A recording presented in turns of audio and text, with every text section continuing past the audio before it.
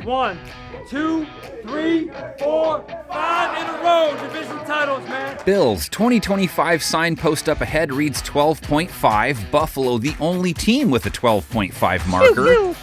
13 wins in 2024. All that chatter about Josh Allen stumbling without a true number one. He's got your number one right here. Allen hits 2025 off an MVP season. And leaps for the goal line, and he's in! That saw him carry the offense on his back. That's more like it, brother. That's more like it. Bills Mafia still waiting for him to carry them, all the way to the top of the mountain, of course. Three-piece, Jimbo, three-piece. But everyone would dig it again if the Bills' offense was as good as it was a year ago. And it is a raucous celebration on the Buffalo sideline. Second in scoring, second in the red zone, top 10 good on third down and in yards per game. Hey, this one puts them away, boys. This one puts them away. Let's go. And no team turned it over less. In for a touchdown, and the Bills are on the board first. Bills leaned on their ground game in 2024. It's a race to the pylon. 26th in pass attempts, some of that attributed to leading so many games big late. And he's into the end zone for the touchdown. But it was adapting too. It's a heck of a 1-2 punch they have. Cook, and he sails into the end zone. James Cook comes off back-to-back 1,000-yard campaigns. Flips into the end zone. 16 touchdowns on the ground. No one had more. Cook has found the kitchen. Allen ran for over 500 yards, scoring 12 times, scoring 15 rushing TDs the season before that. And the beast has once again been released. Can you say MVP? Allen comes in off a nice year as a passer, 28 touchdowns, only 6 picks, put up a 100-plus rating. That's only the second time he's done that in his career. You wanted it, right? You absolutely I wanted it. Come on. Again, not a ton of passing yards to go around last season. Allen's top target, Khalil Shakir, 800-plus yards. Gets away from a tackler, 45-40, 35-30. Led the team in targets by 25, heads into his year 4, looking to evolve from good to elite. What a catch.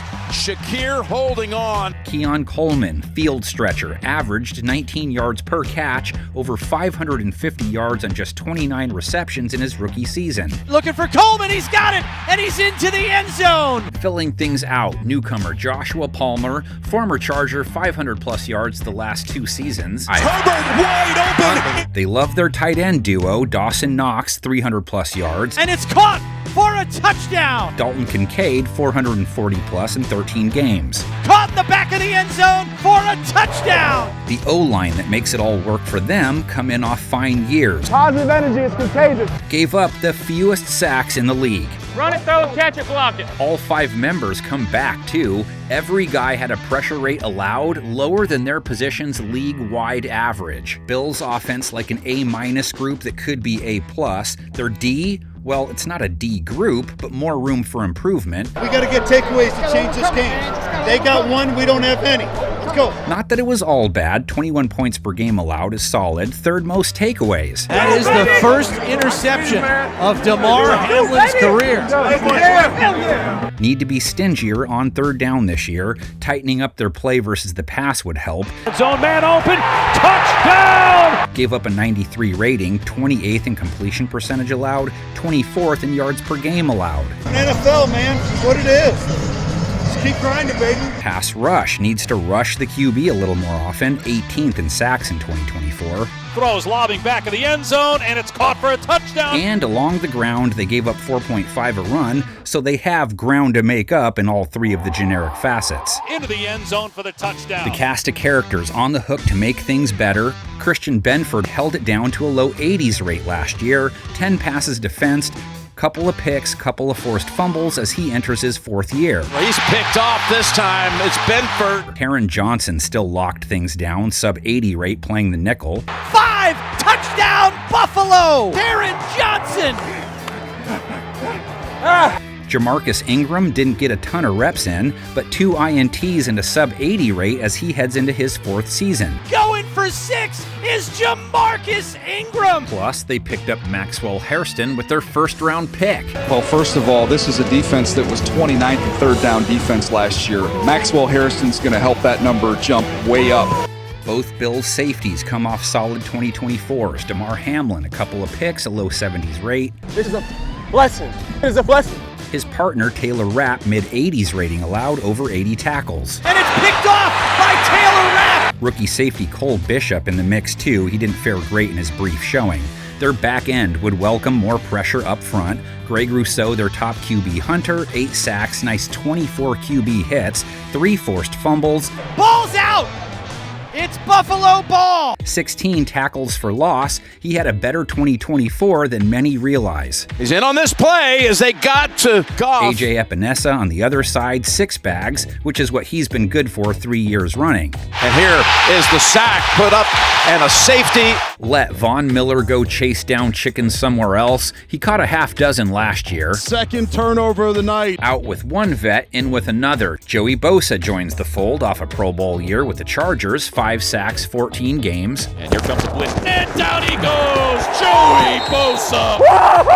Also added to their QB hunter room when they drafted TJ Sanders in the second round. This is Sean McDermott saying, I want to help Ed Oliver. Their DTs, not big bad guys. Daquan Jones with 2.5, just 23 tackles in 16 games. Ed Oliver, 29 tackles, 3 sacks. Ed Oliver comes all the way down the line. Their DTs didn't make a lot of tackles, but they had 2 linebackers make over 100. Terrell Bernard has passed that mark back-to-back years. Takeaway number 3 for Buffalo! Matt Milano is back. He's a stud if he can stay healthy. Matt Milano tipped the pass. 4 games last season, only 5 the year before, allowed Dorian Williams to start 11 games. He led the team in tackles with 117 in his second season. And Stevenson loses the football.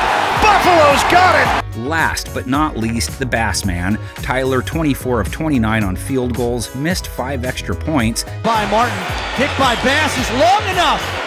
And it is good from 61! So they didn't mess with their offense much, because why? Allen, Cook, Shakir, Coleman, Kincaid fueled an elite offense. Adding Palmer for Holland/Cooper, not much difference there. They used their highest draft picks on defensive guys. Sanders adds another layer of beef to their interior. Bosa for Miller, if Joey is healthy, will make things easier for Rousseau and Epinesa. Milano, Bernard, Williams at linebacker, they like that trio. And back, Hairston joins the fun, and Trey Day came back home. Benford is CB1 material. Rapp and Hamlin make a fine safety duo. Bills Mafia can make the case their squad could run the table. All their expected heavyweight bouts are at home, but give them 2 of those 3 while holding court against everyone else on their own turf. Maybe a loss to Miami on the road for interdivision purposes. 15-2 as their ceiling. They do have a tough schedule though. If Allen slips and isn't at MVP level, in turn their offense is mediocre, a stumble to a 9-8 mark is in play. Who wears a bag and doubted the Bills could maintain without Diggs? Yeah, so instead of doing that again, I'll take 12 or more wins from them in 2025. It's gotta be them or Baltimore repping the AFC, right?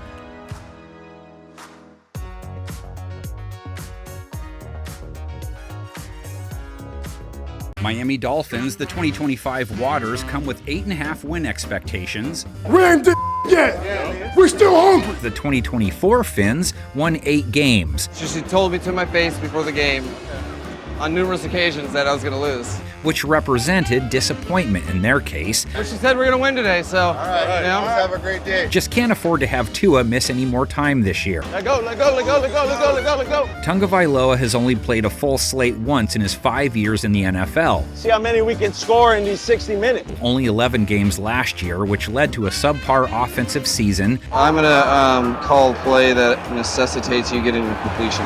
Only 20 points per game, 25th on third down, mid in yards per game, and in the red zone. Going down is Thompson. Generally speaking, when Tua's right, they look good. Might be a home run. Yeah. Oh, let's do it. Might be a home run.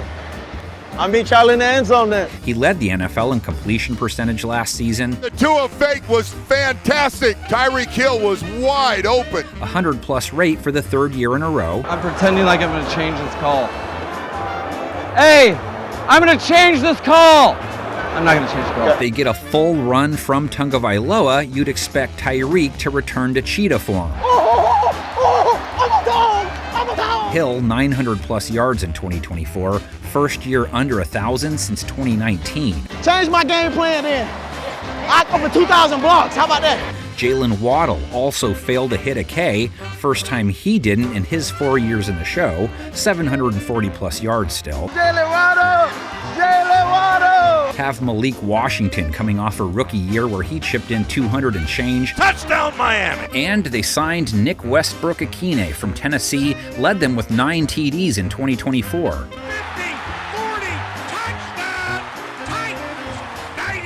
Said goodbye to tight end Jonnu Smith off a career year. 8 TDs, 88 catches, 880-plus yards out the door. Yeah, let's go! Added Darren Waller, who was retired, didn't play in 2024. Over 500 yards in 2023, 2019, and 2020. He was a 1,000-yard dude. And he's got Waller, the big tight end, and he is all the way down to the Lions' 32-yard line.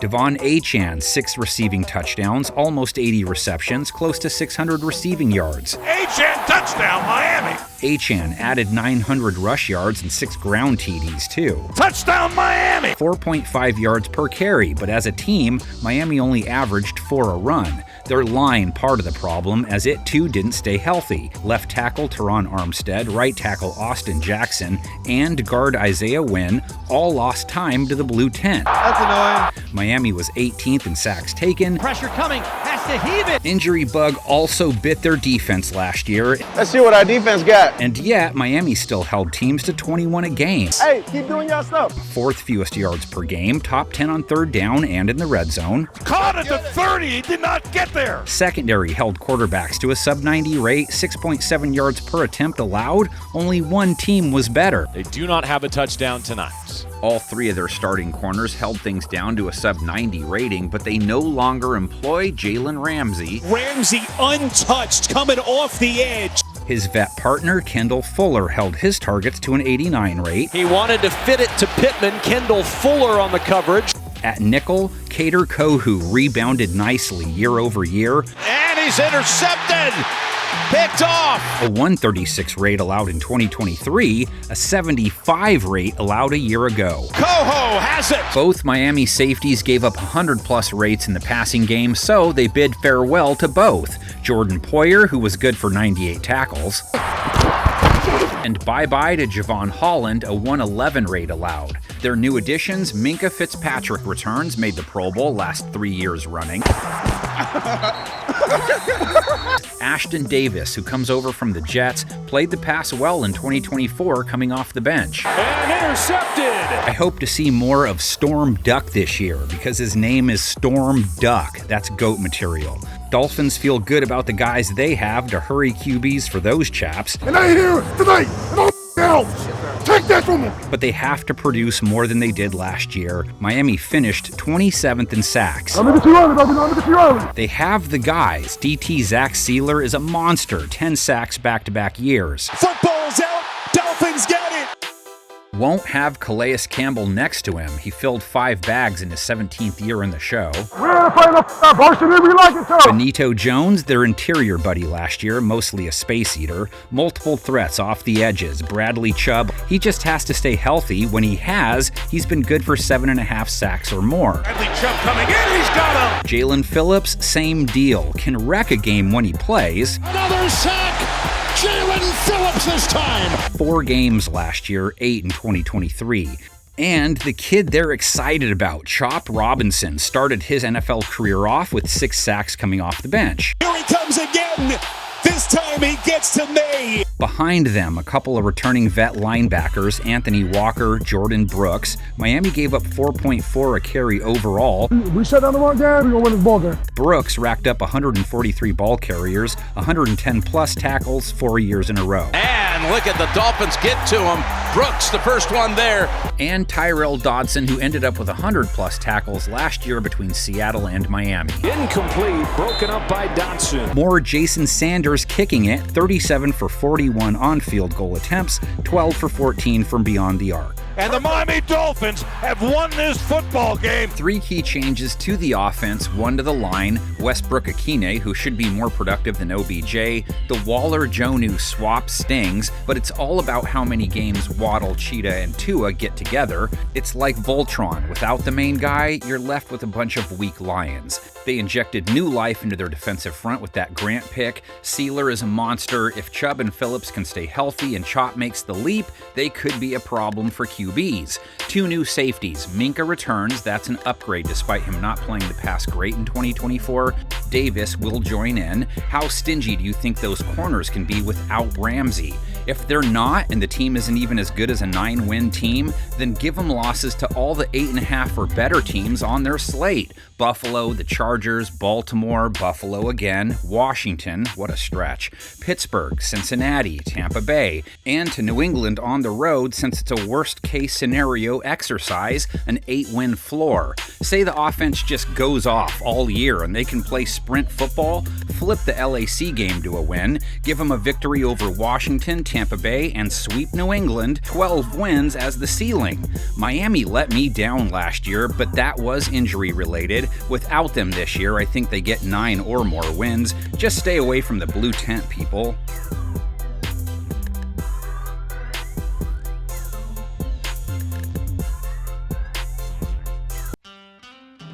New York Jets cloud markers in the skies at 5.5 wins, lowest in the league. Create identity, and I'm a coach on a day-to-day basis. Aaron Glenn, you're the next man up in the cockpit. Last few pilots have not succeeded in figuring out how to get them off the tarmac, let alone into the clouds. In trouble, moving left, gets hit from behind, ball flutters.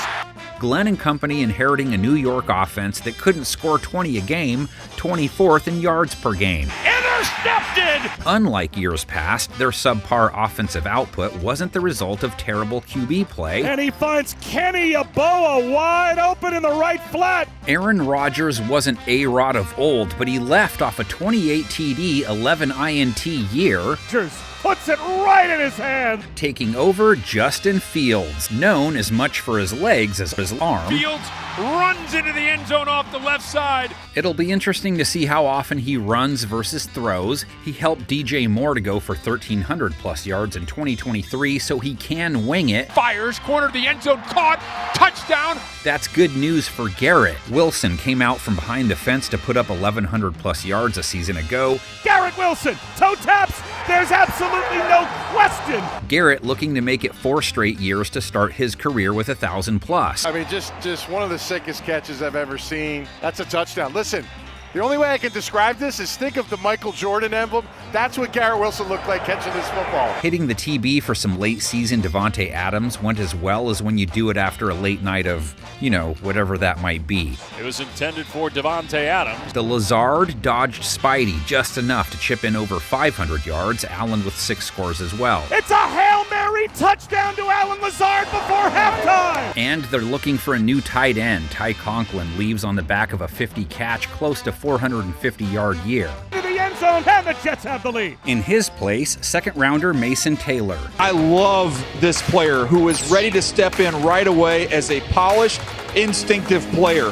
He jumped right on the field at LSU, caught a game winner against Alabama as a true freshman. Breece Hall also caught 50-plus passes, 480-plus yards through the air. Leaping attempt, caught, Breece Hall! 875-plus on the ground, 8 total TDs. A touchdown! Jets O-line in front of him, average when it came to run blocking. Didn't give up a high pressure rate in the passing game, though. Did give up 40 sacks for the year. Rodgers sacked by Budda Baker. So they cut ties with both their veteran tackles. Guard Elijah Vera Tucker was tagged with 10 bags by Next Gen Stats. Guard John Simpson with 6.5. Man, the Jets have absolutely no answer for this defense right now. Drafted Armand Membu, their first-round pick. But this is an excellent athlete. You see him in pass protection. He's very quick. He's also patient. He's got that size where even if guys get into his chest, you really can't get through him because he's just so strong. New York's offense has to find a way to get off the ground so its defense isn't constantly paddling upstream. It gave up close to 24 points per game, mid on third down and in the red zone, but this D wasn't free. Third in yards per game allowed. Throws it backwards. It's loose on the ground. A scramble for it. Mr. Duckworth would warn you, don't look at it like it doesn't have receipts. And the Jets have it. Don't look at it like it hasn't made ends meet either. This D wasn't free. Secondary held quarterbacks to a sub-90 rate and less than 7 yards per attempt, under 195 yards per game. Sauce Gardner, interception! Mustard wasn't just on that beat either, had some on that pass rush too. Rolls in off a good season, 11th most sacks, 7th highest pressure rate. Under pressure, hit, the ball pops out, it is loose! And top it off with a nice showing against the run, 4th lowest yards per carry allowed. Quinnen Williams on the tackle. They should be just as tough on runners. They have an outcast-level duo at inside linebacker. Quincy Williams, 116 tackles, 2 sacks, 4 forced fumbles, 3 fumble recoveries, 14 tackles for loss, 100-plus tackles in 4 straight years.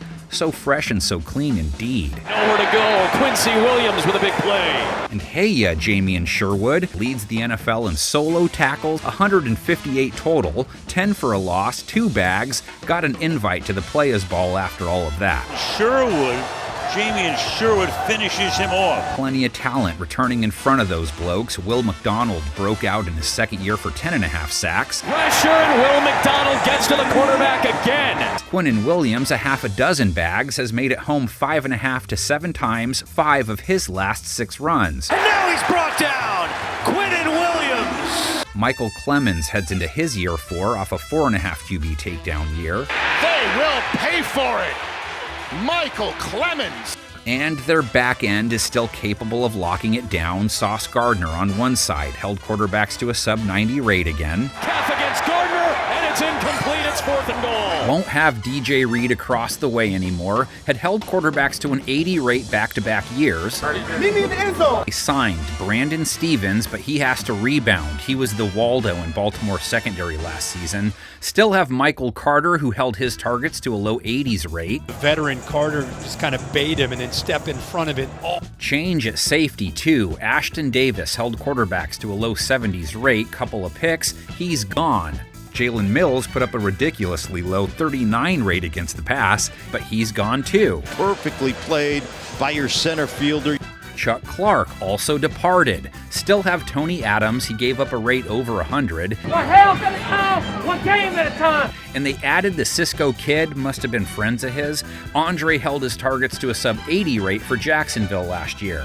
Tough by Cisco.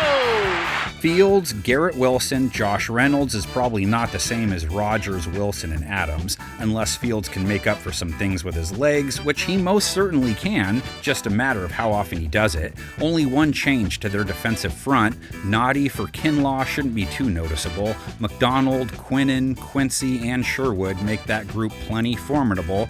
In the back, they shouldn't feel the loss of Davis. He was depth as much as anything else, but Stevens has to rebound big to play at Reed's level. Sauce and Carter still 2 of the best. Jets are one of the 5 teams with a 5.5 over-under. No team has a lower mark. So in the worst case scenario, they lose to every 7.5 type team. That would leave them with a paltry 3 wins. If Fields has a resurgence, becomes the latest QB to resurrect his career, defense is top 5-ish, give him wins over Pittsburgh, Dallas, Atlanta, split with Miami, take Jacksonville, and split with the Patriots, 8 wins as the ceiling. The bag tells me to go with less than 6 wins. That seems like taking chalk, but I still use chalk to write letters, so it fits.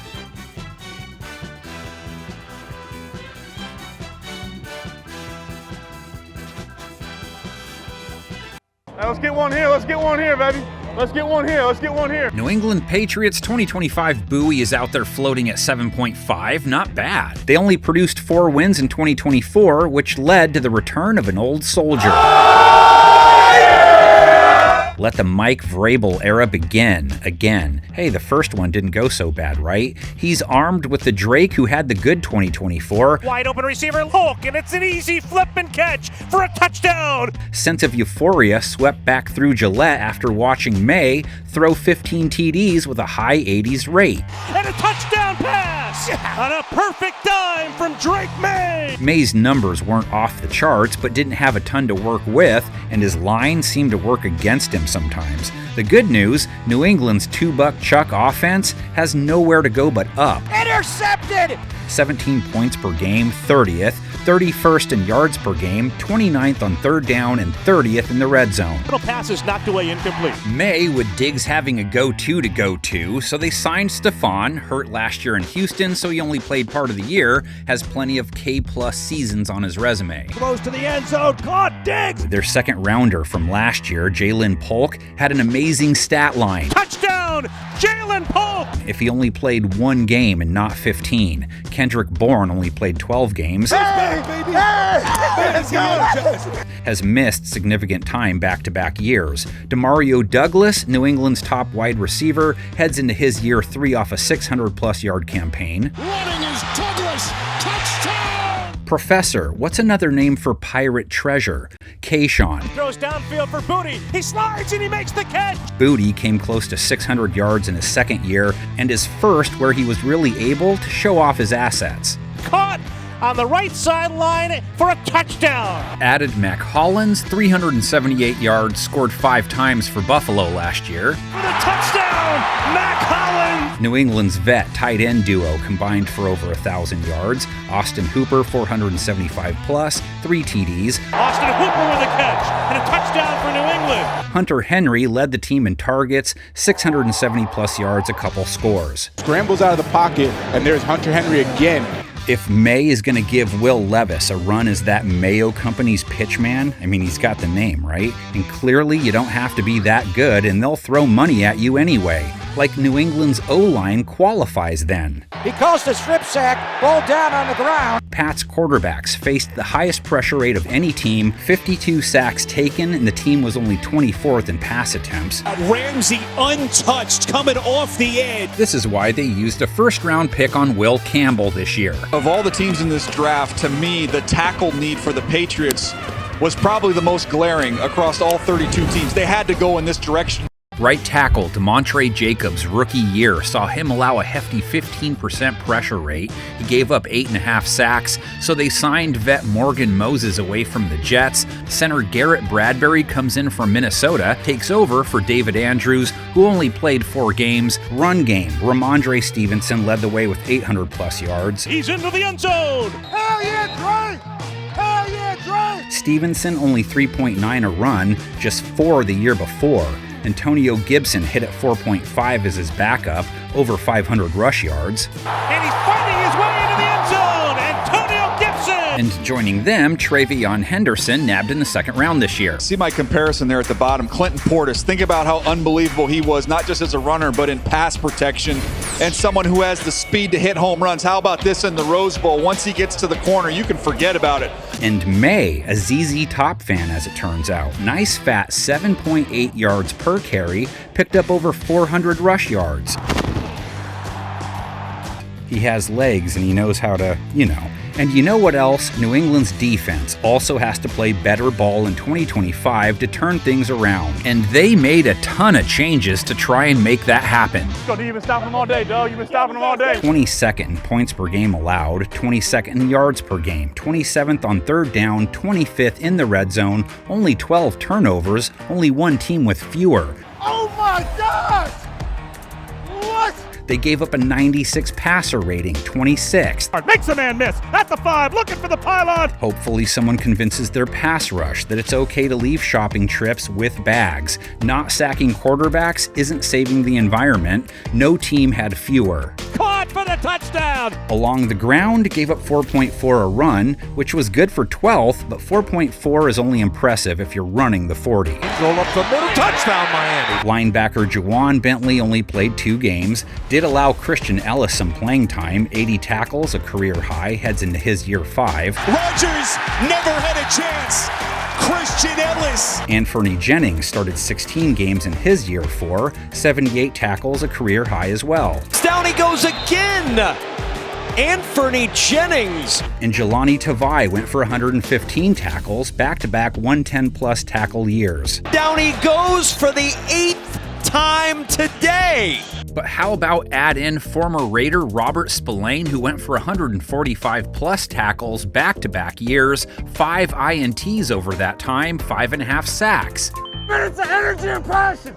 Bring it! Their front 7 will look a lot different this year. Out with defensive tackle Devon Godshock, 67 tackles, 55-plus tackles, 4 straight years for them. Bottled up and driven on back. Looked like Godshaw was underneath there. In with Milton Williams, 5 sacks for the Champs last season. They've got him again! Out with defensive end Dietrich Wise, who tied for the team lead in sacks with 5. Dietrich Wise Jr. with the sack. Christian Barmore, their star pass rusher. Christian Barmore, his 2nd game back. Only played 4 games, so he needs a healthy rebound. Keon White had 5 sacks, a nice 16 QB hits in his sophomore season. And then get sacked. And they will have Harold Landry aiding them. 9+ sacks his last 3 full years played with Tennessee. Sacked!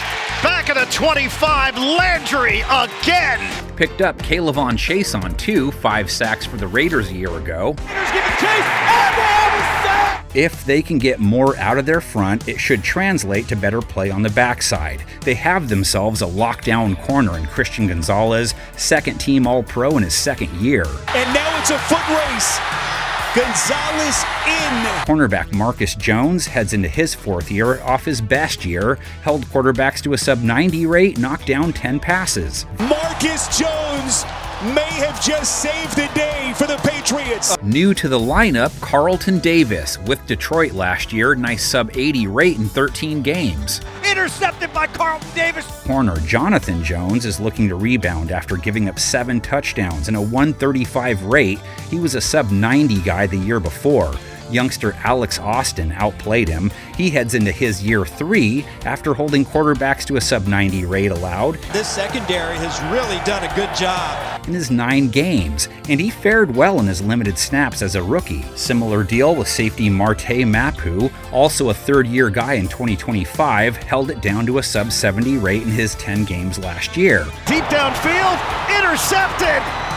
Allen has it picked off in the end zone. Safety Kyle Duggar didn't play the pass as well. 81 tackles, though, has been good for 78+, 4 straight. Smith pulls it in and then gets taken down by Kyle Duggar. And one more injury rebound candidate, safety Jabril Peppers, who only got in 6 games. And it's picked by Peppers. Patriots didn't lose guys per se, but May should be better than year 1. Douglas, Hollins, and Booty. Henry and Hooper at tight end provide solid next options, and they have their triplet rush attack, 3 sons back there. Lots of new faces on this side of the ball.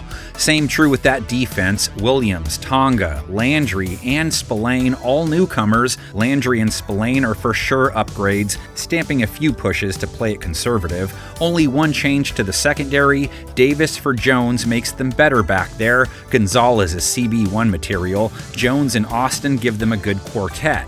Need better play from their safeties, though.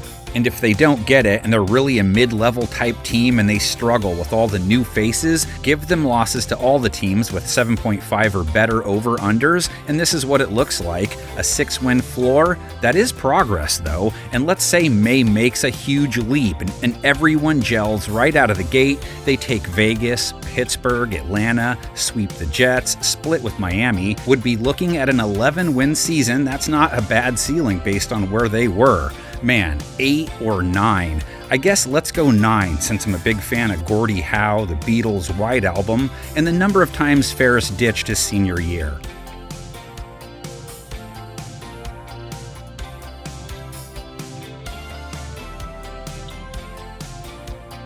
Cleveland Browns' 2025 expectations have been given a 5.5 win designation. Only won 3 games in 2024, so nowhere to go but up, right? Hey, look, man, it's a new year, man. You gotta reinvent yourself. Browns fans are like, does AI voiceover guy not know that we have finished with 0 wins before? Hit by burn, sack, fumbles. That we literally lost our franchise for a few years. Gonna get sacked again. So excuse us when we question the validity of your nowhere to go but up claim. We gotta fight. We're in for a fight. And that's what we want. We want to fight. Okay, but it would be hard for Cleveland's offense to go backwards this season. Watson has to try to get out of the pocket. He's in trouble again. He's hit. Ball's out. Frankie Luvu has it. Last in scoring and worst on third down. Can't get away from Frankie Luvu. 28th in yards per game and in the red zone. PFF ranked their O-line the worst in the league. Only one team gave up more sacks. Steps up and he goes down. So, who's going to step up and reverse the curse? Hard Knocks should have done whatever it took to get Cleveland this offseason. Just click record and let the greatest reality QB TV dating game show of all time unfold. It's like a reality show. It's like the real world. It's like Joe Flacco, 41, Kenny Pickett, who they traded a pick and a player for, and then you have a third-round rookie and a fifth-round rookie. One of those people is not going to be in that room week 1. Browns fans know Bachelor number 1. They've been out with him a few times before. Has a little salt and pepper on the noggin. He's the George Clooney if you're into the older man thing. Say hello to Joe Flacco. That's it downfield for Alec Pierce. He's got it. 30. He's at the 20. Down the far sideline. 10. 5. Touchdown. Bachelor number 2 is also known by the Dog Pound. They haven't dated, but he was with their neighbor for a while. With that last name, though, maybe not the direction they should go in. Welcome, Kenny Pickett. This is Frankie Luvu coming up with a pick. Stepped in front of A.J. Brown. Bachelor number 3. Well, he's the current significant other. Not sure how many Browns fans want him to be significant anymore. But hey, maybe Deshaun Watson still has time to win your hearts back. Tipped up in the air. Intercepted. Bachelor number 4 spent his fair share of years in college, but he's finally ready to move on to the adult world. He is a 24-year-old who has played a ton of football, 3 different schools. 63 starts? Yes, to me, he was like on the sliding scale of left-handed quarterbacks who are a little undersized, I'd go Tua, I'd go Gabriel, I'd go Kellen Moore underneath it. So that was kind of what I was looking at him. But he's got a live arm. He's just not a big guy. And finally, Bachelor number 5. What can you say? Famous father understands the plight of Cleveland as he too has to be able to forget terrible disappointment in order to get on with his day. Say hello to Shedeur Sanders, of course. He's got a point guard style of quarterback play. It is timing and rhythm and accuracy. You'll see that here on this tape. Also, the offensive line under a lot of duress over the last 2 years, a lot of collapsing pockets. He's able to hang in there, show his toughness. This was the negative side of it. It was the drifting out of pockets. It was taking bad sacks at inopportune times. Browns quarterbacks put up a nice 71 in the rating category. That'd be great if they were golfing. It was 32nd in the NFL. Only one team finished the year with less than 6 yards per attempt. He is sacked down to the 2-yard line. Blah, blah, blah, bad numbers, etc. This is all anyone needs to know. It was a Jameis Winston. Jameis under pressure, trying to climb, and he's going to go down. Deshaun Watson. Watson tries to get away from it and cannot. DTR. Thompson Robinson, sack. Bailey Zappi passing joint. Dog Pound was passing those around after watching that quartet man the QB spot. Jameis under pressure, trying to climb, and he's going to go down. There is at least one Brown on offense who hits 2025 with confidence. What's Judy? Has it! Touchdown! Jerry Jeudy broke out for a career year, 90 catches, 1,200-plus yards, 4 touchdowns, made even more impressive when you factor in LeCarpetron Duke Marriott was throwing to him. Has Judy running free? He has it at the 30, the 20, Jerry Jeudy to the far pylon. Out with slot guy Elijah Moore, 500-plus yards in less than ideal conditions. Great concentration and awareness by Elijah Moore. Look at that. That is definitely a touchdown. Tight end David Njoku, 500-plus yards in just 11 games. Njoku was good for close to 900 yards in 2023, so he is a top-shelf dude when healthy. Caught! Touchdown! Njoku! Tight end Jordan Akins, 390 yards last year. Wide receiver Cedric Tillman, 339. They kind of filled the picture out. Oh man, Cedric Tillman's been waiting for this moment. Along the ground, Jerome Ford in line to be the man after they cut ties with Nick Chubb. Happy to see you back out there, huh? Appreciate you. Chubb returned to make 8 starts last year. Welcome back, and welcome back to the end zone. Ford hit big quite a bit last year, a nice 5.4 yard per carry average. Jerome Ford down the sidelines, finally knocked out. And they also nabbed Quinshon Judkins in the second round, gives them a nice 1-2 punch. Judkins, to me, this is a player that reminded me a little bit of Sony Michel in terms of a guy who carried 221 pounds really well. He can do a lot of work between the tackles, just real quick, shifty back. Offense needs a full-blown facelift. Defense could use some work too, and more than just a nip and a tuck. Caught! Jamar Chase! 29th in points per game allowed, 19th in yards per game, 24th in the red zone. For the goal line touchdown! Have to defend the pass better, 27th in rating allowed, 25th in yards per attempt given up. He's got him! They have ground to make up along the ground, gave up 4.5 a carry. Lunges into the end zone! The one facet they fared well in last year, pressuring the quarterback, they were first, tallied over 40 sacks. Alex Wright's got him and throws him out of the back of the end zone. Safety! And phew, they do at least still have first-teamer Myles Garrett and the 14-plus sacks he usually comes with. Myles Garrett now the only player in the history of the National Football League to have 4 straight seasons with 14 or more sacks. Another young guy at the other DN spot with Isaiah McGuire, 2.5 sacks coming off the bench most games. Change at defensive tackle, out with Dalvin Tomlinson, made it home 3 times. Herbert sacked again. Tomlinson. In with DT Malik Collins, who gave San Francisco 5 sacks in 2024. Brissett in trouble and spikes it into the ground as Collins got to him again. Shelby Harris by his side, space eater type. And Mason Graham, who they used a first-round pick on. He's my 4th overall player, so I love the value they're getting here.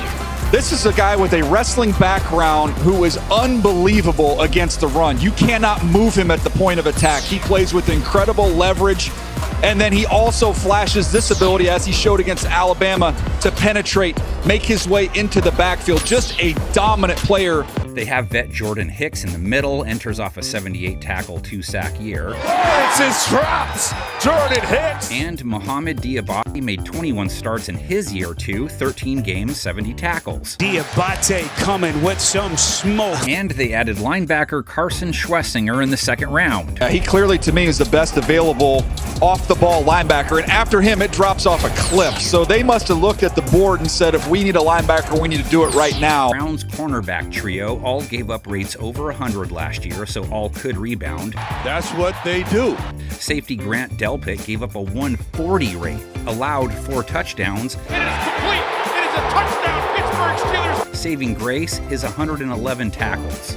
Third-year safety Ronnie Hickman, on the other hand, a sub-90 rate in his time on the field. Knocked away! Cornerback Denzel Ward led the NFL in passes defensed in 2024. Ward's got it! Picked off! Rating allowed of 99. Cornerback Martin Emerson, rate allowed of 100. Neighbors makes a diving cut. Greg Newsome, 111. Got away from a defender! Neither guy is old, and both played at much higher levels the year before.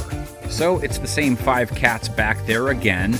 Ward, Emerson, and Newsome have it in them to be a great trio, just have to recapture the magic, which they might do if their front 7 can heat things up a little more often. We know Myles will, but who else? Collins and Graham represent new blood in the middle, but all eyes will be on the QB position once again. Who ends up with the most starts, and are they properly equipped?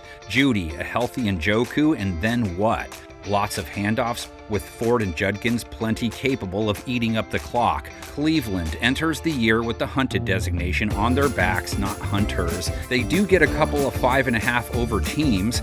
Tennessee at home at least. Jets are the other team part of that club. If the QB position isn't better though, this is a team that could walk out with a single win.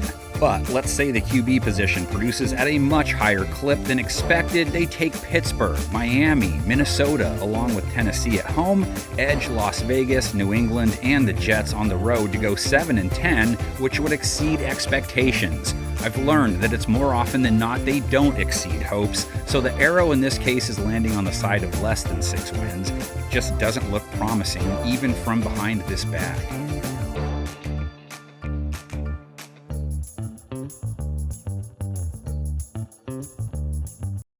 Get up! Come on! Let's go! Come on! Baltimore Ravens fans, they don't give a flock what their 2025 line in the sand is. What? The only over they care about is the one Stallone cared about. Hey, we gotta do what we do, man. It's over the top or bust. You know what? It's gonna get better. It's gonna get better. Lamar Jackson is desperate to find his way out of Dan Marino's footsteps. Hey, when they up against it, they're gonna run Lamar. When they up against it, they're gonna run Lamar. Don't get me wrong, having a Hall of Fame career isn't a bad thing. And Lamar Jackson does it again. And only so many guys in the history of the game can truly be labeled a game changer. It's unfair. These are the best athletes in the world that he makes them look like they should not be out there with him. But in Dan's own words, being called the greatest quarterback to never win a Super Bowl kind of sucks. Lamar bobbles the snap. Luckily, Lamar has plenty of time to avoid creating a great debate. Caught for a touchdown! Absolutely amazing! And it's not like he's saddled with carrying the weight solo. Lamar Jackson and Derrick Henry have been unstoppable. Derrick Henry more than lived up to his rep in his first year in Baltimore. He might, he could, 20.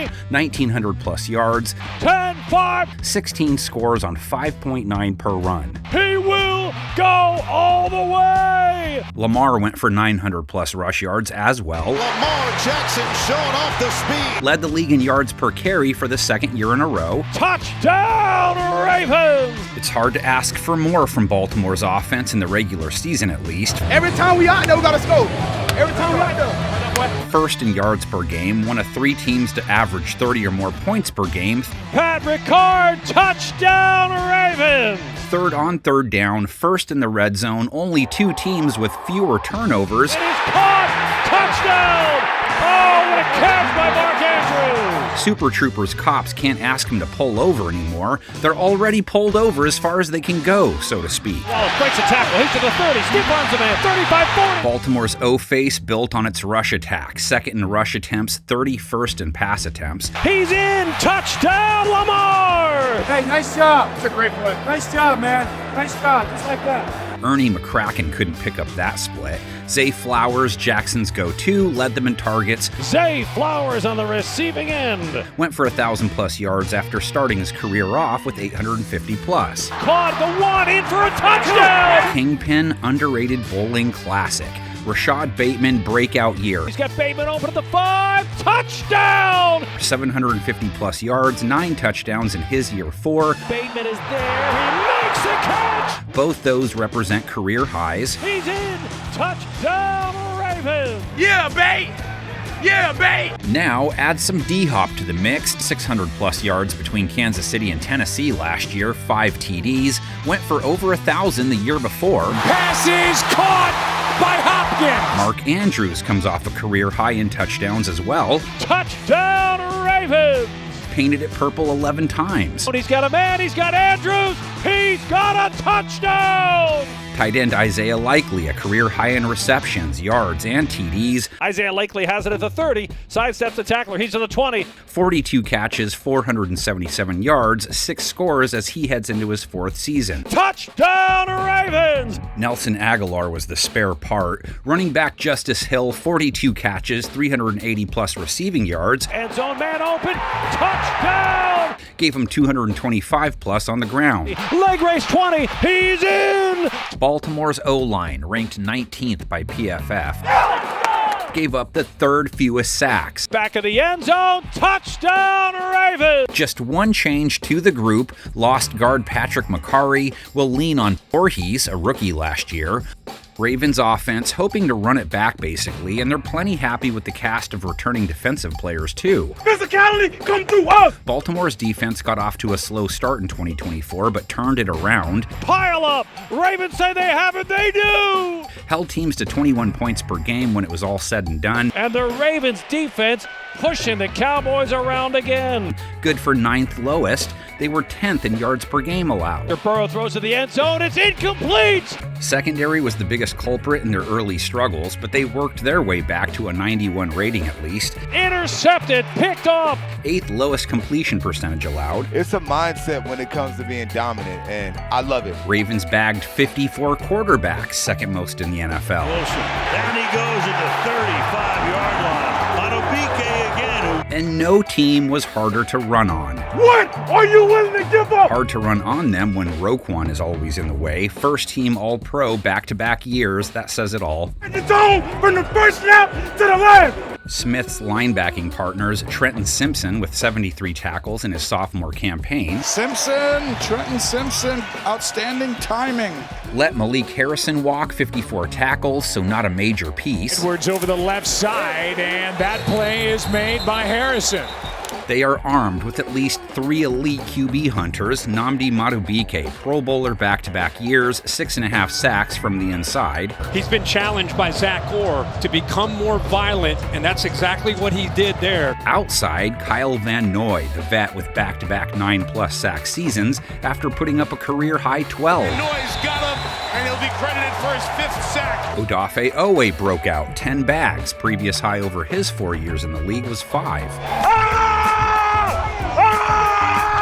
They have high hopes for youngster Tavius Robinson, 3.5 sacks in his second year. And he gets sacked, gets taken down. Plus, they used a second-round pick on outside linebacker Mike Green. 3rd overall pass rusher and someone I had rated as my 21st overall player. He fell here not because of anything you see on the football field. He is talented, he is productive, he is a very gifted player.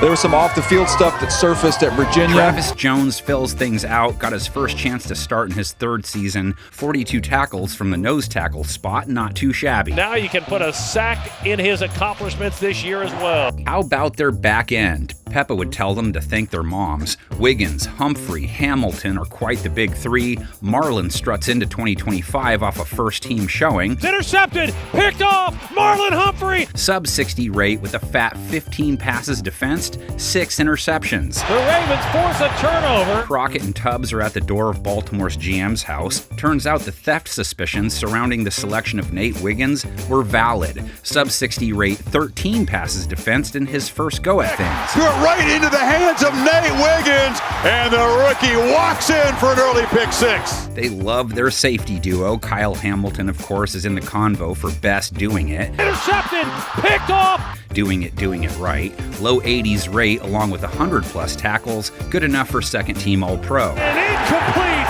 Hamilton broke it up. And Ardarius Washington settled in next to him, held quarterbacks to a sub-90 rate with a couple of picks. Picked off on the play by Ardarius Washington. Have to see where everyone settles in their DB room because they also have Malachi Starks, their first rounder this year. Yeah, this is someone who can play in the nickel, can play as the high safety. I think with the Ravens, that's where he's going to be. He's going to be that on top of the Christmas tree safety there. They let Brandon Stevens depart, allowed a team-high 858 yards. No one was even a close second. Gave up a 105 rate. He's got it at the 10. Did he keep his toes in? Snagged corner Jair Alexander late. If he stays healthy for them, their secondary's almost going to be impossible to pass on. I know you are. Matter of fact, I know you are. So, in the big picture, Baltimore's offense, if anything, got a little more dangerous with D-Hop coming on board. Lamar, Derrick, Flowers, Bateman, Andrews, and company put up plenty of points as it was. Continuity also the theme on defense. Washington, Jones, Madubuike,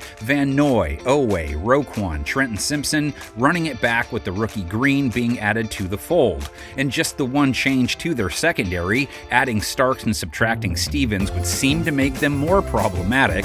Also added vet corner Chidobe Awuzie for depth. Harbaugh, Lamar, Henry, and that defense can't lose more than 8 games, and that would be a feat.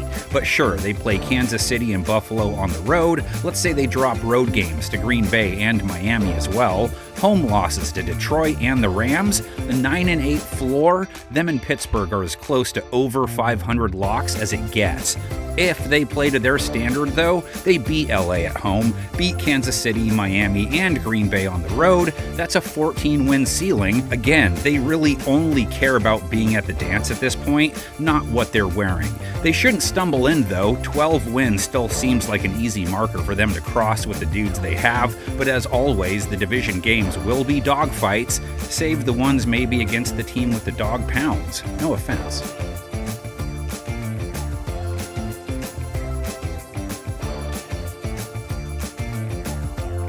Win on me, 1, 2, 3. Cincinnati Bengals 2025 line in the sand at 10.5 wins. This after they came up with 9 wins in 2024. Disappointing when you have Joe and Jamar going off week after week. Got it at the 5. Touchdown! Hard to ask Burrow and Chase to do more than what they gave last year. They are the league's Han and Chewie, Mario and Luigi, Elliott and Mr. Robot. Caught! Jamar Chase! Joe led the league in Batmobile purchases, touchdowns, Caught for the touchdown! and yards per game. Guns it deep downfield. Chase is open. Catches it to 30. Jamar comes off a Triple Crown season. Caught at the 50 by Jamar Chase. Receptions, yards, touchdowns, he was the leader guy in all 3. He's got 2 big teammates to block. The iconic NFL duo gave life to their O-face. 6th in points per game, 9th in yards per game, 5th on third down and in the red zone. Everyone keep stepping up. Keep that up. There is some room for improvement in there. Suppose Burrow can throw for 50 TDs and Chase can go for 2K. Get to work, slackers. Jamar Chase is putting on one of the great shows in Bengals history. These Bengals, of course, are the winged variety, 2nd in pass attempts, 30th in rush attempts last year. Over the shoulder catch. Oh, baby. T. Higgins hit 900 yards, has done so 4 of his 5 years in the show. Caught for the touchdown. Remains the best 2 in the game. An emphatic spike. Guy who could see a jump in his production, Andre Yoshivash, 479 yards in his sophomore year in the league, 6 touchdowns, gained Burrow's trust. Yoshivash extends the ball over the goal line. Tight end Mike Gesicki comes off his most productive season since 2021. Vet was good for 665 yards last year. There it is. Yeah. And third year back, Chase Brown broke out in his year 2, over 50 catches, 360 receiving yards, 4 receiving TDs. Toward the pylon. That is a touchdown. Along with 990 rush yards, 7 touchdowns on 4.3 a carry. Rolls into the end zone. Took over as the RB1. 25-20, racing to the 15-10. One way Cincinnati's offense could make gains, take fewer sacks. Gets away from a sack and then gets sacked. Gave up 48 of them in 2024, the interior of the line being a big problem. And Burrow will be sacked. They like their tackles. Rookie Amarius Mims, left tackle Orlando Brown, let guard Alex Kappa walk. He gave up a team-high 7 sacks, but gotta have more from that interior, and a lot more from that defense. The 2024 model wasn't much better than Al Bundy's ride, 26th in points per game allowed. Touchdown! 25th in yards per game, 23rd on third down. He's in! 30th in the red zone. 1-6, touchdown! Secondary's numbers weren't terrible. To the goal line, touchdown! Not elite by any means either, just sort of meddling. And it is caught! Devontae Smith! Or mid if you're into the whole brevity thing. Caught! Touchdown! Pass rush didn't rush many QBs. 22nd in pressure rate, 25th in sacks. Touchdown! And they gave up 4.4 per along the ground. Being tied for 12th doesn't make it good. It was another meh part of their defense. He's into the end zone! Having linebacker Logan Wilson all year would help there. 100-plus tackles and only played in 11 games. Has gone for 100-plus 4 straight years. 26-yard line is Justice Hill. No more Jermaine Pratt, though, who went for a career-high 143 tackles. Wilson's sub, Akeem Davis-Gaither, no longer with the team. He went for 80-plus tackles, picked off a ball, and forced a fumble. And an interception! That is picked off by Davis-Gaither. They added linebacker Demetrius Knight in the 2nd round. He's a high-character player, someone who's an excellent leader, and someone who plays a physical brand of football. So you want to play downhill against the run, you're going to love what you see from Demetrius Knight Jr. They used their first 2 picks to try and shore up their defensive front, used their first rounder on Shamar Stewart. Rashawn Gary is the comparison. This is a classic traits disruption versus production because he has got elite height, weight, speed, and he is very disruptive. Vet Sheldon Rankins didn't really produce the way they hoped, so they showed him the door. Vet BJ Hill, steady as ever, 3 sacks, plus was tough on the run as usual. This under pressure anyway, and down he goes! Rankin's poor play allowed Chris Jenkins to see the field more, came up with 3 sacks across 15 games, 9 of them starts. Chris Jenkins with his second of the game. Cincinnati middle of the pack in bags despite having the league's top shopper. Big play, Trey. Trey Hendrickson comes off a year that saw him lead the NFL with 17.5 sacks, has posted that many back-to-back years. And Hendrickson again! Second most QB hits last year, made first team All-Pro, and still feels like he doesn't get the proper credit. Yeah, Trey! That's a sack! That's a sack! Joseph Asai was the closest thing to help he had, 5 sacks in his second year. Then Osai coming around the backside. Sam Hubbard had a disappointing run, so he ran off into the sunset and retired. Just 2 sacks in 14 games, so they don't lose much production. Here comes Hubbard. Oh, he threw him away like a rag doll. Back end, cornerback Cam Taylor-Britt, shaky 2024. Come on, bro. Solve problems, bro. Gave up 6 touchdowns. His rate from 2023, 78. Last year jumped to 102. It's on us, dog. Come on. Still, knocked down the 5th most passes, 3 INTs. Problem solvers. Problem solvers. They expect to have Dax Hill back. Passes knocked away, incomplete. Hey!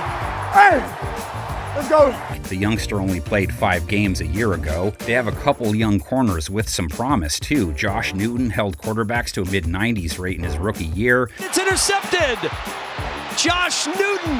DJ Turner held his 2024 targets to a sub-70 rate after allowing a 116 rate his rookie season. A couple of plays by DJ Turner has allowed this to be a game again. Have a young safety they like, too. Jordan Battle held quarterbacks to a sub-85 rate his second year in the league. And he is picked! Geno Stone, rate allowed over 100, gave up 5 touchdowns, but 80-plus tackles and 4 picks. The needle deflected and picked by Geno Stone. Evan McPherson giving it the old toe still, 16 for 22 last year, not good, so needs to aim his toe better this time. No good! And sudden death continues in Cincinnati. Bengals playmakers are the same: Burrow, Chase, Higgs, Yoshi Vosh, with Chase Brown taking handoffs. This group was not their problem last year, so it makes sense they're all the same.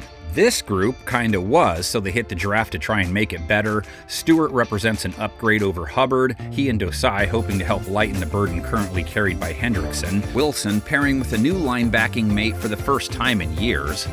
Battle and Stone at safety, Hill and CTB at corner, up to new DC Al Golden to get more out of them.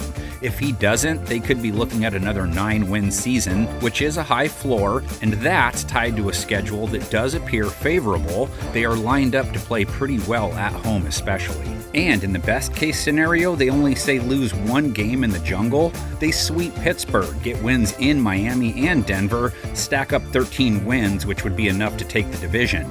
And that division is still strong enough to make 13 wins a stretch, but not double digits. I don't know about that defense, but Burrow, T, and Chase are worth at least 10 dubs this year.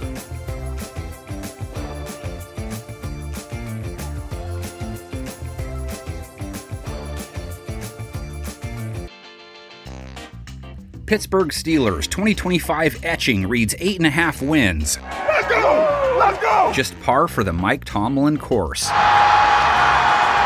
All of the Pittsburgh dads of the world want more, of course. We ain't getting out of here kicking field goals. Next time, we got to be ready to go. And the hope is A-Rod can provide it. Rodgers' 2024 in New York wasn't terrible personally. 28 touchdowns against 11 INTs. Puts it right in his hand. If you are a Steelers fan and haven't found him, by the way, get on it. Urinating Tree as well. This the group.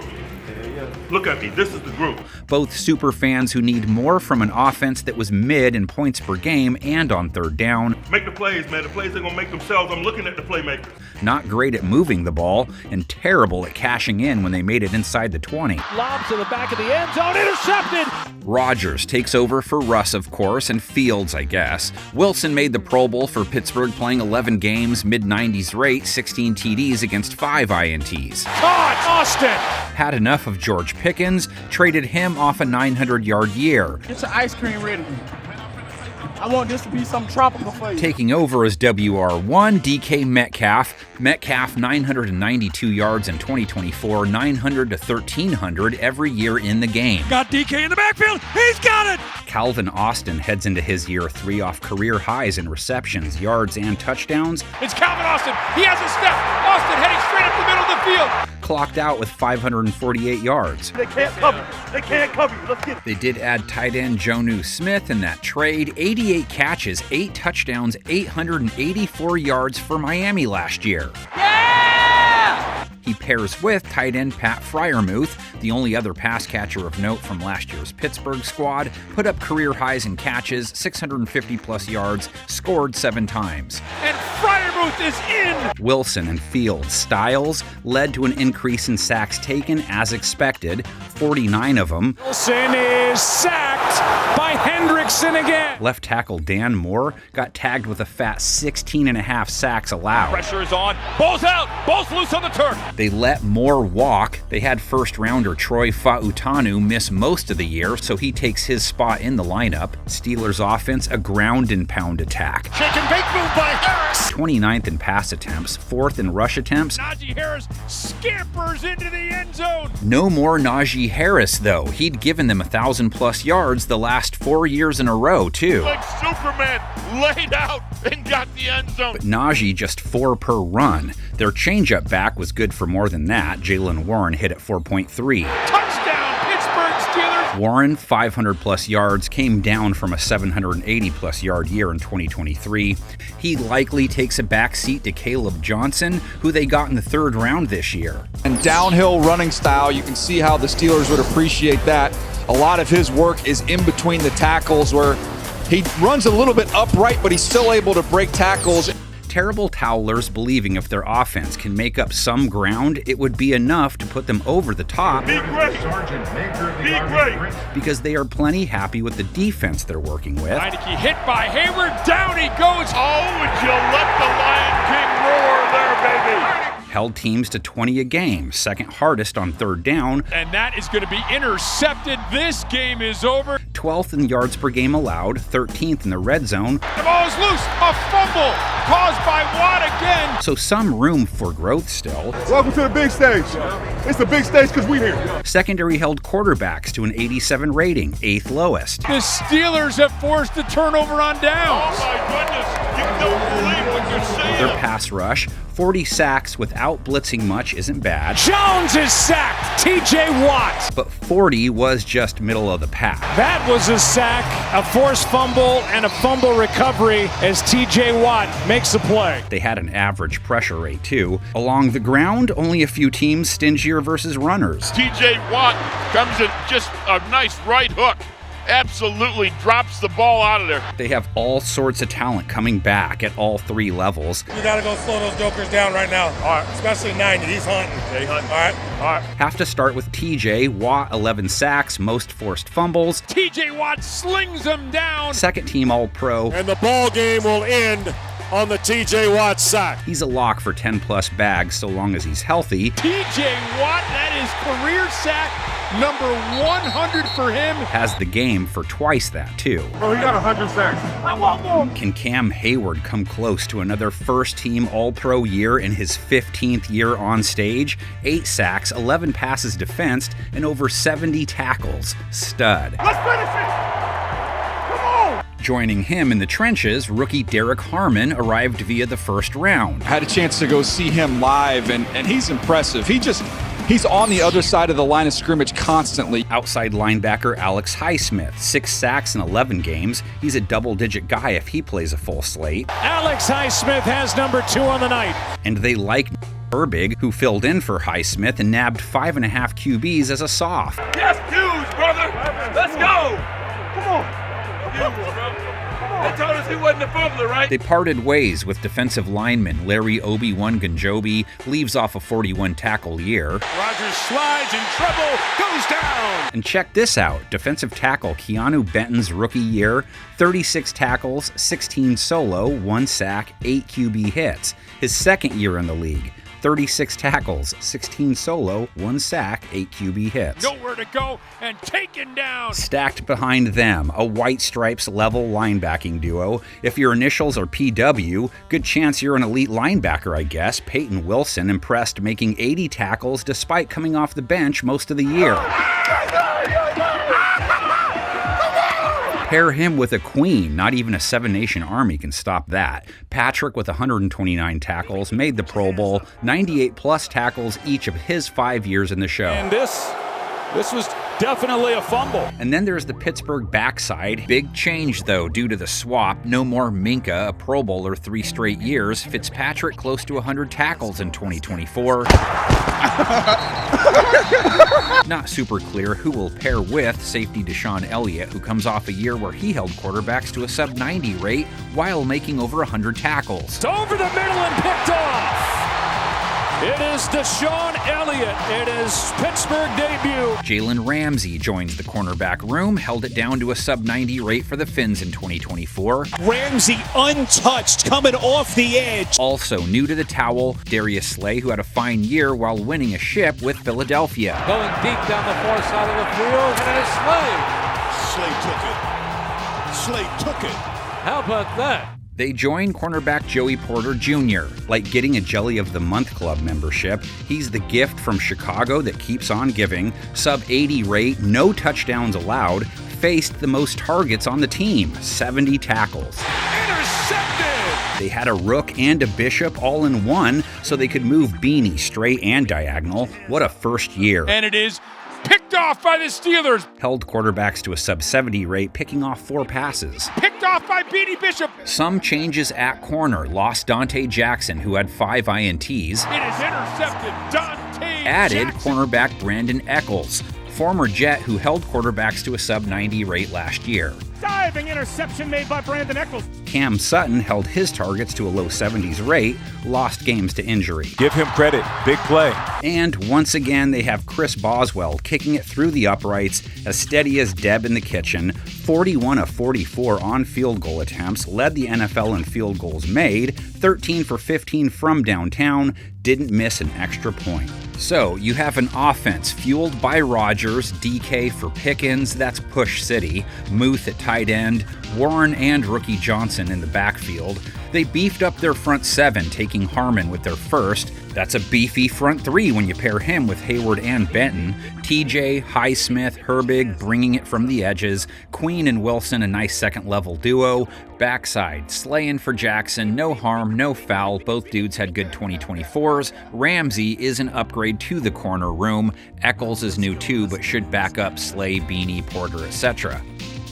By law, I can't present a floor with less than 9 wins for Tomlin, so here's a 9-win year in theory. Home wins versus Cleveland, Miami, Indy, Minnesota, Seattle. Road wins, Cleveland, New England, New York, and Chicago.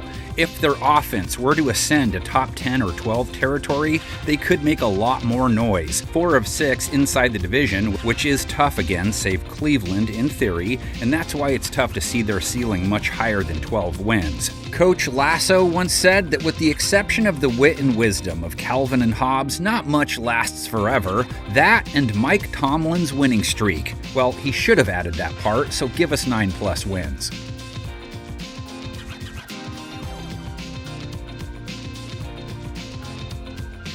Enough's enough, right? Time to go get a win. Lights on the Strip in 2025 reads 7.5 wins. The 2024 Las Vegas Raiders, a 4-win squad. In a season full of gut punch losses, this is the most heartbreaking. So they decided to go old school. How to baby Paul! How do we go? Okay, Carroll isn't quite as old as "You're my boy, Blue." Still, just to be safe, tell the Raiders not to take Pete to any late-night wrestling matches involving lots of baby oil. Can we just do something good and just do something good?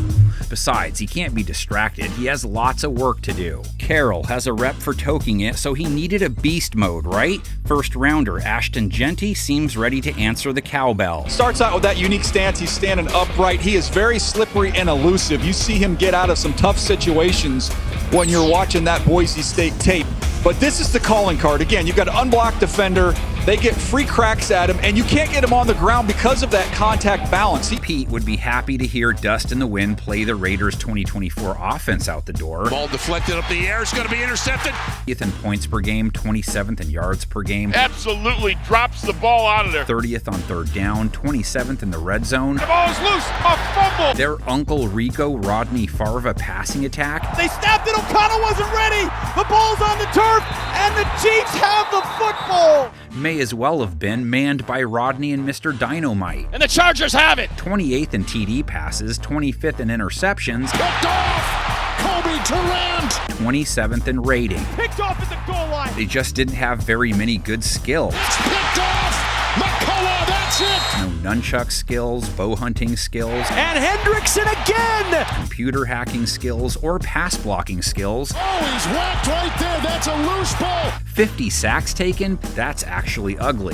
Minshew under pressure, hit and sack. And you're not getting any tots from their rush attack. I think that's the money play, and that's the safety. No team was worse along the ground, no matter which way you want to measure it. So the black hole is hoping Reunited does in fact feel so good, Vegas is rolling the dice on Geno Smith. 21 TDs against 15 INTs last year, a 93 rating. Right up the gut! Key returnees who can play a role in the turnaround. At tight end, welcome to Suplex City. I'm not blocking, I'm running around, actually. Are we sure they didn't draft Brock Lesnar? Get the off me. Bowers was just as beastly, body slammed his way to 1,100 plus yards. Gets away, tackler 10, Bowers into the end zone! 112 catches. And Bowers has the record! Record-breaking debut. Brock Bowers now passes Mike Ditka, the most ever yards by a rookie tight end in this league. At wide receiver, they have Jacoby Myers coming off a career high in receptions and yards. He broke the 1,000-yard barrier. He's got an open man! Myers under it! Touchdown Raiders! And Trey Tucker went for 530 plus yards. Taking a shot down the far sideline. Open man at the 20 is Tucker. Couple hundred more than his rookie year. Near side Tucker finds the corner. Touchdown Raiders! And they picked up Jack Besh in the second round to help out. They got themselves a stud in Vegas. I mean, this dude is incredible. Just physical. Everything he does is physical. You want to press him, he's going to chuck you at the line of scrimmage and get away from you. Look at the ability to just throw guys. No more center Andre James. Brought in Alex Kappa. He was with Cincinnati last year, gave up 7 sacks. Left tackle Colton Miller gave up a team-high 11. Guard Dylan Parham, 7.5. They'd like to see all 3 of those dudes cut back on those digits. Trying to bounce his way in, and he does. Touchdown! Zamir White stumbled to a 2.8 yard per carry season. Let Alexander Madison depart. He did lead them with 420 yards. Touchdown Madison! They have Sincere McCormick, a rookie last year, just 2 games. Sincere McCormick, his 3rd career game, burns him for 29. Picked up Raheem Mostert from Miami, just 3.8 a run in 2024, but 4.8 and 4.9 the previous 2 years. Still going. Vegas's offense has nowhere to go but up. Worst case, they're no better. Brock Bowers' first career NFL touchdown is a 57-yard jump ball. Defensive situation is similar, though their issues on that side of the ball could be partially resolved if they can just stay healthy. Nix wrapped up and can't get away. 20th in points per game allowed. Broke 2 sets of ankles. Not great in yards per game. And the Browns' first drive is great. 3rd down or in the red zone. Amtrak's into the end zone. Secondary, a 96 rating given up, 24th. Touchdown Ravens! QB hunters only tracked down their prey 38 times. They were 24th in pressure rate. Downfield, Thielen! They would finish QBs off more often if their primary 3 threats stay healthy all year. And the Raiders have it. Amari Burney. Being not even Dementis could keep Mad Max down. A normal earthly injury isn't going to do it either. Crosby dropped 7.5 QBs in his 12 games, made the Pro Bowl. Dude is just here for the gasoline. Guess who? Max Crosby! Need a much better ROI on Christian Wilkins this season. Last year was the first year he didn't play in 14 games in his career. Handoff and nowhere to go for Javonte Williams. They gave Wilkins all that coin right after he posted a 9-sack season, so that's what they're looking for. Under pressure, down he goes. Christian Wilkins, 2nd sack of the year. Similar expectations for Malcolm Kuntz. Kuntz got there with a bull rush. That sack right there was one of 8 he racked up in 2023. They lost Kaylavon Chasen and the 5 sacks he gave them.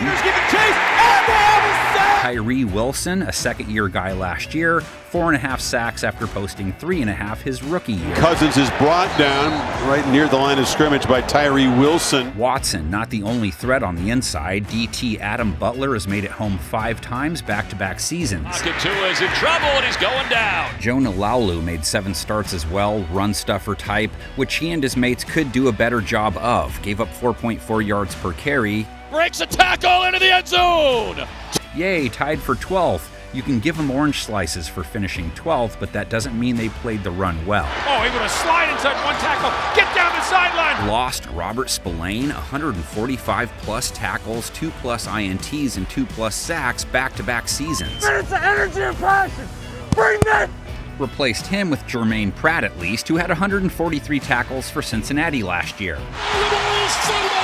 Bengals take over. Also picked up a Landon Roberts, 46 tackles, started 14 games, but lost playing time as the year went along, was a 100-plus tackle guy the previous 2 years in a row.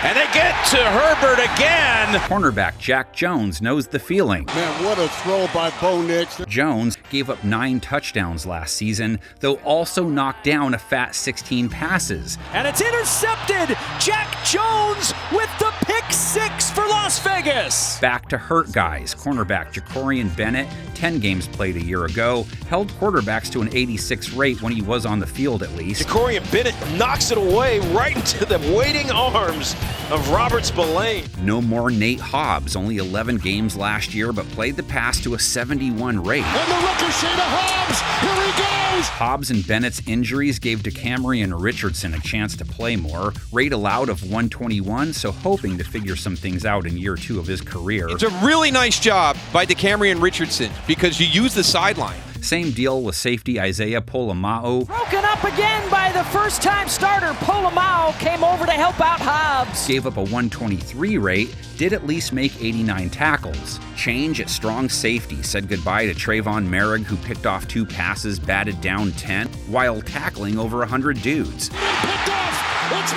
Taking his spot, Jeremy Chin, who comes over from Washington off a 117 tackle season, a couple of sacks. And Hayner will be sacked once again. Responsible for splitting the uprights, Daniel Carlson, 34 of 40. He was open 24 hours for slushies from 50 plus. He went 7 for 12, or 7 for 11. Guess the 7 for 12 was close. And it's good. So looking at that secondary on paper, or on a screen in this case, give them a generous push with the Chin for Merrick swap, but losing Hobbs could hurt them back there. In front of them, giving an upgrade stamp to Wilkins, just based on the idea he wasn't really part of the picture in 2024. Crosby would love a whole year next to him. Getting Pratt for Spillane's spot was a nice late save. Been a while since Devin White was an A-level linebacker. Where they made clear strides is on the offensive side of the coin. Geno upgrades the QB position. Genty is a massive upgrade at the running back spot. Bowers, the star pass catcher. Jacoby, always solid. Raiders opponents this year. If you give them losses to any team that has a higher over-under, this is what it looks like. They get swept by their interdivision rivals, lose to Chicago at home, and only beat New England on the road. That would leave Vegas with 6 wins. If a taste of the Northwest is exactly what Sin City needs, though, Genty goes Saquon on the league right out of the gate. They could put on a nice show at home, splitting their games inside the AFC West, grab a win versus Indianapolis on the road to get to 10 wins. It's not that Vegas can't get to 8 wins, but they're that team. 1 winning season in their last 8. Until you show something new, I have to assume you are who we thought you are, or think you are.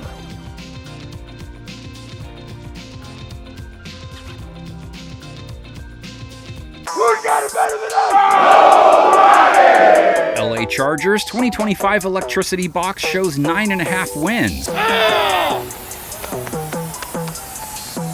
Let's go. Year 1 of Jim Harbaugh, a success, 11 wins, and the feeling the best is yet to come. We're back! We're back! We're back! Chargers were a work in progress from week 1 all the way to their wild card playoff appearance. Turn on the Jets, Quentin. Touchdown! Chargers! Needs some more pieces, but with McLovin and Herbie the Love Bug in place, their offense is heading in the right direction. Back of the end zone. Caught! Touchdown!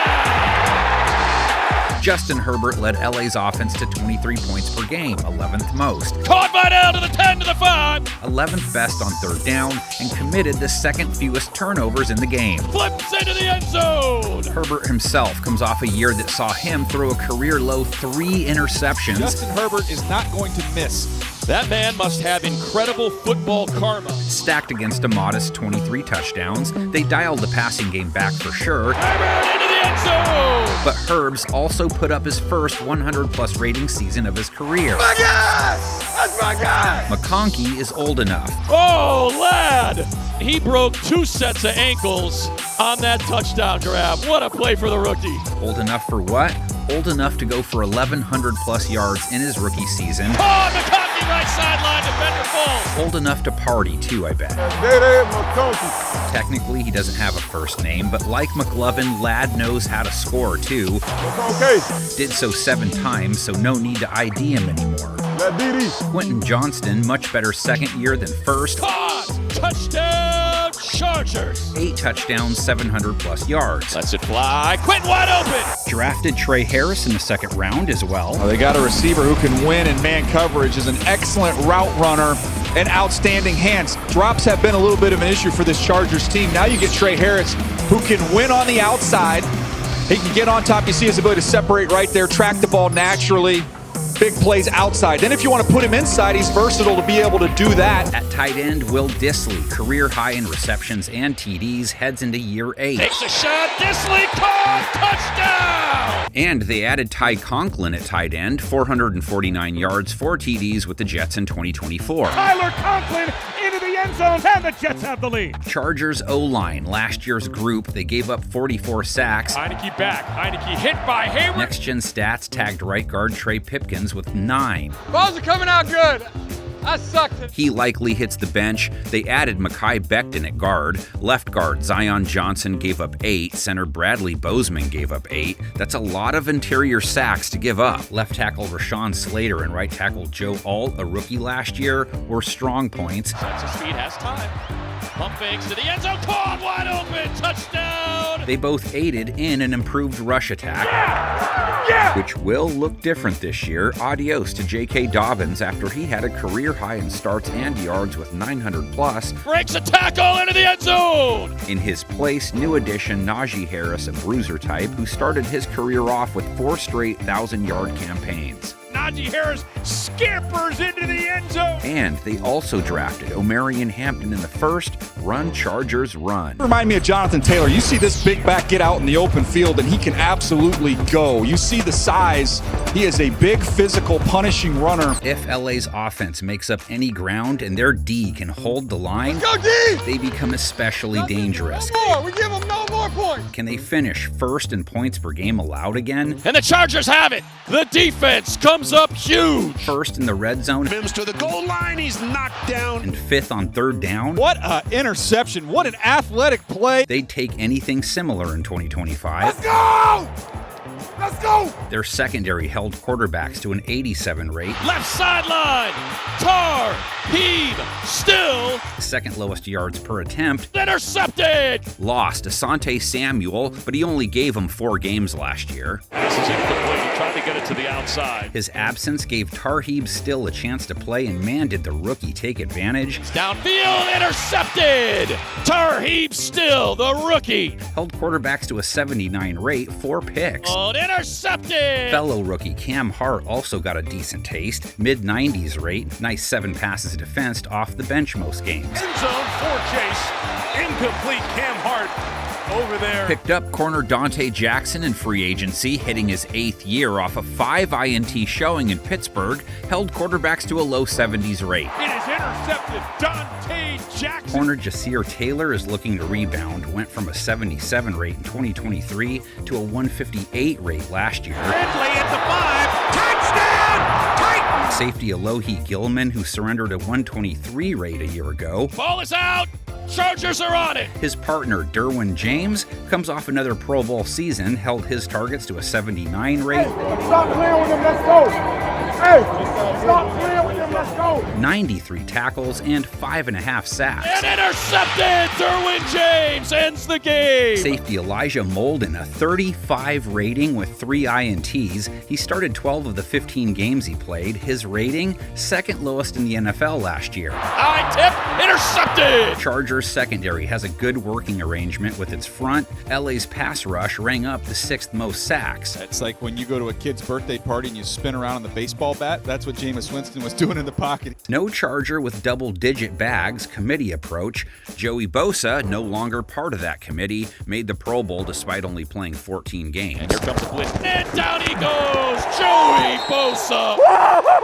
Khalil Mack also comes off a Pro Bowl year, only 6 sacks, but 2 forced fumbles, 9 passes defense. Oh, you got a hand on that? I want to catch that. You didn't get a hand on it? I got a little tip. He's made the Pro Bowl 9 of the last 10 years. Made a throw, hit, drop, sack, Khalil Mack. Vet Bud Dupree bagged 6 quarterbacks off the bench, 6 to 6.5 for him the last couple of years. And drop! Lawndale's finest led the Chargers in sacks. Tuli Tuipulotu went for 4.5 sacks as a rookie, followed it with 8.5. They now have 7 sacks. In the trenches, DT Otito Agbanaya made 17 starts, career high, led to a career high in tackles. Got to move one way and another just to get back to the line of scrimmage. Will have a new partner after saying bye-bye to Poona Ford. He had chipped in 3 sacks, close to 40 tackles. Ford has had a really good season. Let Morgan Fox walk, a 3 to 6 bag guy the last few seasons. Yes, under pressure, trying to climb, and he's going to go down. Said aloha to Mr. Hand. Deshaun comes over from Miami to try and help the Chargers defense play the run better.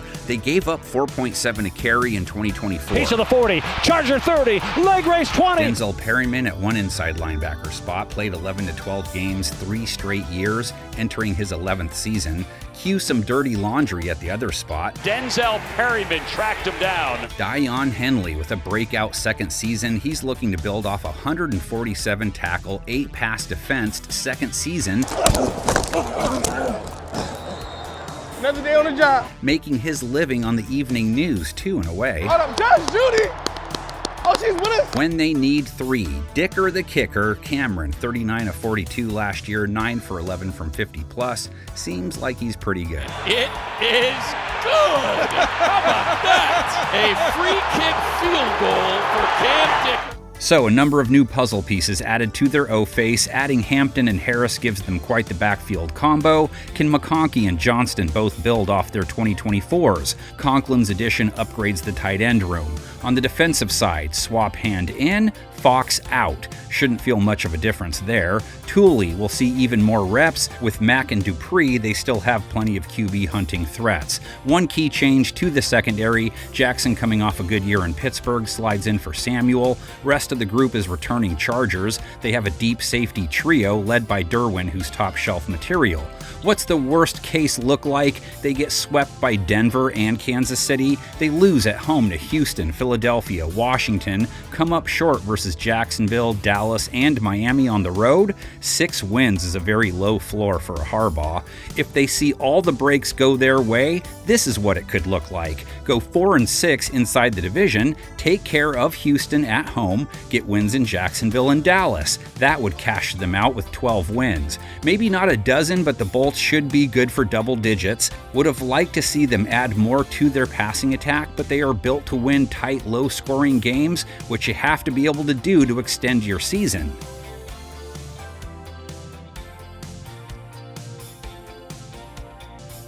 Let's go! Time to turn this thing up. The refs were on their side. Respond! Respond! Their tight ends' off-field escapades were a distraction. I love every bit of it. The world's biggest supermodel was part of their inner circle. I'm in shock. New Orleans, Louisiana, baby. That QB 1-5! just all looks like it comes so easy to him, makes you sick. So fans begged, please, oh please, let's get it! Kansas City Chiefs, can you please end the evil dynasty that has control of the game? Let's go, dog.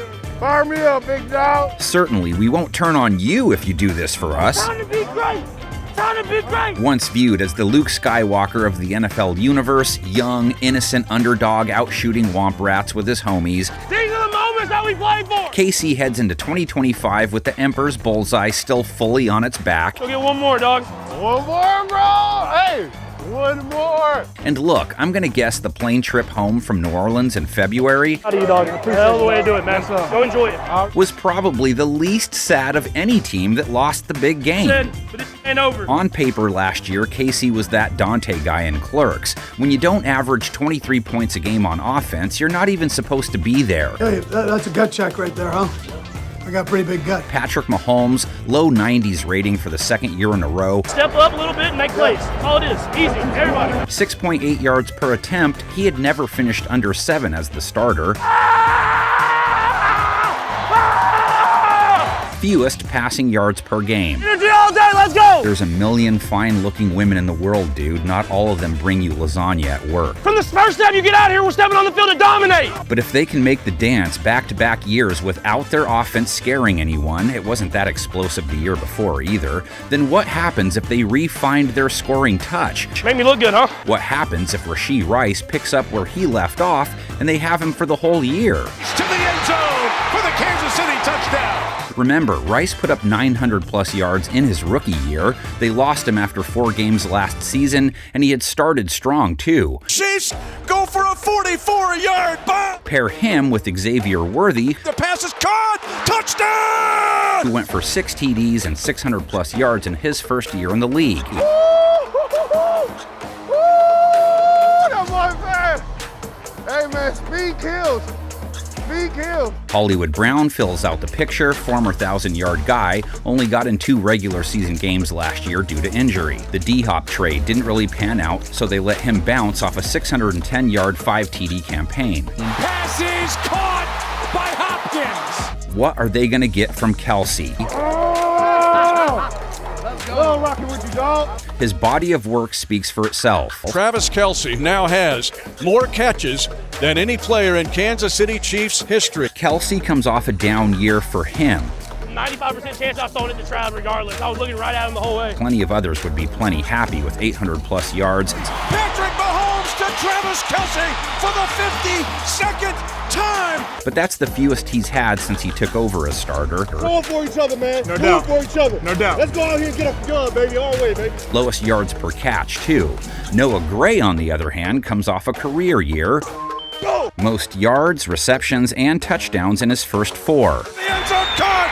Noah Gray, touchdown. Better play from their tackles this year would go a long way. Left tackle was a revolving door last year, which played a role in making things clunky, which is why they used their first-round pick this year on Josh Simmons. I'm telling you, his tape is as good as any tackle in this draft when he's out there. Look at him run and move. He's real fluid and loose. I think he's going to be the most talented tackle on their roster. They've got a bunch of tackles now, but to me, talent-wise, it's not close. He's their most talented tackle. Right tackle Juwan Taylor gave up a team-high 7 sacks and took plenty of flags again. Mahomes pumps, head drop. They weren't great when it came to run blocking. Way to run the ball, dog. That's why we run the ball. Neither of their backs were able to average 4 per carry. Hey, keep pounding, though. You get the opportunity to keep pounding. Isaiah Pacheco was a 4.6-plus guy his first 2 years. Gotta figure he was dealing with some rust coming back from his injury. Pacheco. The fight continues. He falls into the end zone. Kareem Hunt scored 7 times last season, over 700 rush yards. The premise the last 2 years has been their offense has been carried by their D. Let's do it, baby. Come on. Let's do it. And collectively, it's a very young group. Lots of guys with fewer than 5 years played. That's great defense. Good defense. And yet last season, they held teams to the 4th fewest points per game. The ball's on the turf, and the Chiefs have the football. They do have room for improvement on this side. 26th on 3rd down, for example. Could take the ball away a few more times. Hell of a pick. That boy called. Their play versus the pass wasn't elite. Wide open touchdown Atlanta. But they did hold quarterbacks to respectable digits at least. It's going to be intercepted. Picked off by Brian Cook in the end zone. 90 rating, 7 yards per attempt. Hey, that man said, bleep. They bring back a young secondary headed by corner Trent McDuffie, Beautiful night for football now. who held his targets to a low 80s rating, 2nd team All-Pro. Let's do it Monday night, baby. This will be year 4 for McDuffie. Hell yeah. Hell yeah, hell yeah. Corner Chamari Connor is starting his 3rd year. And the floater's picked off by Jamari Connor, who Gave up a 100-plus rate in 2024 after holding quarterbacks to a 70 rate his rookie year. Corner Jalen Watson, this season is his year 4, was playing well when he got hurt last year, only 6 games played. Look at the coverage. I mean, just sticky. No one's open. Corner Joshua Williams, this will be his year 4, mid-80s rate allowed for the second year in a row. Joshua Williams in coverage. Change in the back. Safety Justin Reed departed, didn't play the pass great on his way out the door, close to 90 tackles, a couple picks. Picked up by Justin Reed. Brian Cook is back with close to 80 tackles, picking off 2 passes, holding quarterbacks to a nice low 78 rate. Intercepted by Brian Cook. Those gents are hoping from a little more help than they got a year ago from their pass rush. Engulfed and sacked again. Middle of the pack in sacks, not a super high pressure rate, despite being blitz happy. We gotta get him ready. Yeah. But they do have 2 A-grade QB hunters. Burrow steps up. He's hit and sacked at the 15-yard line. Chris Jones comes off a first-team showing and countless tears. I don't know if he's a pacifist, but he's very sensitive. 5 sacks doesn't tell the whole story with that dude. Let's go. Let's go. Let's go. His partner on the inside will be new, maybe vet Jerry Tillery, who came over from Minnesota, or Omar Norman Lott, who they picked up in the second round. A little bit undersized. It wasn't even a full-time starter there, but when he got on the field, you noticed him because of the big-time burst and the effort to chase. Charles, some teams weren't totally comfortable with him with some character stuff, so again, a wildly graded player. Some, you would look at the ability, you get very excited about. Other teams had some concerns. They have to replace Tershawn Wharton, who left town after nabbing a career-high 6.5 QBs last year. And they're going to grab him and pull him down. KC's sack leader, defensive end George Karlaftis, and he's going to go down. Bagged it up 8 times in 2024. George Karlaftis. Michael Dana, 3.5 sacks in 13 games. Charles Omenihu, 1 in the 6 games he got in. Oh, they get a sack. Chiefs front didn't always seal the deal, but they'd take more rush defense play like they had last year. KC held runners to 4.1 a carry, 7th lowest. What we do? Leo Chenal, 60 tackles from his linebacking spot, 3 forced fumbles. Good today, baby. All phases. Kick the feet up, get some relaxation time. Drew Tranquil went for 90 tackles, a couple sacks. Down he goes, hit by Tranquil. Nick Bolton, tackles leader with 100 plus. He's had that many in 3 of the 4 years in the NFL. Harrison Butker still letting it fly from the toe position. And the Chiefs win it at the buzzer. So it's Mahomes, Kelsey, Rashee, Hollywood, Juju, and Worthy, with the hope that an extra helping of Rice and X growing in his year 2 is enough to reignite the O. Defense is mostly running things back as well. Norman Lott being added, Wharton subtracted. That could end up being a push in the end. It's the CJ effect. They'd like to see more production opposite Karlaftis. They're happy with their Bolton, Tranquil, Chenal linebacking trio. And the one change to their backside, Hicks taking Reed's spot. Give it a push since Reed didn't play the pass great, but his shoes won't be easy to fill either. McDuffie leads the way at corner. Lots of other guys will rotate through. As usual, KC has a tough schedule, comes with the first place finishes, so if their offense is still stuck in the mud, defense isn't as strong, they take losses to Denver and the Chargers on the road, can't keep up with Baltimore, Philadelphia, and Detroit at home, lose to Buffalo on the road, and to Dallas on Turkey Day, since this is a worst case fantasy. The floor, 9 wins. What if that offense springs back to life with Rice's return and Worthy being better in his year 2? You see them take the Eagles at home, the Chargers on the road. They're the ones eating turkey legs. The division is tougher with Genty, Carroll, and Geno showing up on the strip, but I just can't go against Reed, Pat, Trav, and CJ winning at least 11.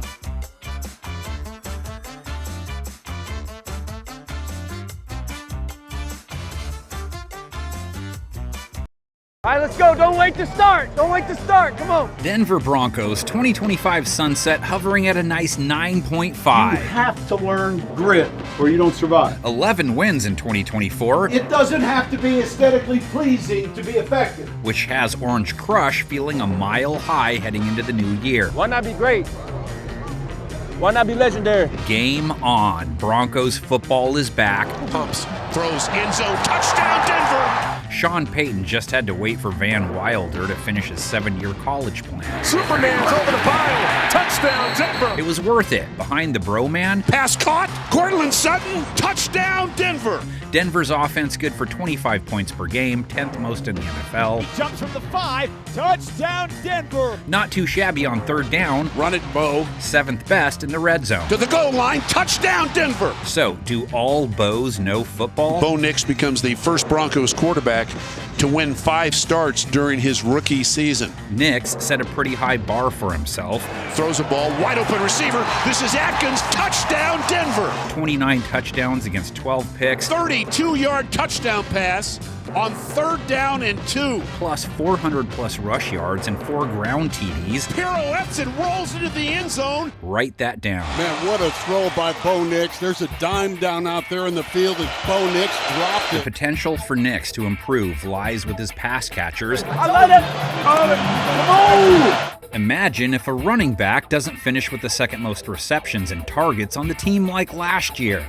You feel me? We have come too far to only come this far. Bo's go-to, wide receiver Cortland Sutton. Makes the catch. Touchdown, Denver. Over 1,000 yards, 8 touchdowns. He's got a home run ball. It is there. Touchdown, Denver. 81 catches. 2nd time he's gone for a K in his 7 years. Sutton goes up and makes the catch. Need their other young guys to take that next step now. His fellow Oregon rookie Troy Franklin scored twice, 260-plus yards out of the gate. Pass caught. Touchdown, Denver. Devon Vele, another dude hitting his 2nd year. Caught. Touchdown, Vele. Started things off with 475 yards, 3 touchdowns, had some big games in there. Where's one? Hey! This will be Marvin Mims' 3rd year, 500-plus yards, 6 TDs in his sophomore campaign, first-team All-Pro punt returner, too. Mims there! Mims is gone! Nix hit the Lucas Kroll, Adam Troutman, Nate Adkins trio for 5 touchdowns. Caught that one-handed in the back of the end zone. You won't see a better catch. Not many yards from that tight end threesome. So, Evan Ingram represents an upgrade, quiet 2024, but they're hoping for a 2023-like showing when he racked 950-plus yards. They're so excited that he is healthy and he's back. They could use a spark from their rush attack, but they let Javonte Williams depart. Javonte squares and leans to the goal line, and he's got a Denver touchdown. Javonte back-to-back years under 3.8 a run, taking his place, 2nd-rounder R.J. Harvey. This is a guy who is not big in stature, but big in runs and production. Ability to get out of the backfield, catch the football. Jaleel McLaughlin was good for 4.4 per in his 2nd year at least. He outran the pursuit, and Denver has a touchdown. All 5 of their expected starters are returnees, so they got continuity up front. They didn't really struggle pass blocking, though. 3rd fewest sacks taken, the lowest pressure rate allowed. Left tackle Garrett Bowles' pressure rate allowed 4.6. The average 4 tackles is 9. Nix flushed, throws, pass caught. So you have an up-and-coming offense, in theory, catching up to a defense that's already on the scene. He throws the ball, it's intercepted. Intercepted 35, this is going to be a house call. 3rd fewest points per game allowed. Down the sideline, 30, 25, 20. 7th fewest yards per game. It's going to be intercepted. Oh my God! Oh my God! 3rd best in the red zone. Throws a pass that is going to be intercepted. And that is Pat Surtain. 6th lowest rate allowed. Ball deflected up the air. Under 7 yards per attempt. It's going to be intercepted. They're going to keep pouring plenty of water on their QB garden. Used the 4th highest blitz rate to create the 3rd highest pressure rate, which in turn allowed them to plant 63 signal callers, more than any team in the league. Cousins will be hit from behind, and down he goes. And against the run, just 2nd in yards per carry allowed, 3rd in yards per game allowed. Well, this is going to be a safety, and they're going to say he did not get out. I mean, just give them more of all of that then. Oh my God! Oh my God! This is a unit trying to maintain as much as anything else. Hey, let's capitalize.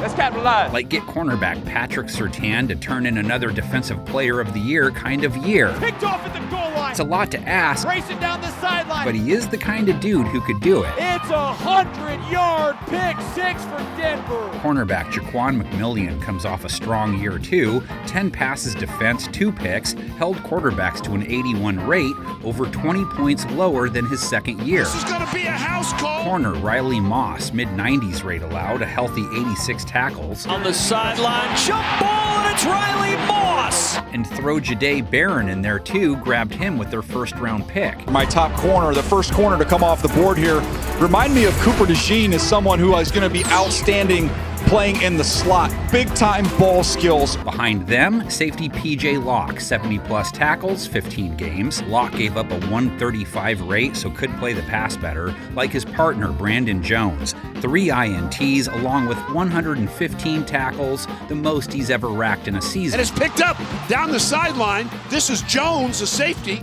And Talanoa Hufanga, who comes over from San Francisco, lost some games to injury and didn't play the pass great, but his 2023 was amazing. Hufanga, not fooled, takes him down. All those blokes play connected to that front. Nick Bonito comes in off a 13.5 sack year.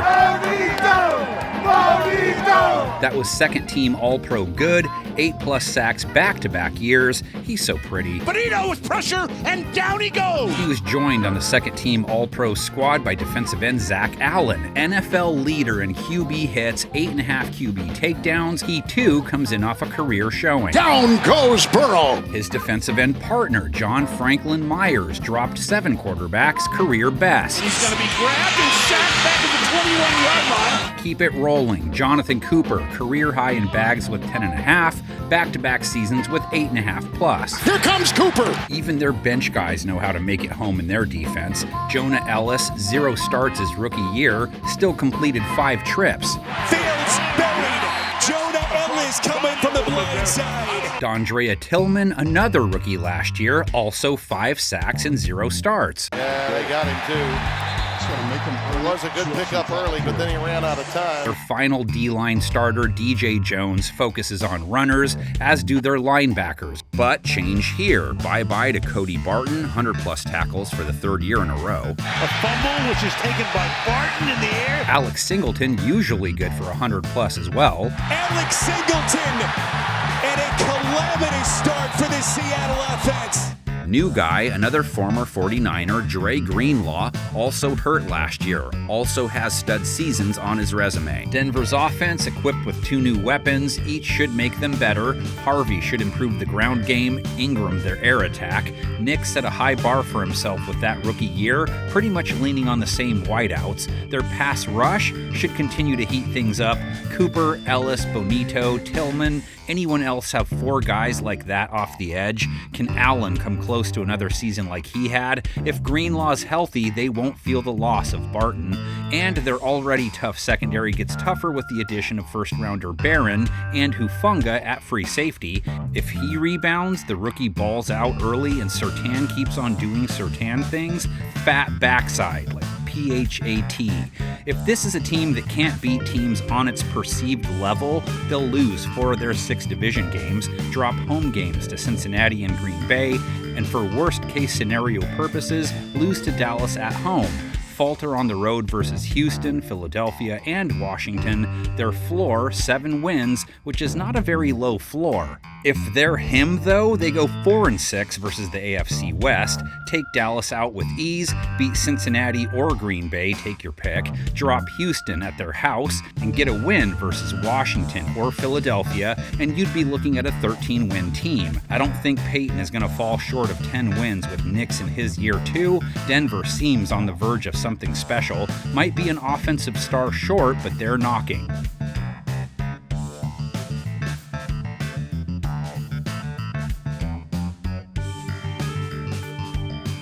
Houston Texans, the line across their 2025 sunset, up there at 9.5 wins. After winning 10 games in 2024, good enough for another trip to the playoffs, good enough for another AFC South crown. Let's go! Taking the division again is cool, but CJ Stroud's rookie year gave the impression that some 12-win deep playoff run seasons were on their way. The Houston Texans get to their 10th victory, 23-14, and head for the playoffs. Stroud's 2024 stats were blah. Now, Walter Socek would tell you his subpar year was tied to rolling out there naked. He needs his top receivers to avoid missing significant time like they did a year ago, and he needs his O-line to stop taking back alley handshakes with opposing pass rushers. Oh, he's hit and he's stacked! Right now we're playing naked. Let's play our game, one play at a time. Lean on your brother, bro. No more Laramie Tunsil at left tackle. That could leave a mark, but Cam Robinson does mitigate it some. Shaq Mason was blamed for 10.5 sacks by Next Gen Stats, so adios to him. This group has the Riddler scratching his head still, which is why they used a second-round pick on Ariante Ursary. There's a massive human being here, outstanding size, and he's got an anchor. You want to try and rush through his chest, you're going to have problems. The issues show up when he goes against the more athletic guys who can redirect him, get him going one way, and have to turn back the other way. Under 22 points per game on offense, 22nd in yards per game, 26th in the red zone. Their big uglies can't play ugly again if they're going to improve. DJ Stroud is intercepted! Stroud still has Nico Collins to throw to, comes off a Pro Bowl year despite only playing 12 games, 1,000+ yards back-to-back seasons. Stroud throwing back of the end zone. Touchdown, Nico Collins, as Houston goes in front of Jacksonville. Tank Dell had his sophomore year cut short after 14 games, 660+ yards, over 50 catches before getting hurt. Back to the air for Stroud. Stops. Deep shot. Stroud. End zone. Caught. No more Stephon Diggs. Houston barely knew ye. Close to 500 yards in his 8 contests. CJ stepping to his left, throws to the end zone, caught Diggs! They added a couple of vets, Justin Watson from Kansas City, Christian Kirk from Jacksonville, injury-plagued 2024, between 750 and 1,100 yards 3 years in a row prior to that. Caught by Christian Kirk near the pylon, touchdown! And they picked up 2 blokes in the draft, Jaden Higgins in the 2nd round. Look, I watched him right after I watched Tet McMillan, and I did not think there was a lot of difference there. I think there's some things he actually does better than McMillan, who we saw go in the top 10 of this draft. Jalen Knoll in the 3rd. So if you're CJ Stroud, man, get out the Iowa State tape and watch these 2 guys go to work. I'm a big fan of both their games. I thought they were both top 50 picks. Knoll's got speed. Tight end Dalton Schultz rolls in off a 500+ yard year. Flowing to his right, he's got his man Schultz, 5, touchdown! And the Texans are on top, 23-6. John Mechie, 250+ yards as a spare part. Joe Mixon, 300+ receiving yards, plus his 5th 1,000-yard year in his last 7 campaigns. Mixon starting left and taking it straight ahead for the touchdown. Joe Mixon across the goal line, his 2nd of the day. I'm a big dog. I'm a big dog, man.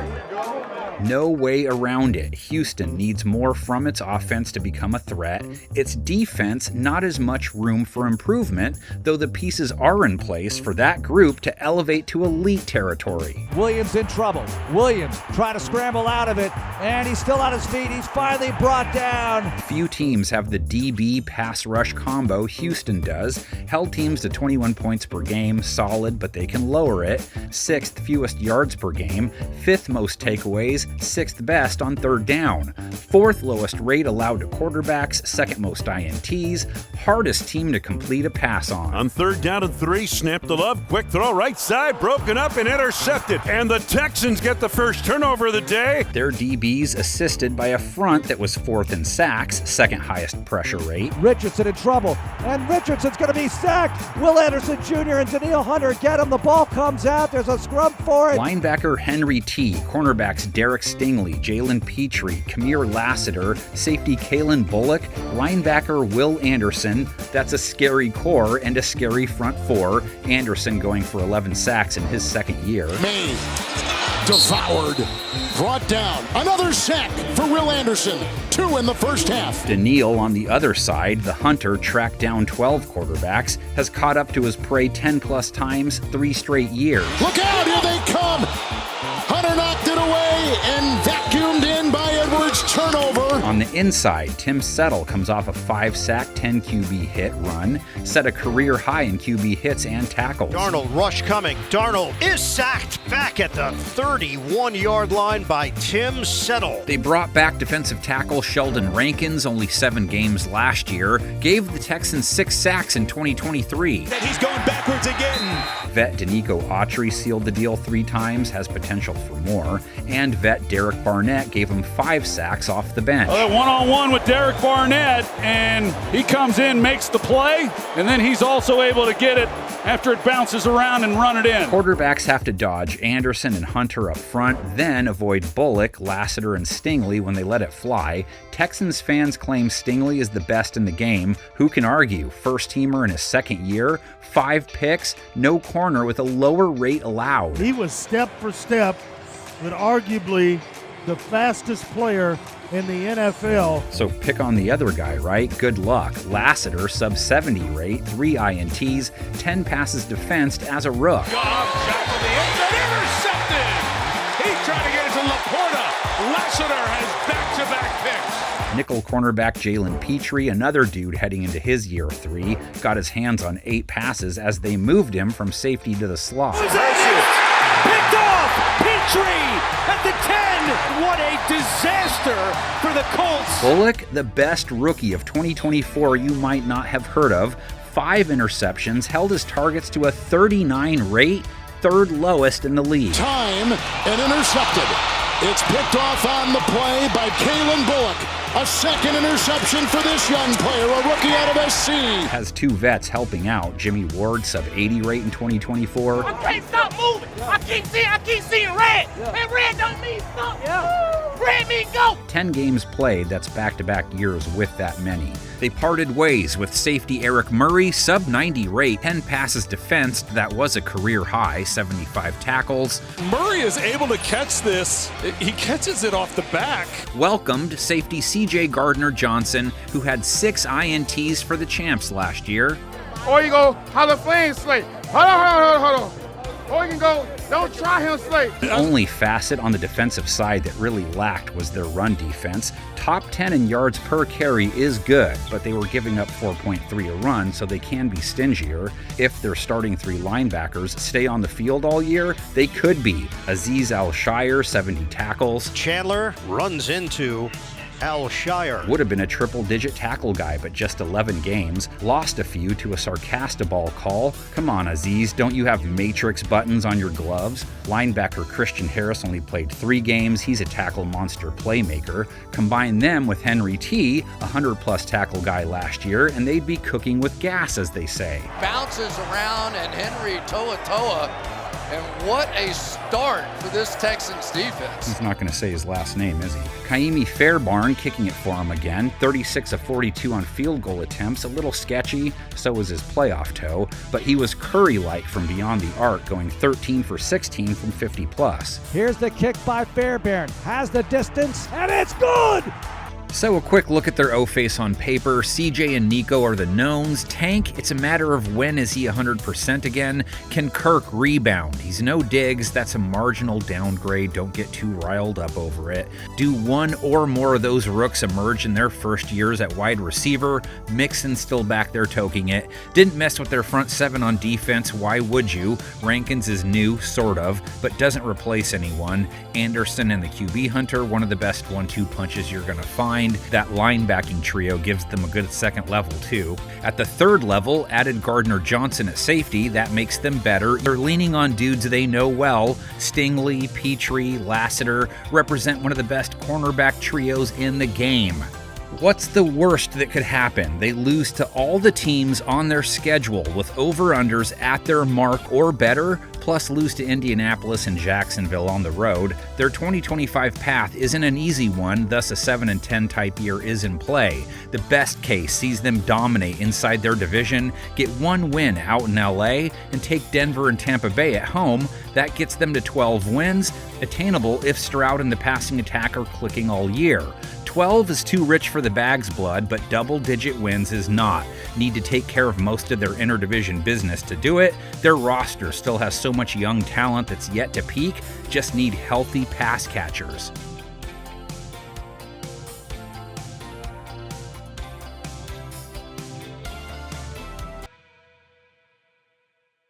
All Another day, another opportunity, man. Let's go out here and be great. Jacksonville Jaguars, the rope across their 2025 swimming pool pulled across at 7.5 wins. Let's have some fun, man. Pick this up. Come on, we're good. We're good. It's what happens when you go 4-13 and have to clean house. Yeah, boy! What an offseason in Duval. They were the headliners of this year's draft. Big move up to take the NFL Shohei, maybe? Jacksonville needed help on both sides of the ball, makes Travis Hunter the ultimate bargain. Off the charts elite ball skills. This catch against North Dakota State was ridiculous, and you see it over and over again, him go up and get it. Now, how's Trevor Lawrence going to enjoy this? A quick little hitch here, and let him break a tackle, and off he goes, run after catch. Jaguars stayed in state for their next head coach, snagging Liam Cohen from the Bucs. Let's go!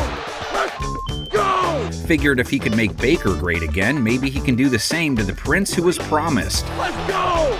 Let's go! That's still one of the weirdest nicknames. Trevor Lawrence, more Spicoli rolling out of the van again last year. Hero Dickerson! Thus the need for a new Mr. Hand to try and inspire him. Halo Bo Jackson! He only played 10 games, but even when Lawrence was on the field, hey, Hero Walter Payton! He wasn't playing at the highest levels. And he's now finished with a sub-90 rate in 3 of his 4 years in the league. Offense, in turn, has lots of room for improvement this year. He is caught at the 30. He did not get there. Last year, 26th in points per game,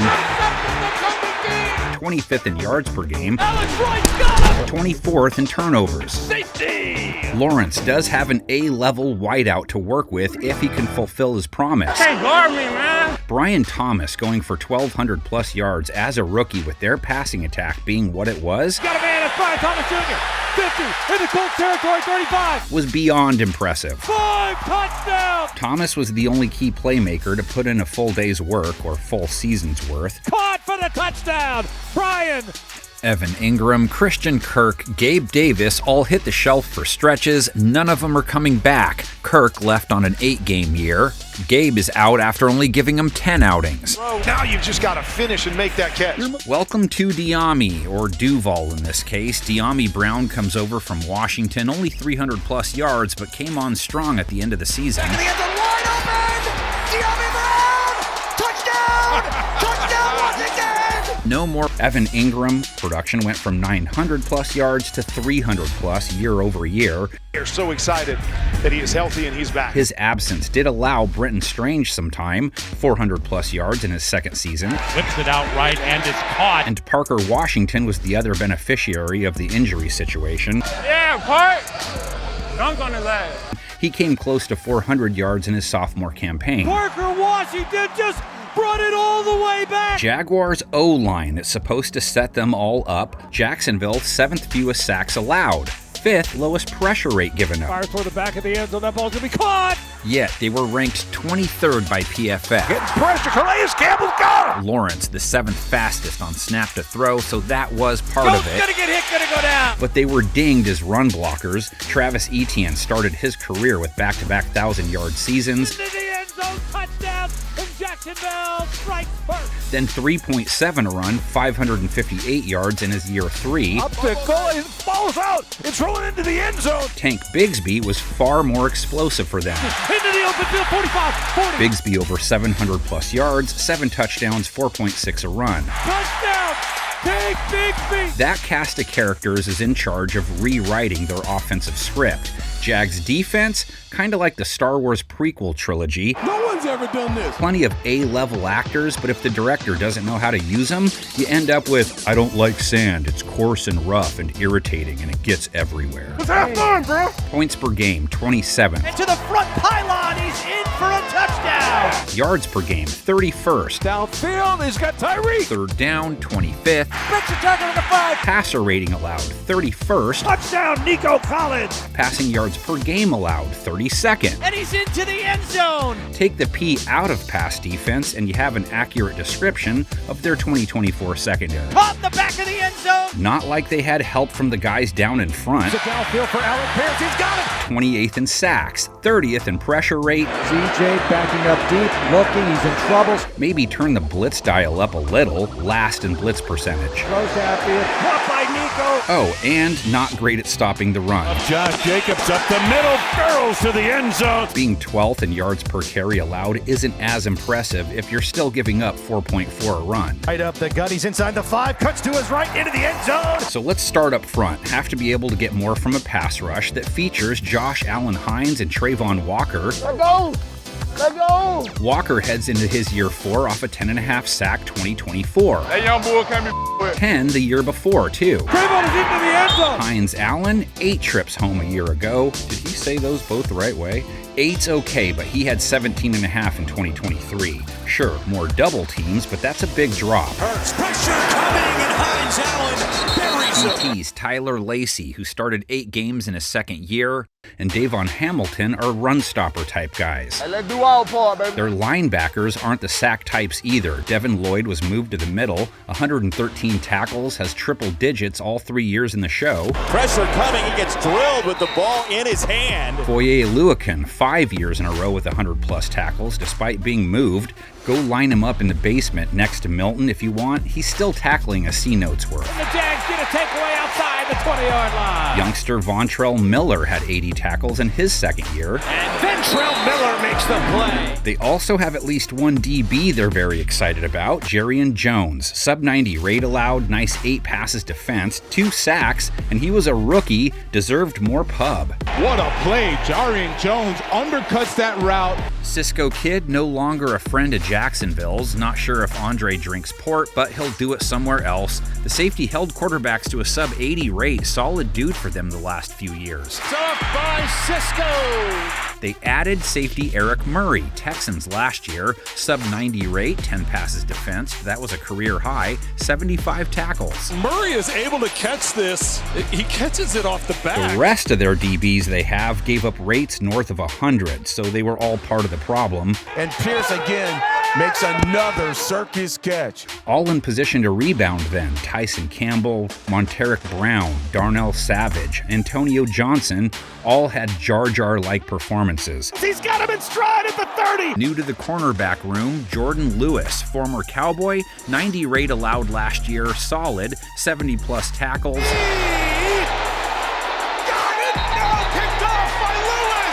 And, of course, Hunter can help here, too. 115 plays per game. Just think about that. And right now, I'm just wondering, Champ Bailey, all those other guys who could, Charles Woodson, did they feel like they were born too soon, Joel, for them to be utilized like this young man will be utilized in the NFL? Their rookie kicker, on the other hand, can only improve a little year to year. Cam, 27 for 29 on field goal tries, 27 for 27 on extra points, and 5 for 6 from deep. Come on, man, work with me here. He drilled it! Jags offense, under new management with Cohen calling the shots. Lawrence now has a Hunter Thomas 1-2 punch to work with. De'Ami Brown, Washington fill things out. Strange for Ingram, shouldn't hurt being Ingram didn't give them much last year. Additions to the front 7 without many subtractions. Walker and Hines Allen can be spelled by Emmanuel Ogbah, 5-sack guy the last 2 years. Lloyd, Foye, and Miller represent a nice second level. And in back, Murray for Cisco, Lewis for Darby, Hunter added. Those are the changes. Would appear they're better off, but this is still an X-factor group for them. If Jacksonville were to lose to every team on its schedule that had a higher over-under and Indianapolis on the road, this is what it looks like, a 6-win floor. Houston, Arizona, Cincinnati, San Francisco, Denver, Kansas City, both LA teams, all with higher 2025 expectations, so this isn't an easy slate they're staring at. If Lawrence has a breakout year under Cohen, their home fortunes could turn, which would involve a split with Houston. They take out Arizona and Denver at home, get wins against Seattle and one LA team, that puts the ceiling at 11 wins. I do think they bounce back and go in the right direction to the tune of at least 8 wins. Not sure they're ready for double-digit territory just yet, but Lawrence's potential certainly warrants those expectations from fans in Freddie D's old stomping grounds. If he still lives there, who knows?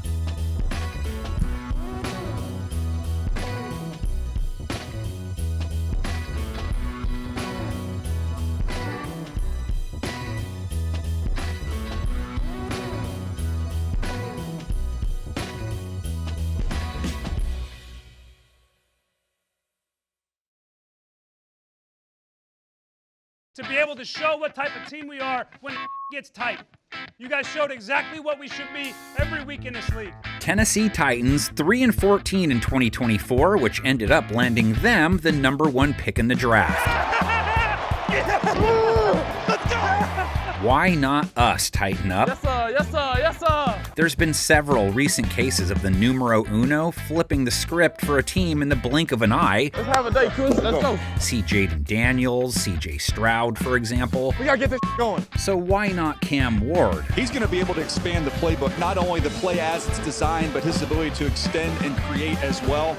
And it's ironic, CD, that as he mentioned the other day, he gets to go play with his favorite players and Calvin Ridley and company, who he shouted out the other night. And make no bones about it, Tennessee's script needs at least flipping. Another opportunity. Come out and show what each one of y'all are capable of. 18 points per game on offense, 26th in yards per game. Throws it backwards. It's loose on the ground. A scramble for it. Even Quagmire didn't give it up as often as the Titans did. Most turnovers in the NFL. Intercepted! Giggity indeed. Passing attack, second most interceptions. Levis swallowed up, gets rid of it at the last second, and it is intercepted. Will Levis having to dodge that Mayo company this offseason. We want our $2 back. Throws it backwards. It's loose on the ground. A scramble for it. 13 touchdowns, 12 interceptions, a low 80s rate. It's intercepted. Wouldn't take much to improve Tennessee's aerial game year over year. He's going to get sacked again. Their O-line has a ton of room for improvement. They were a big part of the problem. Here comes Hunter.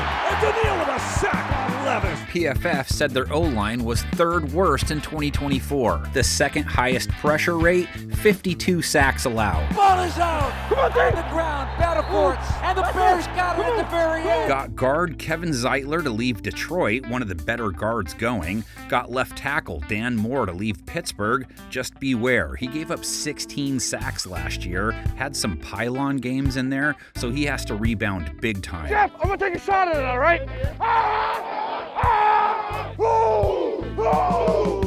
If they get better O-line play and it leads to better QB play, then the question is, do they have enough playmakers? Deep to Calvin Ridley, caught! Calvin didn't need Hobbs to go for 1,000 yards. I mean, I don't know, maybe he sees him. That's back-to-back K seasons for Ridley. No more Nick Westbrook-Akine led the team with 9 touchdowns. 50, 40, Slotting in for him, former Seahawk Tyler Lockett, who comes in off a 600-yard year. I lost my helmet. That ain't it. Bowie, can you help me find my helmet? Added Van Jefferson from Pittsburgh. He hasn't done much in his career yet. Neither has Treylon Burks. He's still in the mix, though. Great start to it. We got the momentum. Let's go. Tight end Chig Okonkwo heads into his 4th year off a 52-catch, 479-yard showing. Inside the 35-30, 25-20. He may go. Tyler Boyd just 390 yards, fewest he's had since 2017. Tony Pollard had over 40 catches, but only 238 receiving yards. More effective on the ground, where he went for 1,000 plus. He's away at the 15 to the 10. He's been good for more than 1,000 3 years in a row. A race to the end zone. He's in for the touchdown. Titans defense now gave up 27 points per game. Only 2 teams gave up more. Caught! Breece Hall! 26th in the red zone, 22nd on 3rd down. Makes the turn to the end zone. He's in for the touchdown. So they have just as much work to do, right? Touchdown to the end zone, yes sir! Well, not exactly. It's a complicated case, Maud. Lots of ins, lots of outs, a lot of strands to keep in your head, man. Some restless murmuring among the crowd here. Remember, offense led the league in turnovers. Tennessee allowed the 2nd fewest yards per game in 2024. Let's go, let's go, let's go, let's go.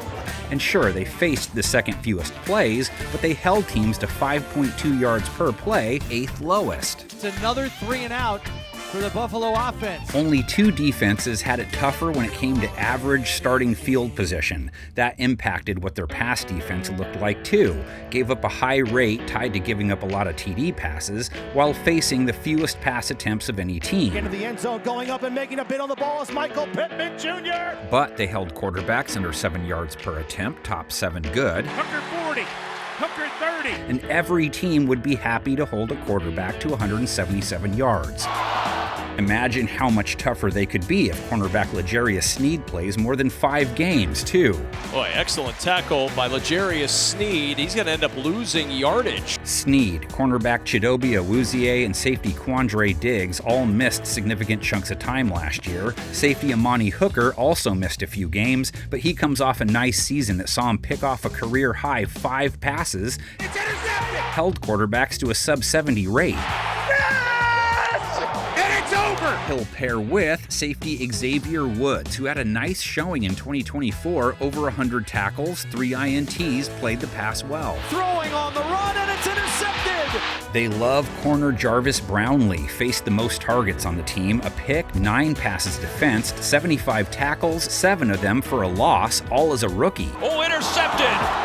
He threw it right past Mechie. Cornerback Roger McCreary needs to rebound a little heading into his year 4. He gave up a rate north of 100 a year ago, held quarterbacks to an 80 rate the year before. Roger McCreary coming up from the secondary. No buts when it comes to Tennessee's pass rush. They need to come up with a way to drop more quarterbacks, 29th in sacks with just 32, 28th in pressure rate. Herbert looking, throwing for Quentin. Caught, touchdown! And they won't have their sack leader from the last few years, Harold Landry, 9 trips home in 2024, 9+ in 4 of his last full 5 years. Sacked! Back at the 25, Landry again! Added Draymond Jones in his place. 13 QB hits is a solid number for a D lineman in a 3-4. Purdy is sacked from behind by Draymond Jones. Arden Key came up with 6.5 off the other edge, 6 to 6.5 bags for him, 3 of his last 4 seasons. The ball out and Goff able to roll over. Jeffrey Simmons, 5 QB takedowns, that many or more 4 straight years. He is swarmed and dropped. Their inside guys are more about stopping the run. Sebastian Joseph Day, 44 tackles, 2.5 sacks. Feeling the pocket collapse, a pump, and down he goes. Tavondre Sweat looking to build off a nice rookie year that saw him make 50 tackles in the trenches. Oh my gosh! The left club to Shaq Mason. Picked up in the second round to mitigate his departure. Oladejo is someone who was an off-the-ball linebacker who moved to the edge later in the year, and that's when he got the attention of the NFL because there was burst. Tennessee's front, though, does need to improve their run-stopping abilities. They gave up 4.5 a run. Big hole right up the middle, 35-30. No more Jack Gibbons at linebacker, only 10 games in his 3rd year of NFL play. No more Kenneth Murray, 3.5 sacks, 95 tackle dude a year ago. Now the pocket collapsing, and down he goes. So plug in Cody Barton, 100+ tackles, 3 years in a row. Simeon's pass is intercepted, picked off by Cody Barton. Maybe a youngster like Otis Reese takes the other spot. Barton for Murray is a pretty even swap production-wise, it should be anyway. Jones for Landry is a downgrade, but if Oladejo produces, that too balances out at least. Simmons, Sweat, and Joseph Day make a nice front 3. In back, Woods represents an upgrade over Diggs based on the year he left off of. Sneed playing all year in a Awuzie's spot would be a big boost. Picked up Kevin Winston in the 3rd round too. He could rotate in at safety. And back to their playmaker room, Ward gets the green stamp taking over for Levis. Lockett for Westbrook-Akine seems like a push. Ridley, Pollard, Chig fill the picture out. I imagine how Ward goes, so will go the Titans season. If he were to go the route of Bryce Young, say, start rough, it could be really rough. So everyone on their slate is staring at them seeing a W. 2-win floor, which could lead to another number 1 pick. What if Ward is more like Jaden Daniels, though? They split their division games, hold court against Seattle and New England at home, get road wins versus Las Vegas and Arizona, 8 wins as a ceiling, which was what we thought Daniels' ceiling was, and look how that turned out. So here, Titan fans, my gift to you and Cam, 5 wins at most. There was no logical reason for Washington to flip the script, or so we thought. No reason for you to do it either. Let's meet back here next year and laugh about how wrong I was again.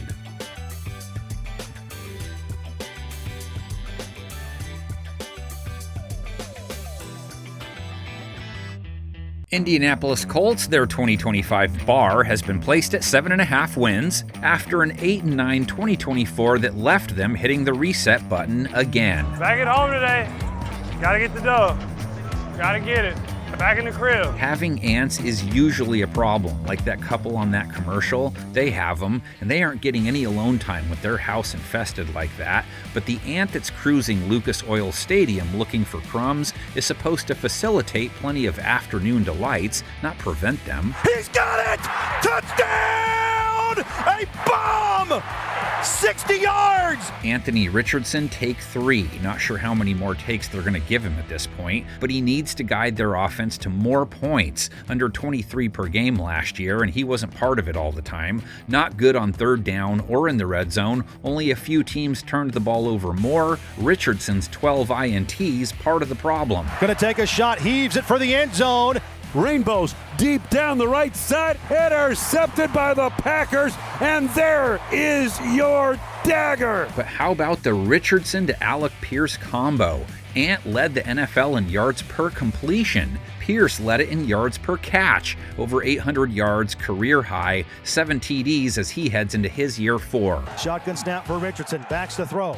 Looking left, fires into the end zone. It is a touchdown! They have a nice wideout trio, 800-plus yards in 2024. That's 3 straight years with 800-plus. Flacco, 5-step drop, throws off his back foot into the end zone, going up and making a bid on the ball is Michael Pittman Jr. Touchdown! That's going to be it! Josh Downs, 800-plus yards as well, 770-plus in both years in the league. Throws over the middle, caught inside the 5, and diving for the goal line is Josh Downs for a touchdown. A 10-yard laser over the middle from Richardson. And they have high hopes for Adonai Mitchell, 300-plus yards in his rookie year. Richardson looking long. Richardson has a man. It's caught. A.D.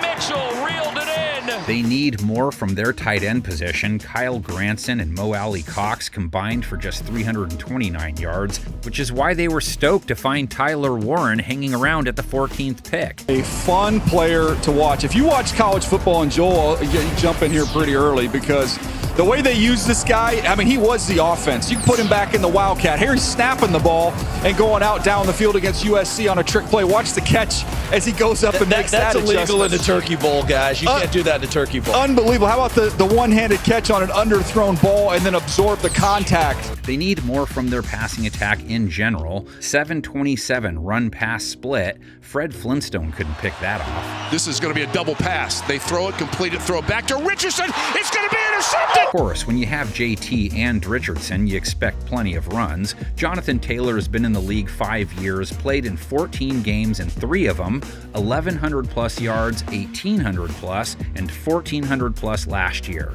4.4 or better every year in the league. Kind of a slacker. They feed into the belly of Jonathan Taylor. Big run, breaks it out. He's at the 50. He's at the 40. He's got one man to beat. He may go 10, 5, touchdown! 65 yards! Richardson, the other key runner, 499 rushing yards in 11 games, 6 TDs. Stiff arms his way into the end zone. Touchdown! I-N-D-Y! Colts' offensive issues weren't just ant-related. Their O-line, aside from stud guard Quentin Nelson, just couldn't stay healthy last year. All 5 expected 2025 starters are returnees. Didn't give up a lot of sacks, but gave up the 24th highest pressure rate. He steps to his left. Richardson in trouble. And Richardson's going to be sacked. Will Anderson Jr. and Daniil Hunter get him. The ball comes out. There's a scrum for it. 7th fewest sacks taken, though, so, It's not just Indy's O-face that needs to look better, though. Defense gave up 25 a game, 29th in yards per game allowed, 30th on third down, 23rd in the red zone, and didn't take the ball away very often. He throws to the end zone, and Addison caught it! Touchdown! Pass defense gave up 7.6 yards per attempt, not good. A 95 rating, not good. 30th in completion percentage allowed. 26th in yards per game allowed. Breece Hall makes the catch, runs left at the 20, at the 10, he's at the 5, touchdown! They need more from their pass rush, 25th in sacks, 23rd in pressure rate. Bo Nix looks right, throws a fade. He's got the wide open receiver in the end zone. That is a touchdown, Denver, and that is Cortland Sutton. Got 9.5 bags from Samson Ebukam in 2023, 0 in 2024 because he was hurt all year. Also didn't get a full year from DeForest Buckner. And they get to him. DeForest Buckner, the All-Pro, in the middle of that Colts defensive front. 6.5 sacks in 12 games. They got 15 games from Kwity Paye along with 8 QB drops. He's been good for 8+ back-to-back years. Kwity Paye the exclamation point for the Colts. They have Laiatu Latu coming off a good rookie year, 4 sacks off the bench, lots of pressures. It's the rookie Latu with his 3rd sack of the year. And Grover Stewart in the middle comes off a career high in tackles with 74 plus 3.5 sacks. Grover Stewart just completely dominates his guy right through Garrett Bradbury. They have Samson Ebukam. He missed all of 2024 hurt, but he had 9.5 sacks the year before. And they drafted JT Tuimoloau in the 2nd round. You talk about a guy that can get after it. And I know the production wasn't there all the time, but boy, he can wreck a game. You just go back a couple of years to what he was able to do against Penn State in State College. Indy feels it has the proper talent up front and in the back. Need it to work off each other better. Safety Nick Cross went for 140 plus tackles, 3 picks. There was nobody really to threaten him in the flat, so he dropped back to support and just read it perfectly. Their safeties didn't fare well against the pass last year. They let safety Julian Blackman go, picked off 3, also gave up a rate near 110. Was that picked? Whoa. Julian Blackman. New in the back, Cameron Bynum, close to 100 tackles, 3 INTs, low 60s rate, 10 passes defense. Intercepted! Yes!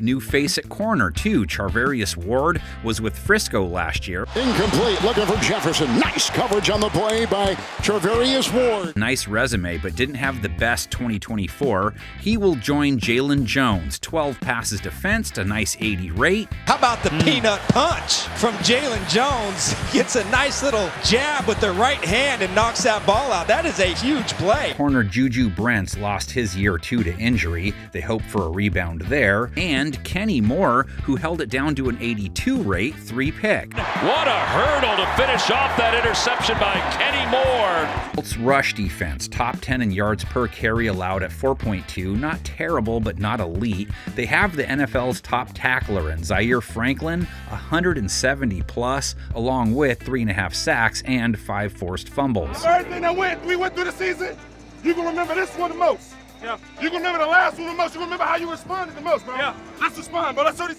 what we made of. Let's go. Hey, 1 on 3, 1, 2, 3. Lost linebacker EJ Speed and his 140 tackles. That's a lot of tackles to replace. He's going nowhere. EJ Speed has been all over the place. They like linebacker Jalen Carley, who got in 10 games, 6 starts as a rookie. Looking in trouble, and down he goes at the 10. Jalen Carlies with his first NFL sack. So all 7 of their expected front 7 starters are returnees. Ebukam and Tuimoloau represent new blood. Buckner staying healthy is key. Behind them, the change at free safety. They should be happy with Bynum if he keeps trending the way he has been. Jones and Moore being joined by Ward at corner. And as for the offensive playmakers, JT is still the star. What can that pass-catching group provide? Pierce, Pittman, Downs, Mitchell, and a shiny new tight end in Warren. So much hinges on whether Richardson morphs from worker ant to queen status. If he doesn't, this is what it could look like. They only win games against teams at home who they share a 7.5 win over-under mark with. That's just Vegas, Atlanta, and Jacksonville, with Tennessee being the one team with a lower over-under. They have a really tough road slate in theory, 4 wins as their floor. If Richardson morphs into an A-level dual threat dude, it would flip a lot of home games into wins, and instead of flailing inside the division, they dominate it. They could reach 11 wins. Taking a look inside the bag doesn't look like a 4-win team, but not sure they can hit 8 either. It's all Richardson. If he turns out to be a hit, they should win 9+ easy, but if he's sort of what we've seen, then they're a meddling squad.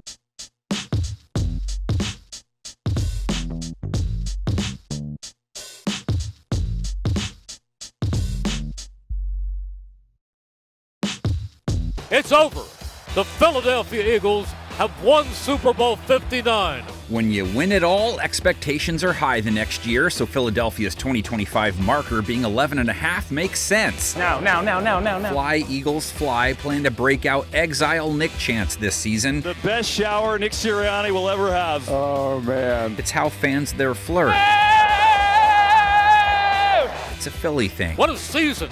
What a team! Be careful, Eagles. End up in the Super Bowl again this year. Might find yourself alongside the Empire. The greatest Eagles team in modern history. With fans across the league hating you. And we're going to be one of them that wins it twice, too. Instead of rooting for you to stop them. I'm proud of you, dog. Hell of the way to do it, man. Go enjoy it. Because this whole Nick Sirianni, Jalen Hurts show. You changed this team. Yes, sir. You changed this team. You. Doesn't seem to be a flash in the pan. You're special, man. You are special. Here's the thing about the reigning champs. Let's show them. Best in the world. 7th most points per game. We just did this all year. Don't stop now. 8th in yards per game, 10th on third down. Those are pretty good, but there's room for some improvement in there. Yeah! It will be hard, of course, to expect another 2K out of Saquon, right? Come on, man. Man, we can't be great without the greatness of others. We needed it. Just because we were curious, 2K backs the year after. Yeah. King, injured the next year, only 8 games. He's going to go! AP to 1,266 yards. There he goes! CJ 2K, 1,360. He's hit another home run! Terrell Davis, injured. And there he goes! Jamal Lewis, injured, 1,000 yards. Oh, here he goes. Barry to 1,490. Eric Dickerson to 1,230. OJ, 1,125. He's never done this. No one's ever done this. So they might need Hurts and the passing game to pick up some slack this year. I love when they doubt you. They can't with you. Hurts' TD to INT ratio was modest, but put up a career-best 103 rate. He's looking. He's firing. Not a ton of passing yards per game. He completes a touchdown! But we're talking about an offense with a run-pass split that even Sir Mix-a-Lot was not able to handle. I'm coming the second half, though. Let's go to war. It was as wide as it can possibly get. Hey, do not fall for it at all. Hurts played a big role in those dimensions. We already know what time it is. Comes off his 4th straight double-digit rushing TD effort. Don't just that! Led the team with 14 last year, 630 rush yards. Dallas Goedert with a big push from behind. He still has an A-level O-line to work with, too. Say one at a time right here. One at a time. Jordan Mailata has turned into a top-shelf left tackle. Lane Johnson across the way, as good as it gets at right tackle. We ready for that. We built for that. Come on. With those hog mollies to work with, they're plenty capable of turning up the dial on their aerial game. Wide open Dallas Goedert across midfield, and he's got a first down. Got the librarian to throw to. A.J. Brown, 1,000 yards for the 5th time in his last 6 years. A.J. Brown! Only 13 games, plenty of time spent deep in the writings of J.K. Dobbins and the Sorcerer's Stone. Touchdown, A.J. Brown! More than able to give you 1,500 plus. And I told you we were going to do this here when I made that call. Devontae Smith, the trusty sidekick, has gone for 800 plus yards each year in the show. 830 plus in 2024. Big time right there, man. You're tough, dog. Can also give them plenty more. Hey, it's been a ride, huh? It's been a ride. Dallas Goedert, the final member of the regular band, close to 500 yards in just 10 games in his latest campaign. The win done. If they really wanted to crank up their pass attack volume to 11, gotta solve the spinal tap drummer that is their 3rd wide receiver. Just haven't been able to find one that sticks. And Jalen Hurts puts it on the money.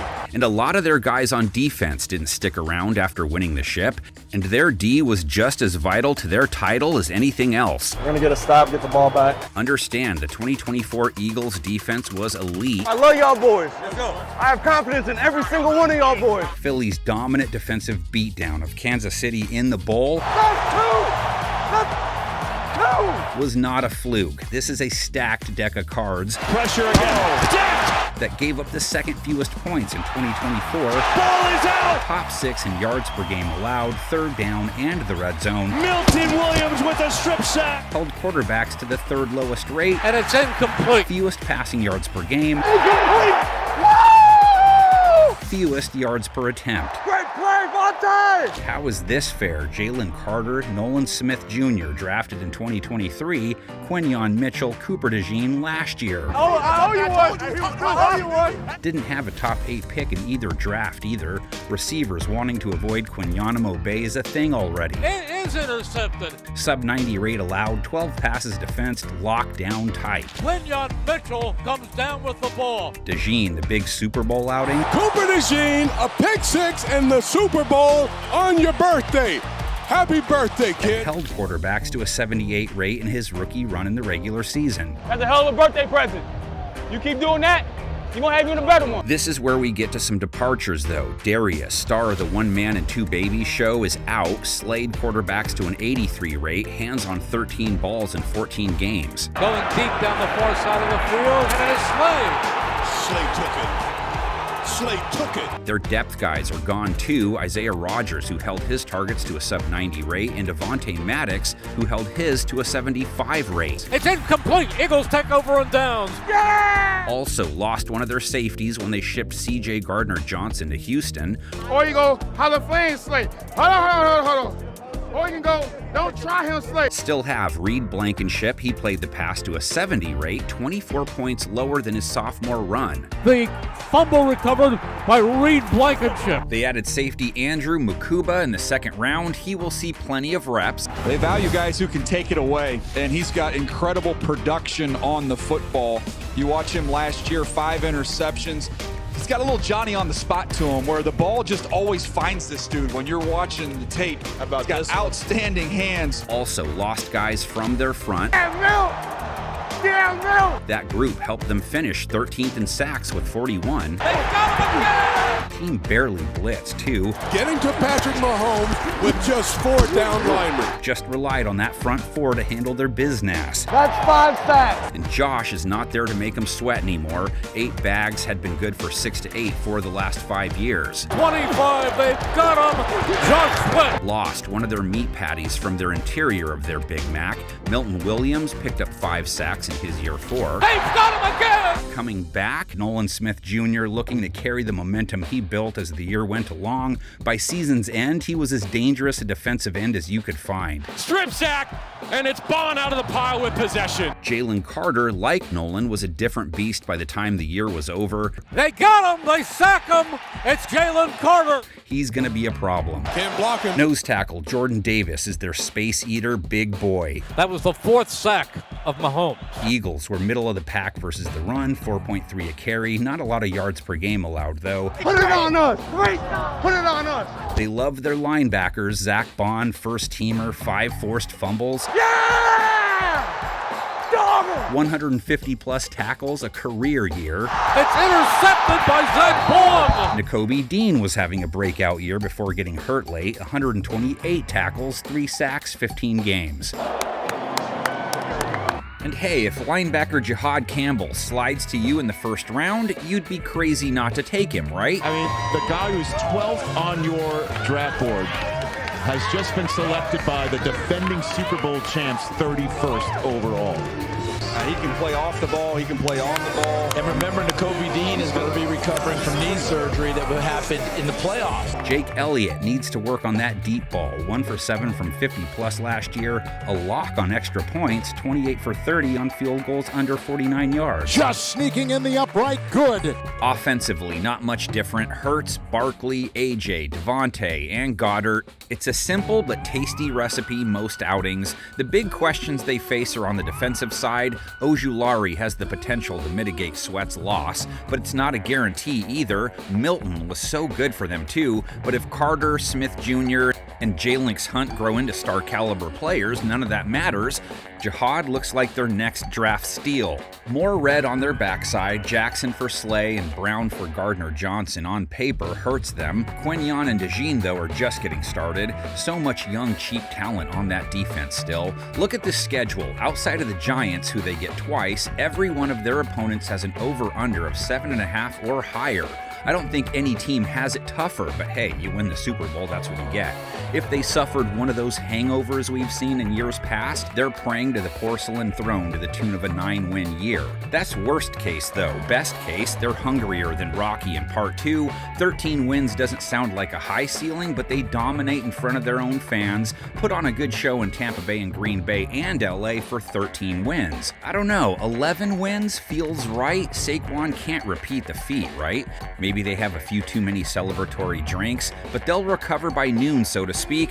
Playoffs are all that matters when you're trying to repeat.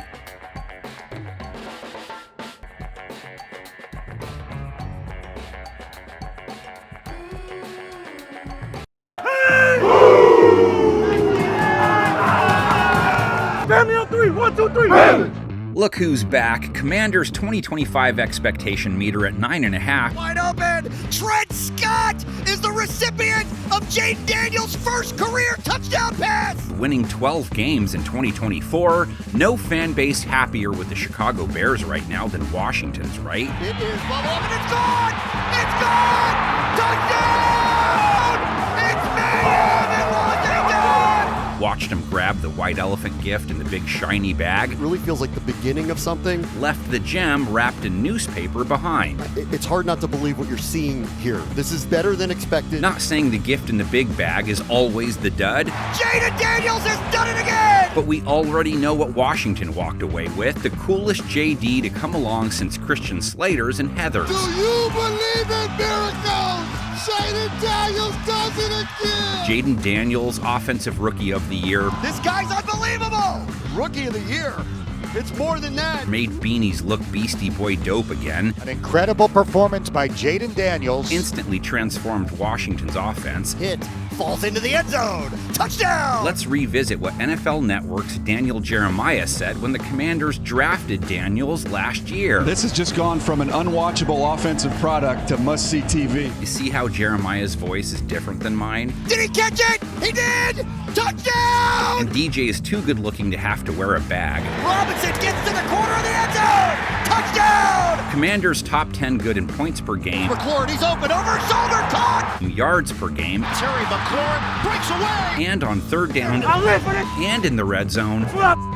Seems pretty watchable. Launch football from the Washington offense! Daniels' passing yards per game was modest. Into the back of the end zone, Jamison Crowder! But that was tied to a 5-25 run-pass split. Touchdown, Washington!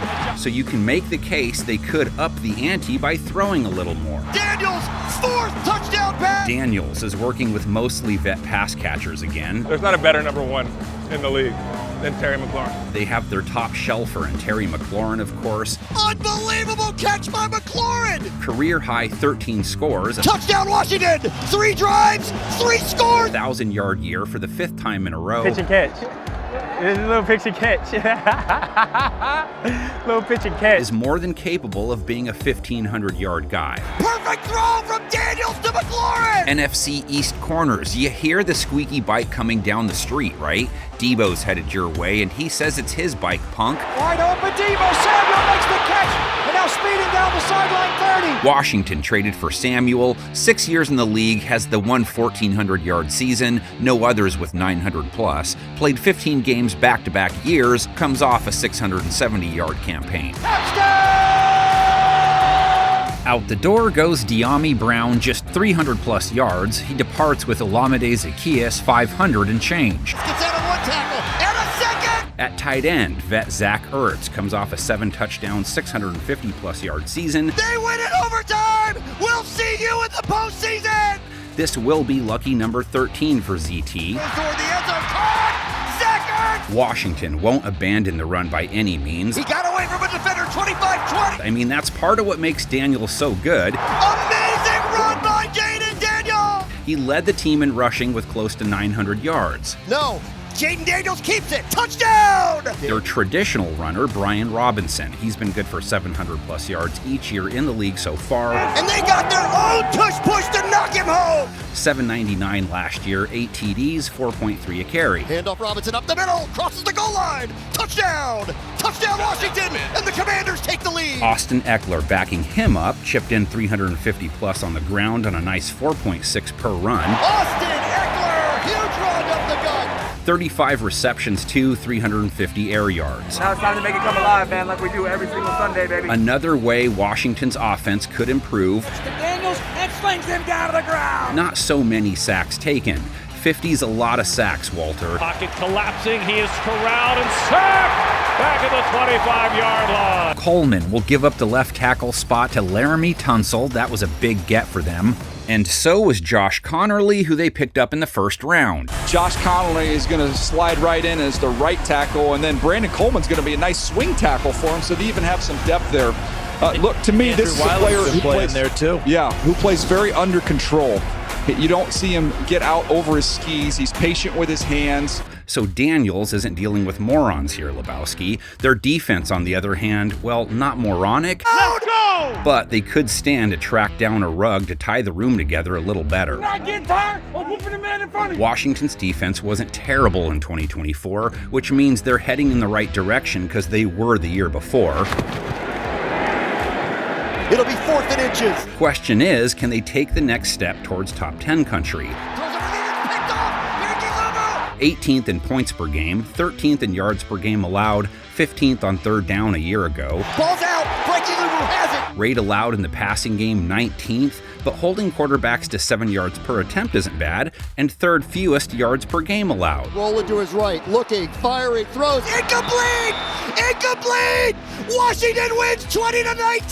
They have a couple young DBs in place that could anchor their secondary for years to come. Safety Quan Martin broke out in 2024, his second year in the NFL. Picked off! That is picked up by Quan Martin! 87 tackles while holding quarterbacks to a super low 47 rate. 10, 5, pick 6! That was 4th lowest in all the land. Quan Martin! Pick 6 in the playoffs! Lost Jeremy Chin, who didn't play the pass well. 119 is high, but so is 117, which is how many tackles he racked up. And Hayner will be sacked once again. New in town, Will Harris, former Saint, nice low 80 rating along with 74 tackles. Field intercepted. They plugged in Mike Sandristil as starting cornerback in his first year, 14 passes defense, Picked off by Mike Sandristil! 2 picks, over 90 tackles. Is that picked off?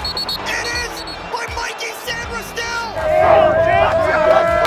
He has an A-level vet partner to work with in Marshawn Lattimore, if he can stay on the field. Lattimore hasn't played in 12-plus games in 3 straight years.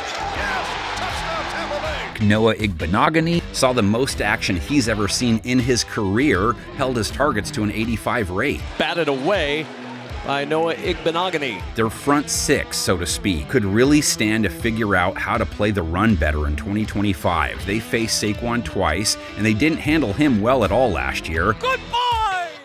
Another one! Overall, gave up 4.8 a carry, 28th. Cuts right, makes a man miss, and he's in for the touchdown. It's not that they don't have good linebackers. Frankie Luvu and Bobby Wagner both come in off second-team All-Pro years. Go, brother. That's back, boy. Love you. Let's go. Wagner notched 132 tackles. Start time. Let's get it. That's 100-plus every year in the show. Bobby Wagner with the fumble recovery! So that's 13 straight. Let's go! Let's go, dog!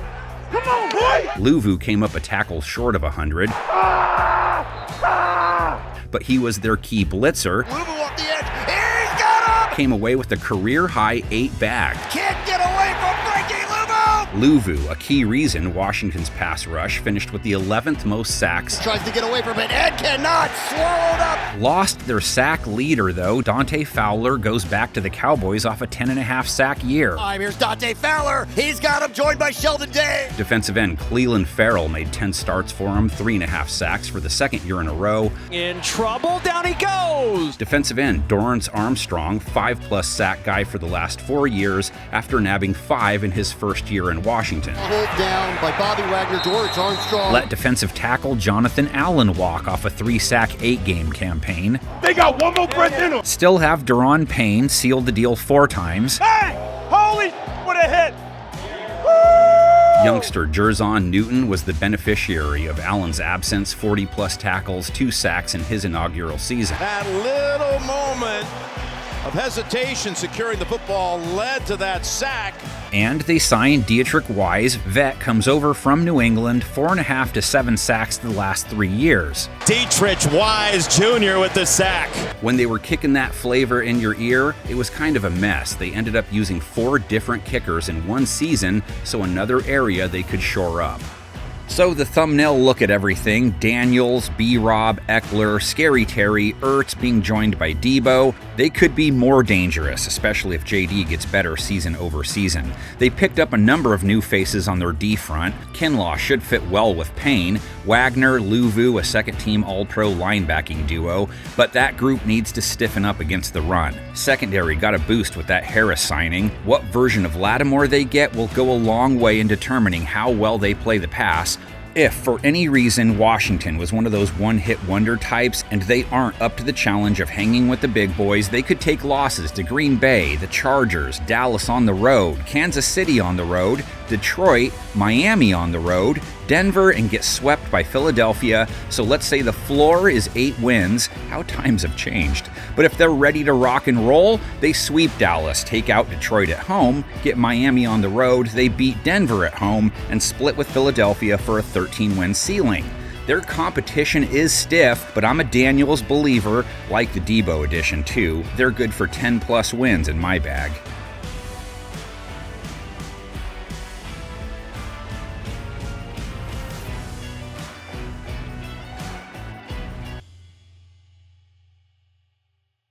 Dallas's 2025 sunset is hovering at 7.5, or 7 wins in 2024. That's blocked and picked up by Cincinnati out across the 46. Led to a new cowboy in the saddle, Brian Schottenheimer's turn to try and steer the Star Stallion.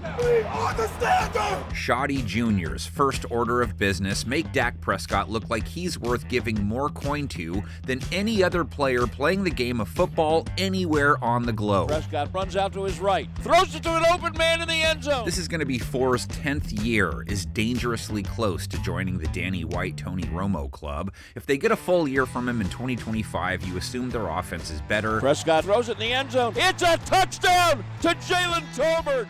Then 21st in points per game, 23rd on third down, doesn't have time. TJ Watt. 31st in the red zone, and 28th in turnovers. No! Dudes Dak is working with. You ready? I'm going to throw a couple of touchdowns to him, 4 to 88. CD, of course, the one. You're really my favorite player. Come on, bro. Lamb, close to 1,200 yards last year. The world knows he can't cover you. Has put up 1,100 plus 4 years in a row. He really might be my favorite player. Oh God, CD really might be my favorite player. Let veteran Brandon Cooks jet only got in 10 games. Traded for George Pickens, 900-yard year in 2024, 800-plus yards, 3 years to start his career. It's an ice cream ready. I want this to be something tropical for you. Still have Jalen Tolbert, comes off a 49-catch, 600-plus yards, 7 TD showing, all career highs. End zone cut. Jalen Tolbert to the post. Gavontae Turpin chipped in 420 receiving yards as well, named best kickoff returner too. Gavontae Turpin is gone. He fumbled the kickoff, picked it up at the goal line, goes the distance. They got 2 tight ends they like, Luke Schoonmaker, 240-plus yards in his NFL debut, and they have Jake Ferguson heading into his 4th year. Not Dak's best throw, kind of a C-plus throw, but an A-plus catch by Ferguson. He missed Dak, limited to 494 yards. Running back Rico Dowdle hauled in 39 passes, but they let him leave. He went for 1,000-plus yards on the ground, 4.6 a run. Dowdle crashes through on the right side. Touchdown, Cowboys. They signed Javonte Williams, former Bronco, 3.7 a carry last year, 3.6 the season before. Javonte squares and leans to the goal line, and he's got a Denver touchdown. Dallas's O-line, 38 sacks taken, middle of the pack. Blitz pressure coming. Prescott is wrapped up, and he'll be sacked. Right tackle Terrence Steele was blamed for a team-high 11 sacks last year by Next Gen Stats. Right guard Zach Martin retired. That's going to leave a mark. But not a deep one, being they drafted Tyler Booker in the 1st round. If he gets on the airplane after he gets picked, and they were to tell him, hey, they changed the schedule, we have a game tomorrow, we just emailed you the playbook, when the plane landed, he'd have the entire playbook memorized and he'd be able to start the next day. Prescott expected to restore order to their offense. What's going to do that for their defense, though? When it comes to getting that ball, we are the best in the world. Only one team gave up more points. You ain't gonna catch him. 28th in yards per game allowed. He's throwing deep and he's throwing for Shaheed. Worst in the red zone. Secondary, 28th in rating allowed. Wide open down the left sideline. Only one team gave up more yards per attempt. Touchdown. 27th in completion percentage allowed. Touchdown. A.J. Brown. Have to come up with a way to stop the run, too. Hey, we gotta stop this run. 4.8 yards per carry. If we stop this run, 137 yards per game. Hey, bro, we're going to get after them. Tell him, Sarah Lynn. And he stands up. That's too much, man. He's at the 30.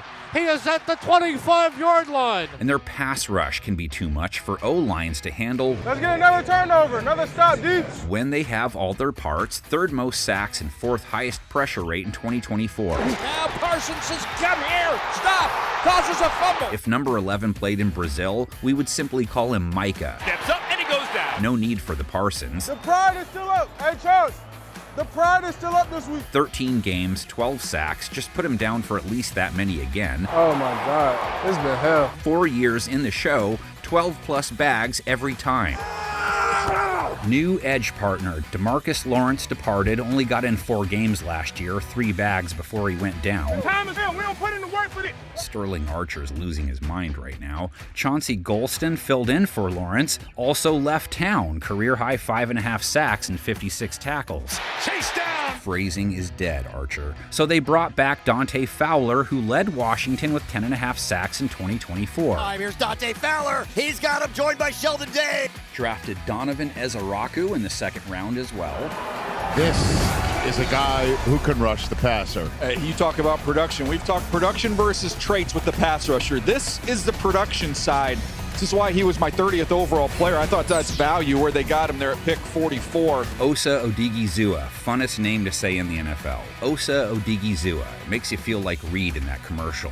Why not? Also comes off a career high in tackles and sacks, 4.5 in his 4th year. It's Odigizua. Mozzie Smith, the nose tackle, over 40 trench tackles in his sophomore campaign. Here, Mozzie Smith takes care of Singletary. Like what they got out of first-year guy DeMarvion Overshone. Don't matter, but right now, man. 90 tackles plus 5 trips home in 13 games. And the pass is intercepted by Overshawn. He tipped it, and he runs it in for the touchdown. New face next to him, veteran Eric Kendricks, left off a 138 tackle, 3 sack year. Intercepted on the deflection by Parsons. Cowboys added Jack Sanborn and Kenneth Murray. Murray 95 to 107 tackles the last 2 years. Now the pocket collapsing and down he goes. Their backside needs a little lift maybe.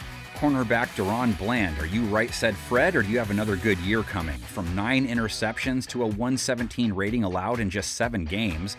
And it is caught for the touchdown. Corner Kalen Carson, first year in the league, 6 starts, a 133 rating given up. Trayvon Diggs, an injury casualty and question mark headed into the season, held QBs to an 81 rating in 11 outings. And that is intercepted. Trayvon Diggs has his first since the ACL surgery. Another starter not returning. Cornerback Jordan Lewis played the pass to a 90 rate.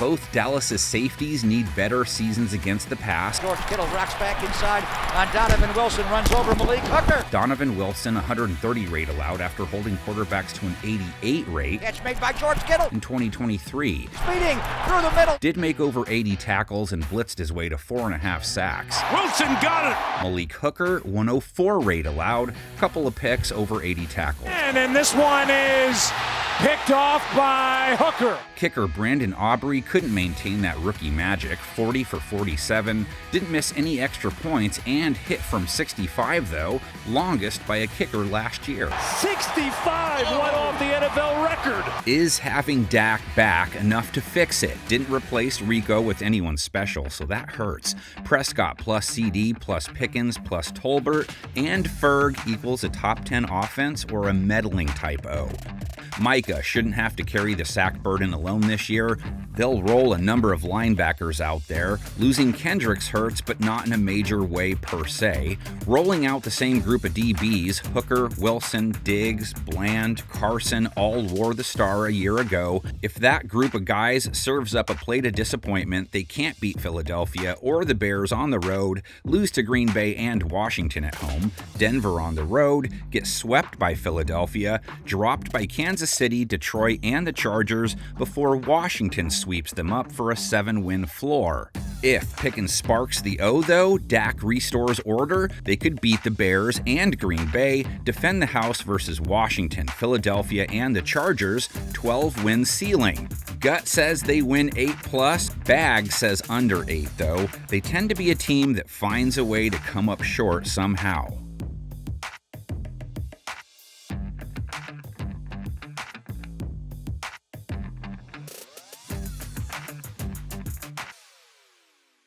New York Giants' Big Apple in the sky for 2025 hangs at a lowly 5.5. Only took 3 bites off last year's offering, so they should be plenty hungry this season. We know they can't with us. Let's prove that We all gonna do it by proving it between these lines, man. Brass decided to give head coach Brian Daboll another shot to turn things around. Their offense has been offensive the last 2 years. The ball down the right side, and it's intercepted.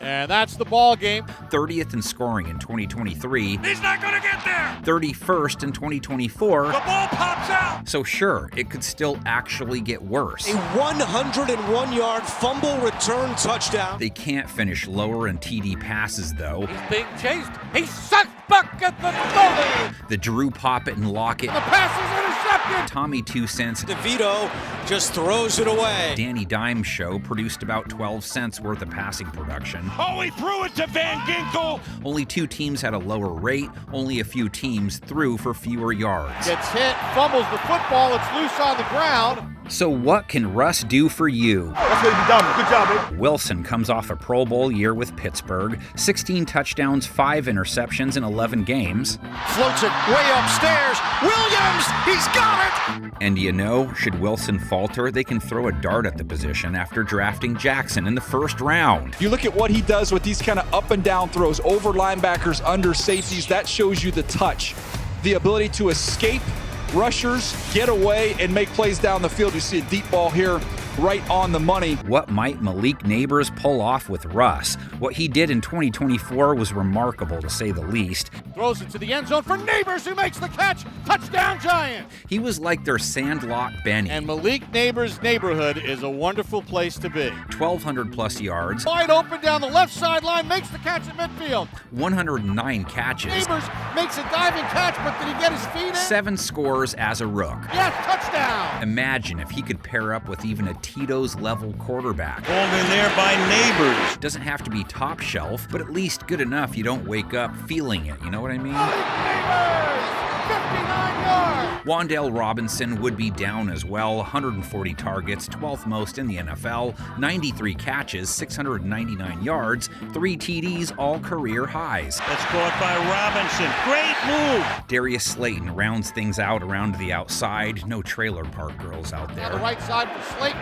makes the catch. 570 plus yards 3 straight years after accruing 573 in 2024. Caught, touchdown Giants. Tight end Theo Johnson looking to build off a rookie year that saw him put up 331 yards, 12 games. Theo Johnson hangs on to this one. New York still trying to figure out how to provide better protection. The options in the bathroom at Moe's seem more trustworthy. Jones is sacked. Their offensive line ranked 20 by PFF, gave up 48 sacks. Pressure off the edge, what? 27th in pressure rate allowed. That was a sack, a forced fumble, and a fumble recovery. They're running that same group of big bodies out there again this year. They only got 6 games from Andrew Thomas at left tackle. Would be a big deal if he stayed healthy all year. They weren't as bad when it came to run blocking. Rookie Tyrone Tracy had some nice games in his first taste of the NFL. Touchdown Giants! Tyrone Tracy! 4.4 a carry, 5 TDs, 830 plus yards. Gute 6 Minuten auf dem Feld.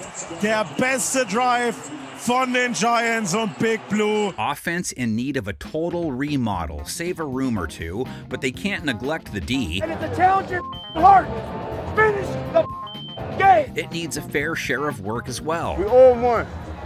It's too easy. Come on. 24 points per game allowed. He's got the first down and more. Up the middle of the field. 24th in yards per game allowed. We're good. We can't let it be no out. We good. Come on. 19th on 3rd down. Big play right here. Let's go. Only 2 teams gave up a higher passer rating. Outruns 3 men. Only 1 gave up a higher completion rate. Into the end zone. Only a few more yards per attempt than they gave up. Caught, Austin. Second touchdown of the night. The one facet of their defense that comes in off a strong showing. Hit by Burns, sack, fumbled. Their pass rush, which finished with the 8th most sacks. Watson under pressure, gonna get sacked again. Mr. Burns comes off another excellent campaign. Best in the league for the Reeds. Show them. Brian a given for 7 sacks, that many or more 6 straight years. Gino keeps it, Burns is there! 8.5 last season. Man, stop playing with me. And now they have Abdul Carter to utilize as well, 3rd overall pick. And let's face it, they have to get better in their own division. Who they're chasing down. They're chasing down Philadelphia, chasing down Washington with the dynamic young quarterback. Second part of all of this is, don't forget Kayvon Thibodeau's status. Is the fifth-year option in play? What's going to happen there? Giants weren't even at full capacity last year. Kayvon Thibodeau, only 12 games, 5.5 QB takedowns. Gino's going to get hammered. Dexter Lawrence, 12 games, made his third straight Pro Bowl, career-high 9 bags. Hey, control what we can control, D. He said goodbye to Azeez Ojulari, signed on the dotted line 6 times. Sacked. Ojulari has got another. Chauncey Golston, career-high 5.5 sacks and 56 tackles. Chase down. Rest of the crew, primary run stoppers. Defensive tackle Raheem Nunez found some roaches in the pot. Over 50 tackles, a career high for the vet. Taken down. Back at the 14-yard line. Tackle monsters behind them at linebacker. Micah McFadden, 107 of them in 14 games. He's clocked out with 100-plus back-to-back years. Added 3 sacks, too. Micah McFadden is so fun to watch on film. I mean, he's just a straight-out football player. Bobby Okereke would have been a triple-digit cat, but he only got in 12 games. Still walked out with 93 and 3 forced fumbles. Daniels the toss. McLaurin goes nowhere. Excellent tackle by Bobby Okereke. Darius Muasa got in 7 starts as a rookie, 55 tackles and a pick in his first rodeo. Come on, baby. Come on, baby. Giants secondary built on youth. All 5 of their starters under 5 years NFL experience. Cornerback Deonte Banks needs to rebound in his 3rd year. Gave up a 123 rate, 6 TDs in his sophomore year after an impressive rookie season. Florida catches it! Corner Cordell Flott has held quarterbacks to a mid-80s rate both years in the league. Ends up in the hands of Cordell Flott. Corner Andrew Phillips looking to build on a nice rookie season. Mid-90s rate allowed, over 70 tackles. And a good tackle charging in was Drew Phillips, the rookie from Kentucky. Signed former Saint Paulson Adebo, 3 INTs in just 7 games last season. Prescott over the middle, and it's intercepted. It was high that time. It was picked off by Adebo. They rolled a rookie at strong safety, and it worked out pretty well. Tyler Nubin, close to 100 tackles in his first year across just 13 games. With the ball coming out, Nubin falls on it. He has a new sidekick. No more Jason Pinnock, who gave up a 148 rate last year. Did go for 85 tackles and 3 sacks. He's coming all the way from the safety position, and he's been uber aggressive. Taking his place, former Dolphin Javon Holland didn't play the pass well last season. Played it great the year before, though. Ball's out. It's rolling into the end zone. When it's close, they're going to roll with Graham Gano, who was Graham Gayes most of his tries last year, 9 for 11 in his 10 games. 50. It is good. Giants offense, same save the QB spot. Wilson plus Neighbors, Wandale, and Slayton equals what? Has to be more than what they got last year, right? The biggest roster add on defense, drafting Carter. If Thibodeau can live up to his draft pick, Mr. Burns does his thing, Dexter in the middle, Okereke and McFadden at the second level. That's a nice looking front 7. 2 new faces in the secondary. Holland for Pinnock should turn out to be an upgrade, but they had similar 2024s. Adebo, Banks, Flott, and Phillips could turn out to be a sneaky good corner quartet. If the experts are right, New York is supposed to struggle. How bad could it be if their roster is really a 5.5 caliber roster?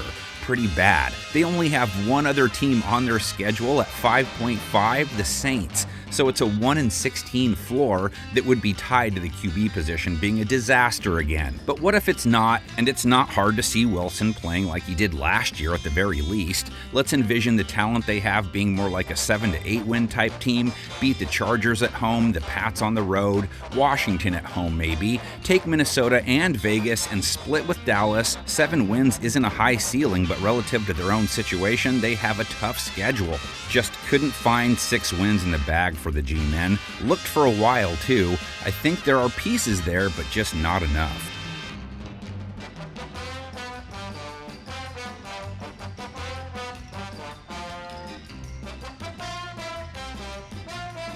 All that work is for this right here. It's for this right here. We're not the same.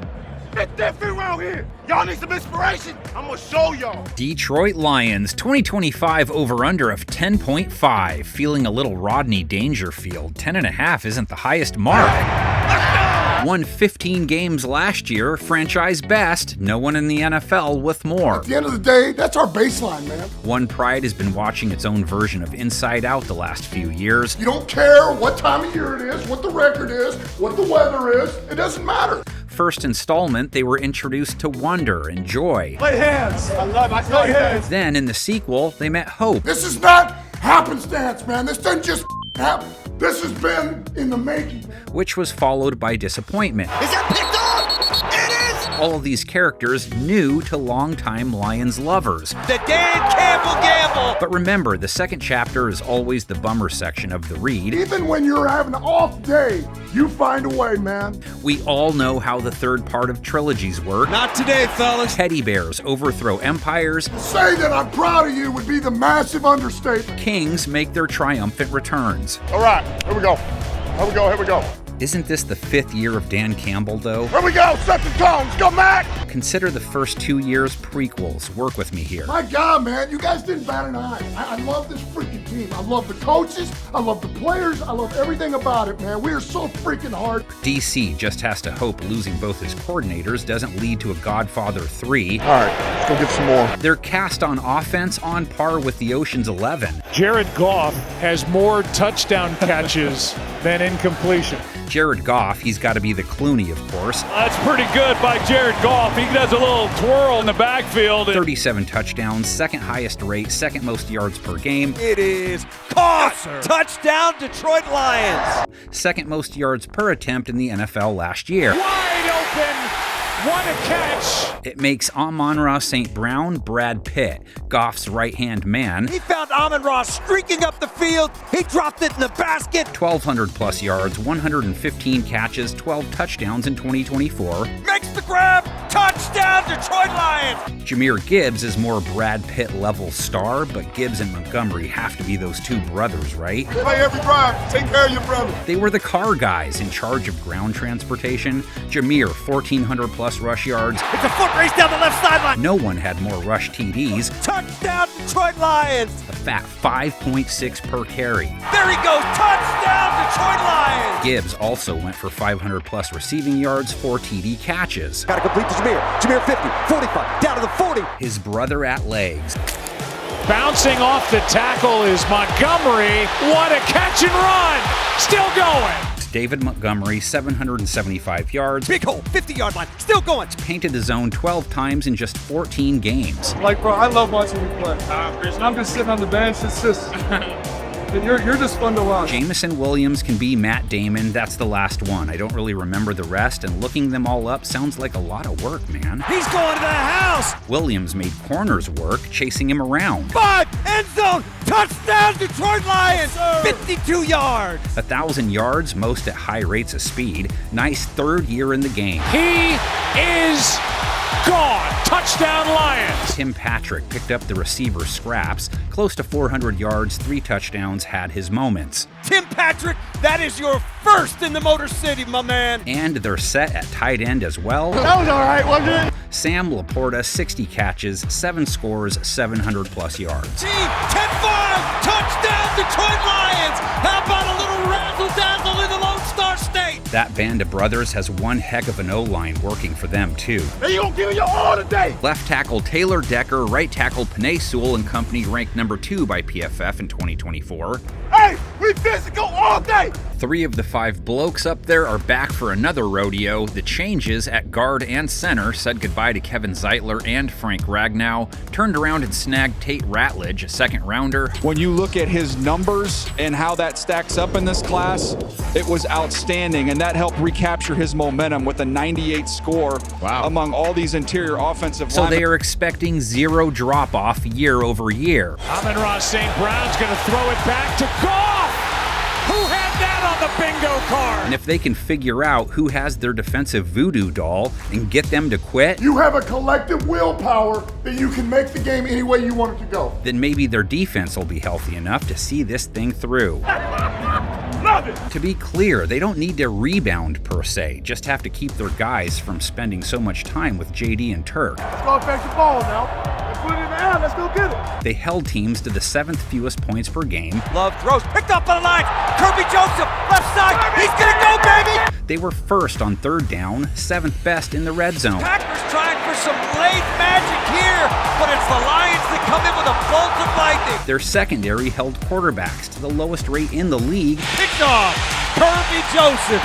We got it, takeaway. Second lowest completion percentage. Do our job. Do our job. They could play the run better, though, after giving up 4.5 a pop to ball carriers. To the end zone. Touchdown! Their pass rush, for obvious reasons, was less than stellar as well, 23rd in sacks. Daniels had all day. Number one guy they can't afford to have missed time again, Aiden Hutchinson, 5 games played. Gonna get hit, gonna go down, sacked! Still had 7.5 sacks. He was revved up for a year, man. Aiden Hutchinson got in there and nailed him. He's the linchpin to their defense. That's an X factor on Madden after this. Presence wouldn't just help produce some more backwards plays. He's TJ Watt-like, where he impacts everything. They won't chip me. I'm like that. Hutch still looking for a Starsky. They didn't hold on to Zadarius Smith, 4 bags in his 8 games with Detroit. Back. Jones gonna get hit, gonna go down. Sack. The beef in the middle, DJ Reader, 3 QB takedowns. He's brought down at the 5 by DJ Reader. 15 games and starts, just 23 tackles. Aleem McNeil, same kind of production a year ago. It's got pressure and he is sandwiched. It's Aleem McNeil again. Lions' first pick in the draft this year, D lineman Ty Williams. A little bit earlier than I thought he would go. I thought he would be more in the second round range, but they know what they like, and this is someone who is strong and powerful, plays with a lot of upper torque. You see him press out blocks. He can hold that point of attack really, really easily. Just a big, strong, powerful guy at 334 pounds. Linebackers, Alex Anzalone is back. Let's go, 3-4. It's now or never. Come on. Yeah, hell yeah. Let's go. Turn up. Only played 10 games in 2024. They really missed him. Wiley in a good open field tackle by Alex Anzalone. Jack Campbell comes off a 131 tackle year 2. He led the team. Nowhere to roam. Jack Campbell right there. Linebacker Derek Barnes, another injury casualty, 3 games played. Secondary safeties Kirby Joseph, Brian Branch, corners Amik Robertson, Terrion Arnold, and DJ Reed, who they signed away from the Jets. He's played the pass well for years now, never gets enough credit as a top shelf corner. Meet me in the end zone. Meet me in the end zone. He takes over for Carlton Davis, who departs off a good year, held quarterbacks to a sub-80 rate. Intercepted by Carlton Davis. Robertson held his targets to a sub-90 rate. Make some noise. Arnold faced the most targets on the team, mid-90s rating, 10 passes defense. That is covered well, Terrion Arnold. Joseph comes in off a first-team season, led the league in INTs with 9, led the NFL in rating allowed at 29. That's absurd. Intercepted Kirby Joseph. My God. And his partner, Brian Branch, 74 rating allowed, team leading 16 passes defensed. They don't believe they have a personnel problem. Intercepted Brian Branch, second of the day. Kicking duties, Jake Bates mastered things pretty fast, 26 of 29 on field goal tries in his first go at things. Bates has delivered! 2025 is as much about seeing if Detroit's new OC and DC can keep the train rolling. Most of the puzzle pieces are the same: Goff, Sonic, and Knuckles, St. Brown, Jameson, Patrick, and Laporta. What's not to like? Just the one change on this side to their O-line. Not much different on the defensive side either. Need Hutch to stay on the field. Added the rookie Williams to the trenches. Linebacking trio is the same, but other than Aiden, who is going to heat up the QB? Backside, swapping DJ Reed for Carlton Davis shouldn't hurt, maybe even helps. Branch and Joseph make a fine safety duo. Arnold seems poised to take the next step. Adding Maddox for depth is a sneaky good pickup. So, Detroit has maybe the hardest road slate in the league this season. That's why they have the second highest over-under as compared to being included with the 11.5 group. Washington, Philadelphia, Cincinnati, Baltimore, Kansas City, and the Rams all on the road, not to mention their own division, which is expected to be strong this year again. That plus 2 new coordinators, let's set the floor at 9 and 8. Ceiling, again, schedule makes it hard to imagine them winning 15 again, but they likely win several of their road games against the big boys. They clearly have as much offensive talent as any team in the league, so 13 wins as the ceiling. 11+ wins just seems like a no-brainer with this squad. Sure, there's no brain in this bag, but that's not the point. If Aiden plays all year and their O stays healthy, fill that box with donuts.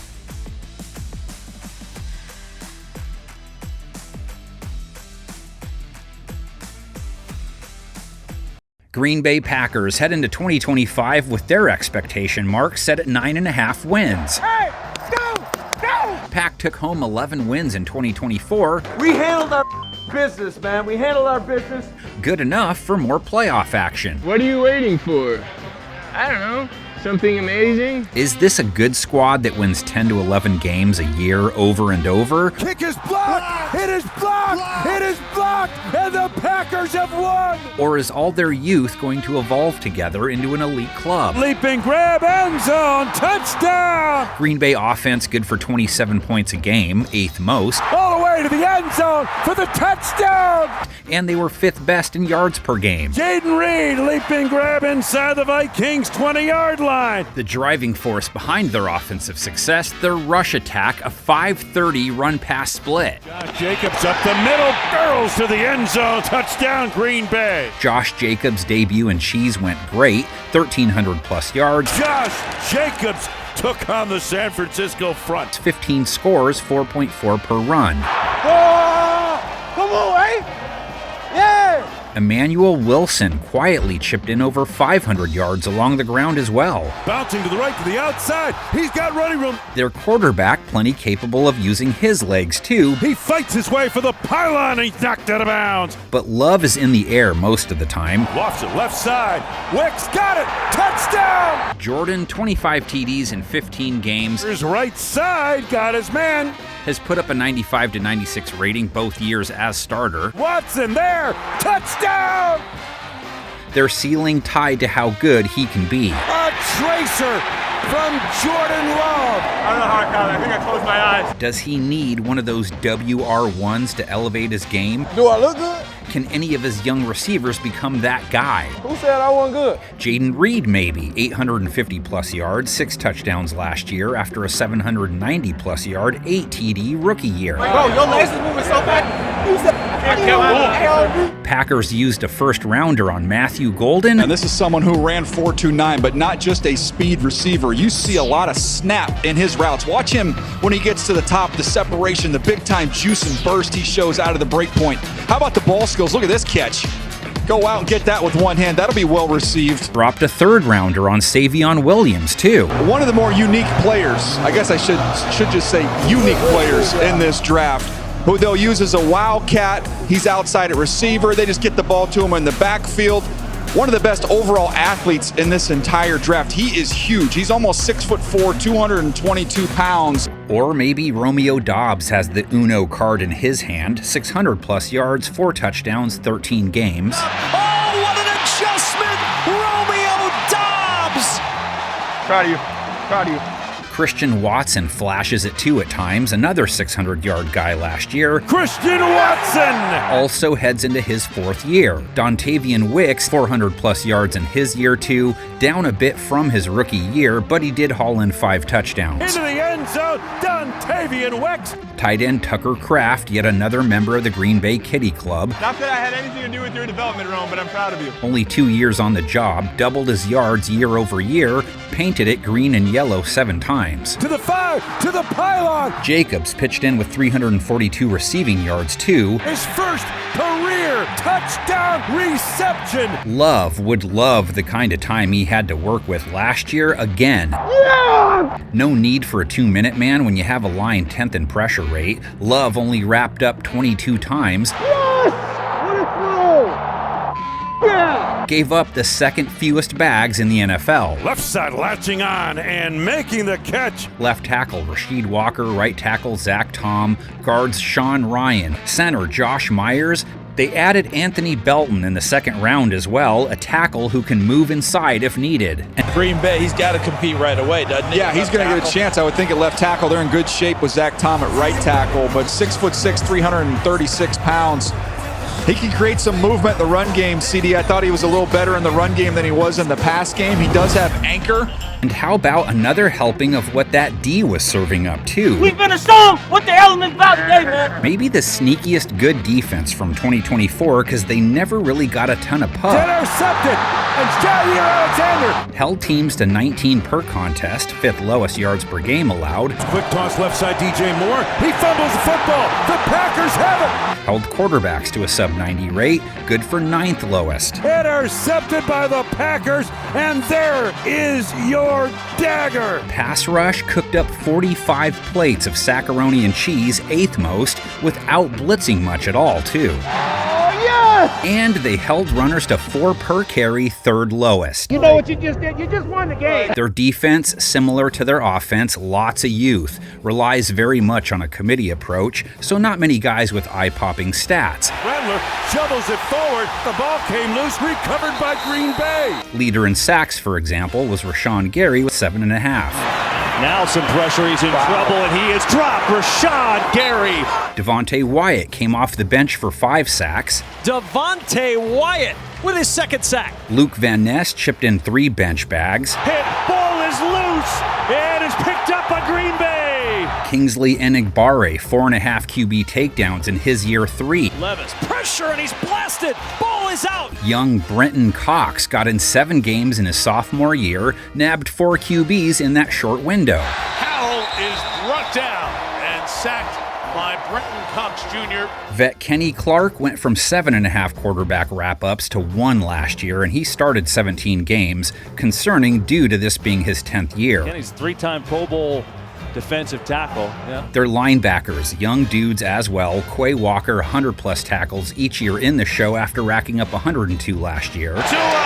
Sacked! Rookie edge Cooper went for 87 tackles, 3.5 sacks, mostly coming off the bench. Rush on, tight pocket. There we go. Isaiah McDuffie heads into his 5th year off a 97 tackle showing. And this is a huge play right here. And again, it's textbook. It's the shoulder on the ball. Secondary, first he's going to rock, then he's going to roll. Somebody about to get one. X going to give it to him again this year. Over the middle, intercepted. X marked the spot in 2024. Xavier McKinney put up an exhibition, or exhibit maybe, 8 INTs to go along with 88 tackles. Hey, that's him. Hey, that's him. Wait, X actually spots the marks, I'm told. I'm here. Evan Williams, his partner, rookie last year, 13 games, 6 starts, sub-70 rate allowed, nice opening act. How many times have these guys talked about this rookie who really kind of popped on his... Even Kenny Clark said, listen, man, we're doing OTAs and this guy jumped out. And bye-bye to Jair Alexander. He wasn't on the field much lately anyway. I know you are. Matter of fact, I know you are. Cut ties with corner Eric Stokes, gave up a plus 100 rate back-to-back seasons now. Keyshawn Nixon did last year too, but 88 tackles, 3 sacks, 3 forced fumbles. He was a bright spot. Smith is coming across, and it's incomplete. That was read by Keyshawn Nixon from the back end. Newbie in town, Nate Hobbs, 11 games for Vegas in 2024, held his targets to a low 70s rate. And the ricochet to Hobbs. Here he goes. Carrington Valentine has begun his career holding quarterbacks to a sub-85 rate each season, sub-70 last year. He heaves it into the end zone, left side. In Javon Bullard's rookie year, 15 games, 11 starts, a 124 rate isn't good, but he did rack up 90 tackles. Nice play coming out, making it Javon Bullard. Lastly, the kicker, Brandon McManus, took over late, went 20 of 21 on field goal attempts, went ESPN Doc on his extra points. It is good! It is good! It is good! The Green Bay Packers have won! So, the offense added 2 new rookie wideouts to the picture, Golden and Savion joining a very crowded wideout room. Love has more than enough options with Reed, Watson, Wicks, and Dobbs all returning, and has Jacobs grinding behind him still too. Not much different with the D personnel-wise, front 7 all built around Gary, Clark, Wyatt, Walker, and Cooper, all returnees. Couple of alterations to their backside. Hobbs in Stokes' place, it's like a lift in their case. Stokes was kind of drooping. The floors for the NFC North teams are pretty low due to drawing the AFC North, which for Green Bay includes Baltimore and Cincinnati at home and Pittsburgh on the road. Philadelphia and Washington also pay them a visit. If they can't beat any of those teams and can't win on the road versus interdivisional foes, get swept by Detroit, they could end up with just wins. But if they can hang with the best, they could slap a 5-1 mark down inside the division, split those 4 home games with the A-grade teams, and take out the mids like Dallas and Arizona on the road for a nice 13-4 mark. The Packers have won 9 and 11 games in the 2 years of the Jordan Love era, so the real complex computer simulation I ran said go with 10 wins. Low-hanging fruit, sure, but that's what makes it easier to grab, right?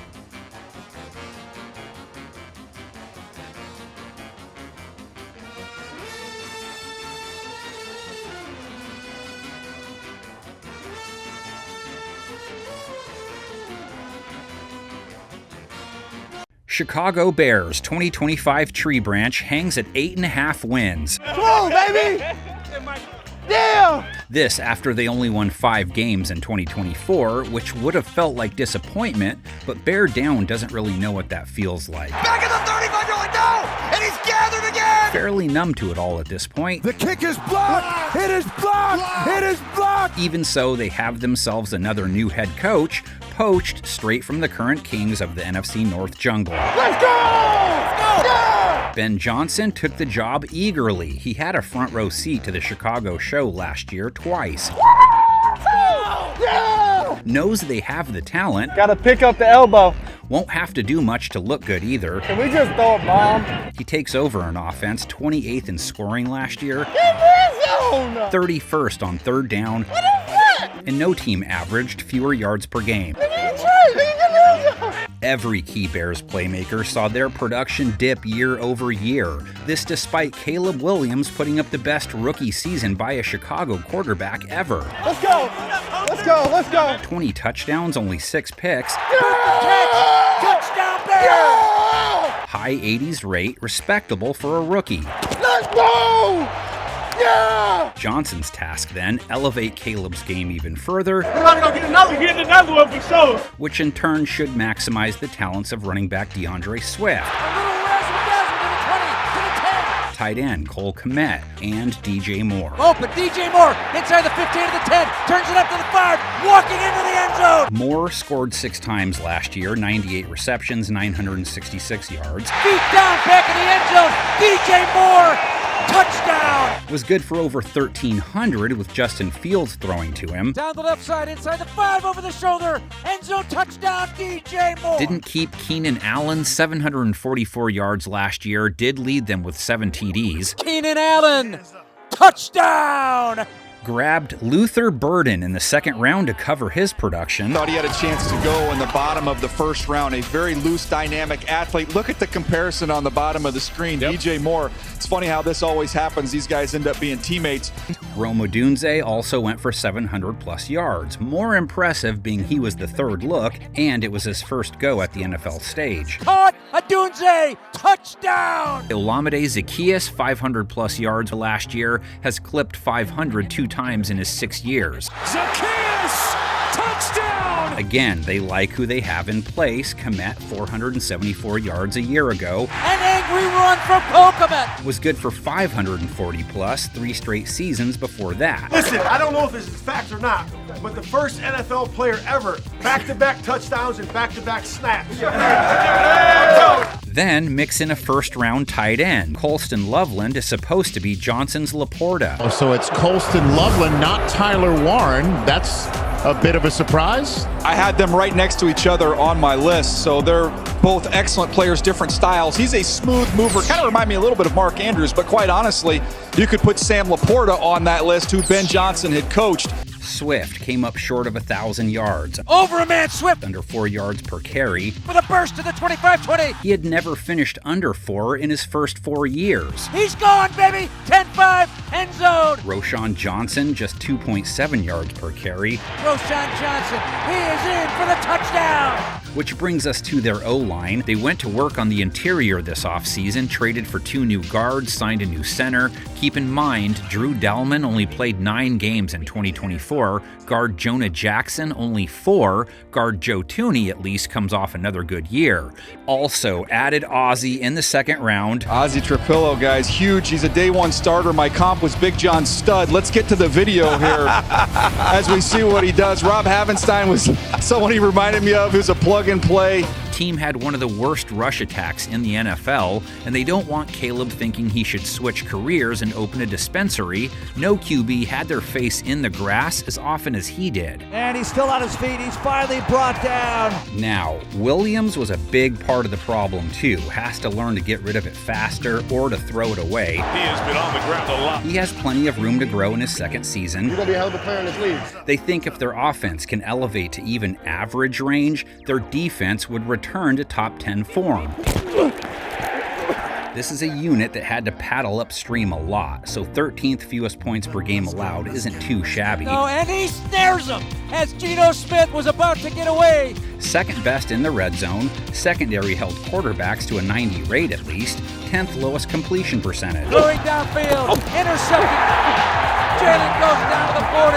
Have to stop giving up some of those big splash plays, though. That was a problem. He's at the 20, 25. And so was their rush defense. 4.8 yards per carry allowed. Only 2 teams were more generous to runners. He's away at the 15 to the 10. A race to the end zone. And it's not like they don't like their linebackers. TJ Edwards, 129 tackles, 4 sacks, a forced fumble, interception. And the pass was intercepted by TJ Edwards, falling out of bounds. 125 plus tackles, 4 straight years. And slings him down to the ground. His partner, Tremaine Edmonds, 7 years in the league, 7 years with 100 plus tackles. And Tremaine Edmonds has the INT. Both guys triple-digit dudes, just need to make those tackles closer to the line of scrimmage.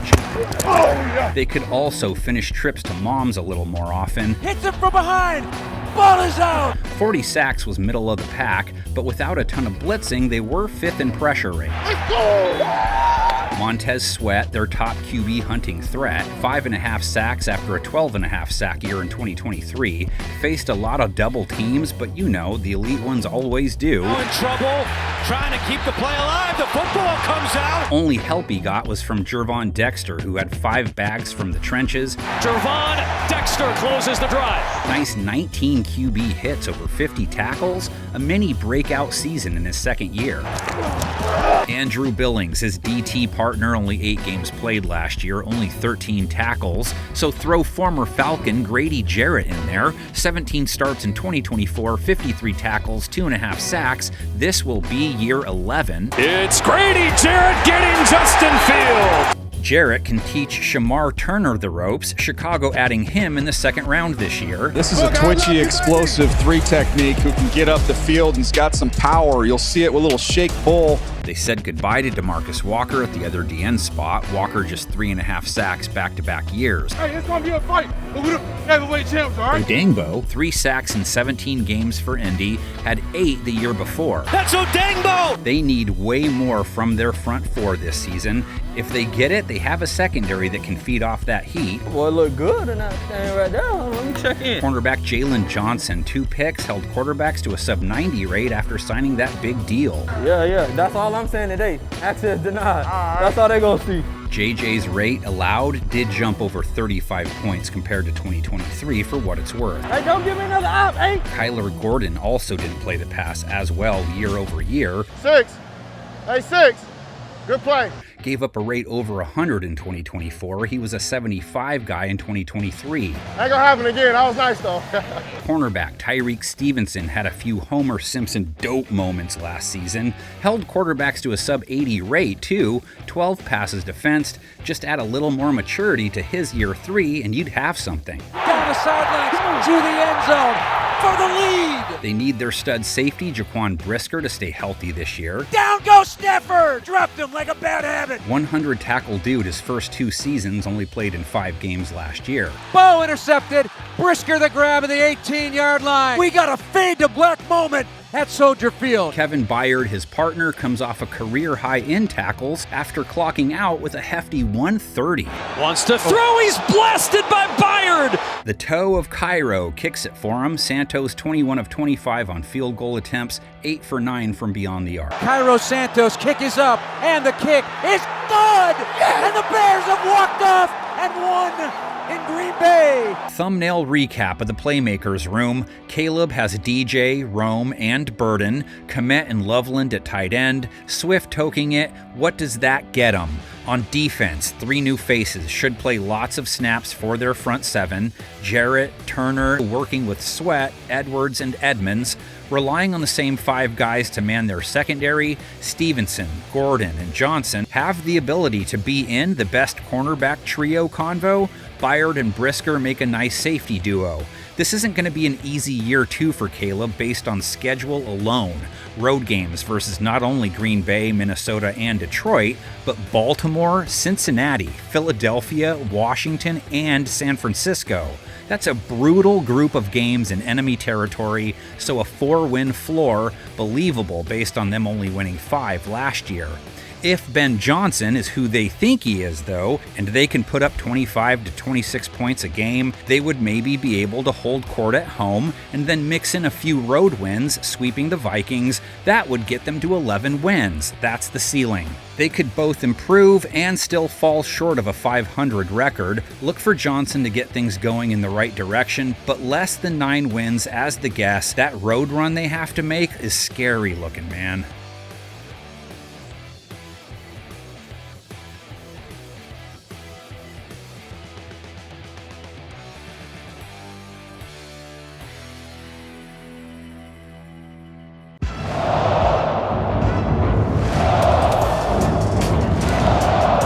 Minnesota Vikings 2025 line in the snow set at 8.5 wins, won 14 games in 2024. Oh my God!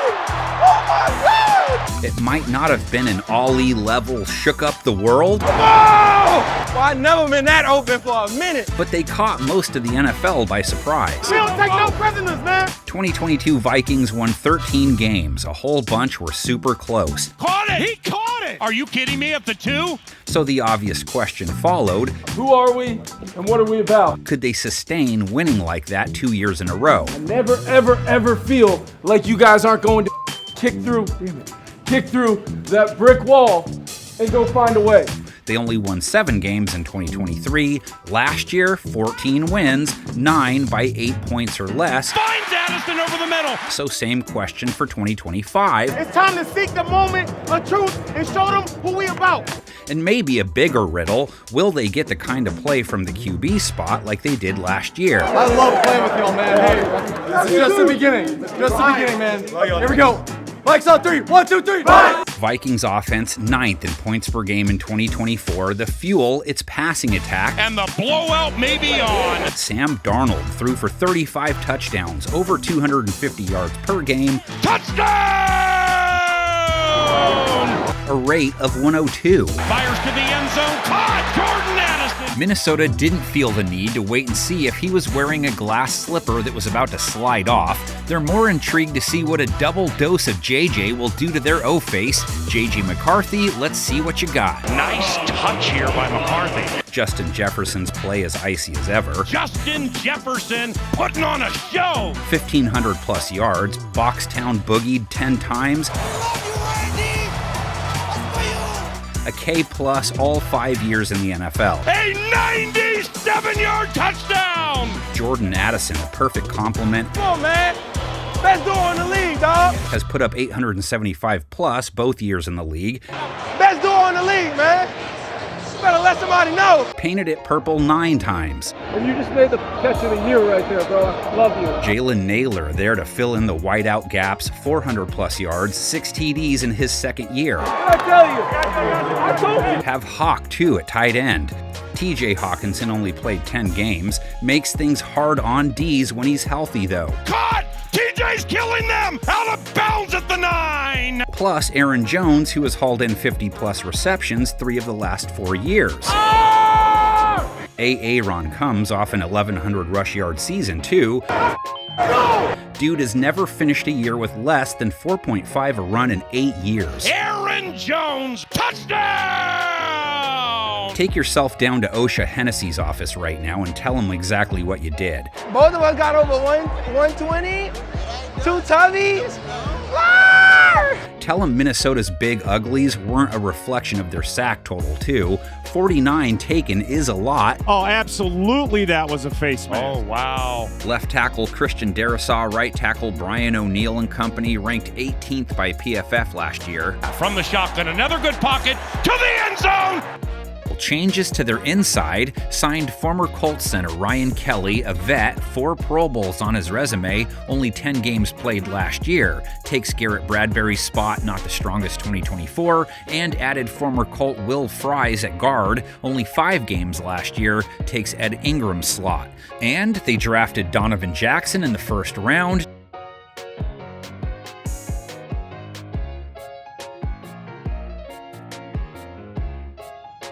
So their 2025 offense will have a different flavor to it, and so will their defense, actually. We a kick-ass group! We out here kicking ass! We a kick-ass group! We kicking ass! Held teams to 19 a game, 4th toughest on 3rd down. Near side to the 50, on the sideline 40, and is loose! No team with more takeaways. Is intercepted on the second play of the game! Secondary held quarterbacks to the 2nd lowest rate. Interception, Cam Bynum! Pass rush, good for 49 sacks, 4th most. No team blitzed more often. Purdy scrambling for his life. Throw in some good run defense, too. 4th lowest yards per carry allowed. Hey, I like that one. You different, boy. Changes to their backside. Stephon Gilmore's stay in Minnesota was brief, left off a sub-90 rate shift. And it's intercepted! Did Gilmore pick it off? Yes! No more Cameron Bynum, had a breakout 4th year, close to 100 tackles and 3 INTs, a low 60s rate. Intercepted! Yes! Could mean more time for Mekhi Blackman. They also nabbed corner Isaiah Rodgers from Philadelphia, held his targets to a sub-90 rate as a backup mostly. It's into the hands of Isaiah Rodgers! This will be corner Byron Murphy's 7th year, held quarterbacks to a 75 rate with a hefty 14 passes defensed, 6 INTs. Intercepted Byron Murphy Jr. Josh Metellus fat 100-plus tackles while holding his targets to a sub-90 rate. It's picked off by Joshua Metellus. They're set at safety. Harrison Smith will play his 14th season. Mid-80s rate allowed, 3 picks, close to 90 tackles. Doesn't seem to be slowing down. Intercepted! Harrison Smith! They aren't just all back end either. Their front will turn some heads too. Oh, he's hit! And he's sacked! Changes to their front, too. Adios to Patrick Jones, who went for 7 bags last year, also a career high. Levis goes down. It's Pat Jones. Picked up 2 vets who have nice resumes, not great 2024s. Javon Hargrave only played 3 games last year, 7 to 11 sacks 3 years in a row prior to that. Oh boy, that is Hargrave coming in hot. Added Jonathan Allen, former commander, has 7 to 8 sack potential, only 8 games played in 2024. They got one more breath in them. Jonathan Grenard comes off back-to-back 12-plus sack seasons, tied for the 4th most QB hits. Grenard tied his partner Andrew Van Ginkel in QB hits. Van Ginkel rolls in off a career high in sacks, planted 11.5 QBs in his 2024 Garden. Smith looking for somewhere to go, and Andrew Van Ginkel with his 2nd sack of the day. Imagine if Dallas Turner gets it going, 3 sacks in his rookie year coming off the bench. And Dallas Turner gets a beautiful sack, his first career sack. DC Brian Flores' love for Sweet meant both their inside linebackers racked a few QBs, ballroom blitzing all year. Ivan Pace was on his way to another good season when he got hurt, 70-plus tackles, 3 sacks in his 11 games. Touchdown! Was good for 100-plus tackles his rookie year. Vet linebacker Blake Cashman has put together back-to-back 100-plus tackle years, 4.5 sacks too, only 14 games. Oh my goodness, another one! The blokes in front of them were there to stop the run more than the rush. It's all aged beef. Jerry Tillery, Jonathan Bullard, 40-plus tackles. Harrison Phillips with 55-plus. What happened? You have your invisible suit on? I stepped out. He stepped down. When he tried to recover, he slipped. Minnesota's fortunes rest on JJ's shoulders, both of them really, stamping him with a half a push, half a downgrade. On the one hand, it has to be a downgrade, right? He can't throw for 40 TDs, can he? But who thought Darnold would? Maybe JJ, Addison, Naylor, Hawk, and Aaron make the QB. Lots of change to their front seven on defense. They shouldn't be any worse, though. If anything, if Hargrave is healthy, that's an upgrade. Jonathan Allen has potential to be an upgrade, too. Dallas Turner isn't new, but his role will be. Plenty of talent up there. Is there as much in the back? No Bynum doesn't make them better, I don't think. Losing Gilmore doesn't help either. Metellus, Smith, and Murphy can't do it all. Blackman, Rogers, Okuda, one of them needs to step up. A rookie QB and a fairly brutal schedule, that's why they only got the 8.5 over-under, and you can see why it could go south on them. Philadelphia, Washington, Baltimore, and Cincinnati all visit the bank, and it's not like their road schedule is a cakewalk, so setting the floor for them at 5 wins. If JJ squared is all anyone is talking about, though, McCarthy comes close to matching Darnold's production last year. They could win 4 of 6 inside the division, beat a couple of the heavyweights at home, and take road games versus Pittsburgh, Dallas, and Seattle. They could go 12-5 in year 1 of JJ II. Here you go, Skull. You won't win 9 games. Too many tough opponents and a question mark at QB. Heard that before? Like 12 months ago, maybe? Yeah, how did that prediction turn out?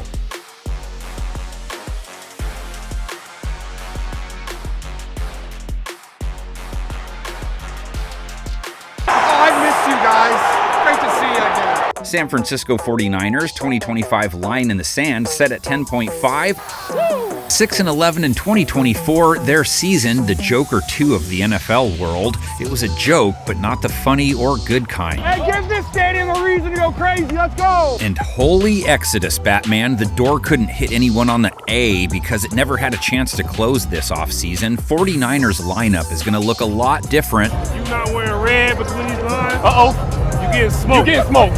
As clunky as San Francisco felt, 49ers offense wasn't a disaster. 4th in yards per game. And now speeding down the sideline, 9th on 3rd down. Throw over the middle and it's caught by George Kittle. Their offense also has corrections to make, under 23 points per game. Purdy scrambling for his life. And the turnovers. Quagmire didn't give it away as often as they did in 2024. Fastball over the middle, and it's bouncing in the air, intercepted. So maybe CMC spends less time with Wooderson this offseason. Take over the game, dude. Do you? The key reason San Francisco's offense stalled, in theory, lack of Christian McCaffrey. McCaffrey has a first down run to begin this drive. His health clearly paramount to the team being able to LIVIN the way they're used to. Traded away his backup, Jordan Mason, hit at 5.2 a run for them. San Francisco! Mason got hurt too, so Isaac Guerrero saw some action, 5 yards per pop when he was out there. Hey, Isaac, I bet you have a whole nother gear. Run, baby. Go run. But neither guy alters defenses the way CMC does, and his absence hurt the team in the passing game too, and so did Brandon Ayuk. Throws wide open, Brandon Ayuk. They need him to live up to the big contract he signed. Another really good route from BA. He is feeling it. Niners fans can root for the Craigs of the world again. No more Devo. Samuel's production won't be super hard to replace, being he leaves off a 670-yard season. Wide open, Devo Samuel. They still have Juwan Jennings, who had a career year with 975 yards. Juwan Jennings has a hat trick in LA. Ricky Pearsall, who got in 11 games as a rookie and hit 400 yards. Ricky Pearsall trying to beat his man to the end zone. And George Kittle. You looked at me, I was like, yeah. Who went for 1,100 plus yards, 8 touchdowns. Lob ball, George went up and caught the ball. And traded that old lady a clapper for a crazy poo. Did we get it? The gent dishing them the pelota BCB. What's up?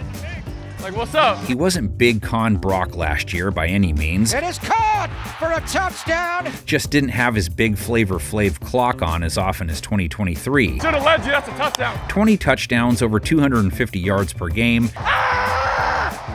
I'm on!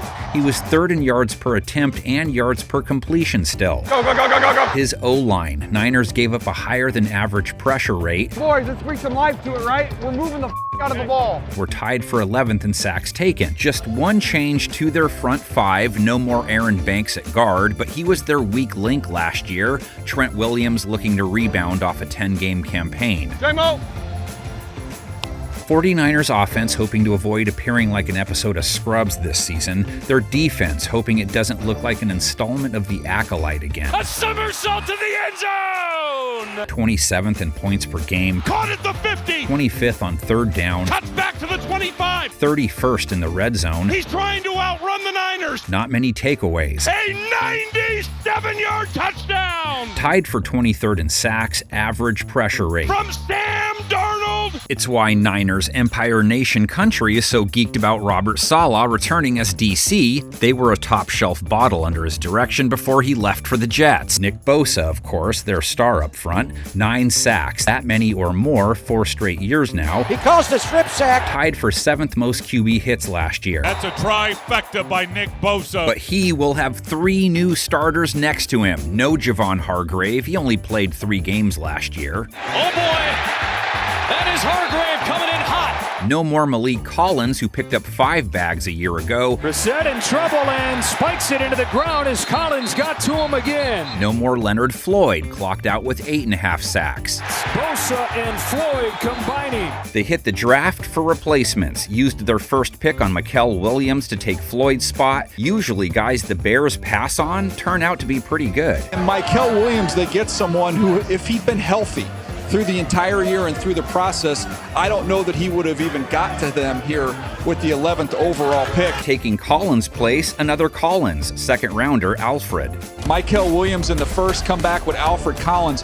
Both these guys are dominant run defenders, not necessarily known for their pass rush. Yetur Gross-Matos, rotational guy, 4 sacks. The hat trick for Gross-Matos. San Francisco's secondary also felt the injury bug. They still played the pass well enough, a plus 90 rate, but they held quarterbacks to 6.7 yards per attempt, 2nd best. Intercepted by Lador on the near side. 10.3 yards per completion, top 5 good. I love interception, though. I love that. Cue up some Bowie, more changes. Aloha safety Talanoa Hufanga leaves off a 7-game, 118 rate allowed season. Hufanga, not fluid, takes him down. Adios to cornerback Trevarius Ward, again not leaving on a high note as he gave up a 123 rate and he only played 12 games. Deep.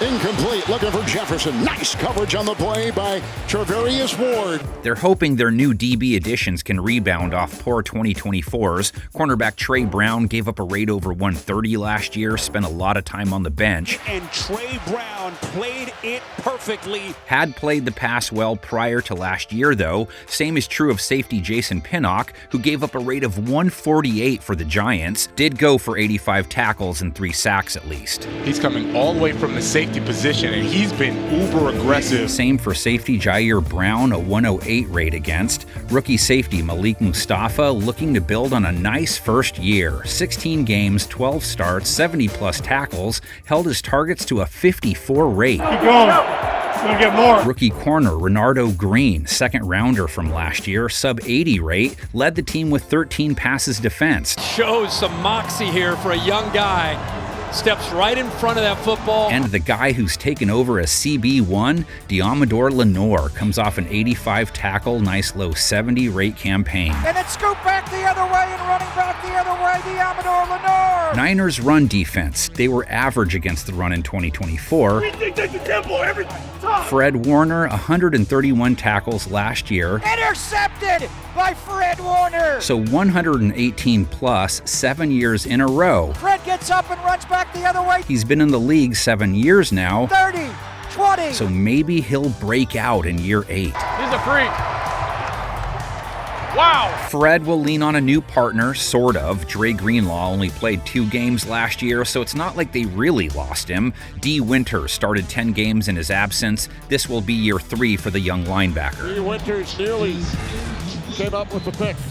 They also drafted linebacker Nick Martin in the 3rd round. Their front 7 on defense will have a much different flavor this year. Bosa and Warner are the 2 known star commodities, but they need those young guys to make an impact right away. Their secondary, Green, Lenore, Brown, and Mustafa, all returnees. Trey Brown and Pinnock the noobs in the DB room. Their playmakers, CMC the key cog to it all, Brock again working with him, Kittle, Jennings, Pearsall, and Ayuk. Just has to get used to Demarcus Robinson being there and Deebo not being there. They don't face a single team they wouldn't theoretically be favored against, preseason anyway, so they have a favorable schedule. Especially at home, their toughest opponents are their interdivision foes plus the Bears. They dominate at home. They could make a run to 13 wins. We're also talking about a team we just saw win 6 games and made lots of changes, so a sub-500 record is obviously a possibility, so let's set the floor at 7-10. They are a tough one to gauge.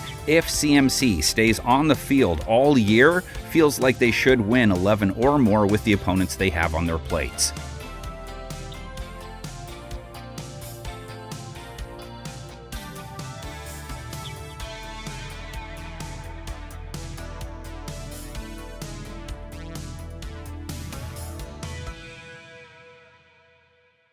Arizona, the magicians in the desert, have revealed 8.5 as the Cardinals' magical mark. Red Sea saw their team go 8-9 in 2024, doubled their win total year over year. Down to the 10, to the 5, into the end zone for the touchdown. Cardinals did fade down the stretch after a strong start. Makes it feel like 2025 is a pivotal season for Kyler. Kyler Murray with a scheduled run in a critical situation once again. Murray had stretches where he played number 1 pick ball. Had some where he didn't, too. He was able to guide the offense to some respectable digits, close to 24 points per game, was good for 12th, 11th in yards per game, 8th best on 3rd down. Play fake, boot to the right, Murray setting up, deep ball, far side, and it's caught by Wilson at the 5, and into the end zone for the touchdown. Murray's legs played a big role in that success. Arizona ran more than passed, and finished 2nd in yards per carry.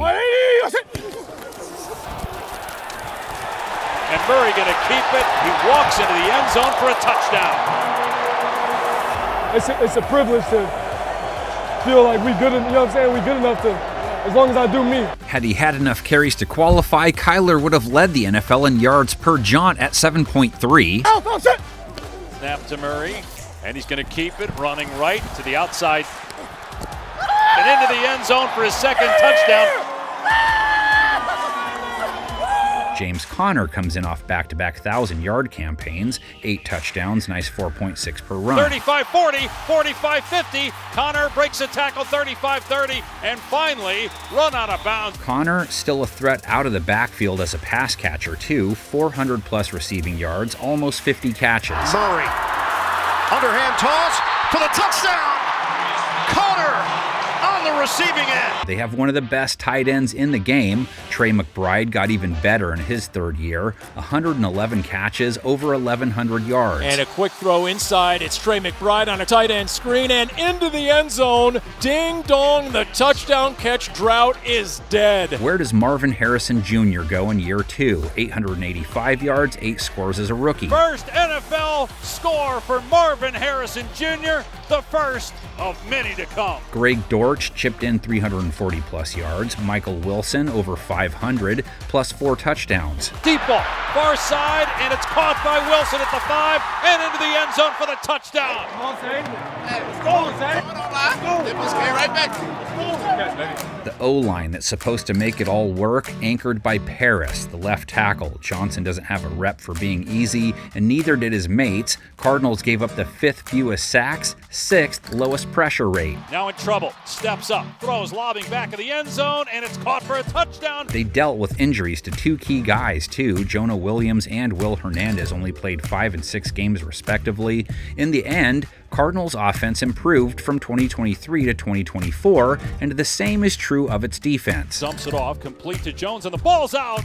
and it's recovered by the Cardinals. It was punched free, and Roy Lopez falls on it. Under 23 points per game allowed, top 10 in the red zone. Still lots of room for improvement. 21st in yards per game allowed isn't great. 28th on third down. Gave up a mid-90s rating. Only 3 teams gave up a higher completion rate. Very few interceptions. Back right corner, end zone. Thielen open, reaches up.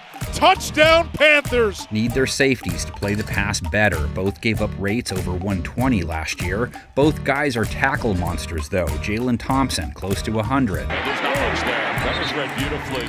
Jalen Thompson made the tackle. And Buda Baker, only one guy had more wrap-ups in 2024. Rodgers sacked by Buda Baker for a loss of 8 at the 40-yard line. Cornerback Starling Thomas gave up a rate right near 100. The rest of their key DBs come in off good years, though. Garrett Williams held quarterbacks to a mid-70s rate, 2 picks, solid 9 passes defense. Fires, and it's picked off by Garrett Williams. Sean Murphy-Bunting, sub-80 rate, 2 forced fumbles, 3 INTs. Just the ability to come off from holding the receiver and to spin around and make that catch, that was incredible. Young Max Melton held it down to a sub-90 rate. Nice rookie campaign. End zone, couldn't haul it in. And a matchup with Max Melton, so you had a 10-year veteran against the rookie. Those blokes will be joined by second-rounder Will Johnson, too. This is an injury slide because if healthy, DJ, this guy was going to be my 16th player.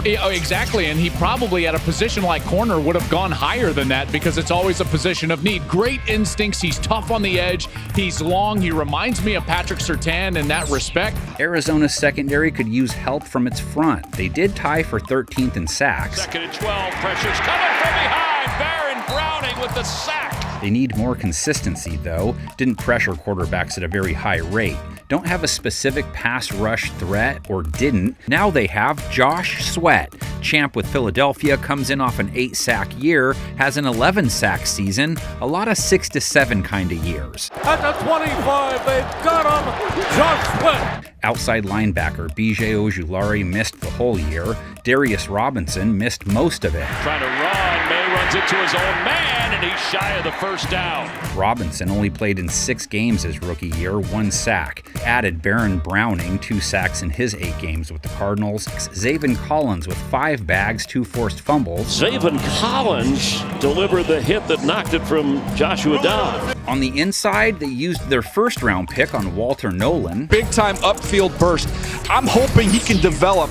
The ultimate upside would be Matabike, who is one of the great defensive tackles, but he's got big-time twitch and burst when you see him get off the ball. You'll see him knock guys back. They got 4.5 QB takedowns from Dante Stills, has been good for 3.5 plus in his first 2 years. 4-man rush, gets to Smith. Smith is down. Dante Stills is their best pass rusher. And he's not dead yet. He's thinking about going for a walk. How about some Calais Campbell chapter 18? Calais with 5 bags in his season 17. Ridiculous dude. And they added DT Dalvin Tomlinson, who's averaged 3 sacks a year for some time now.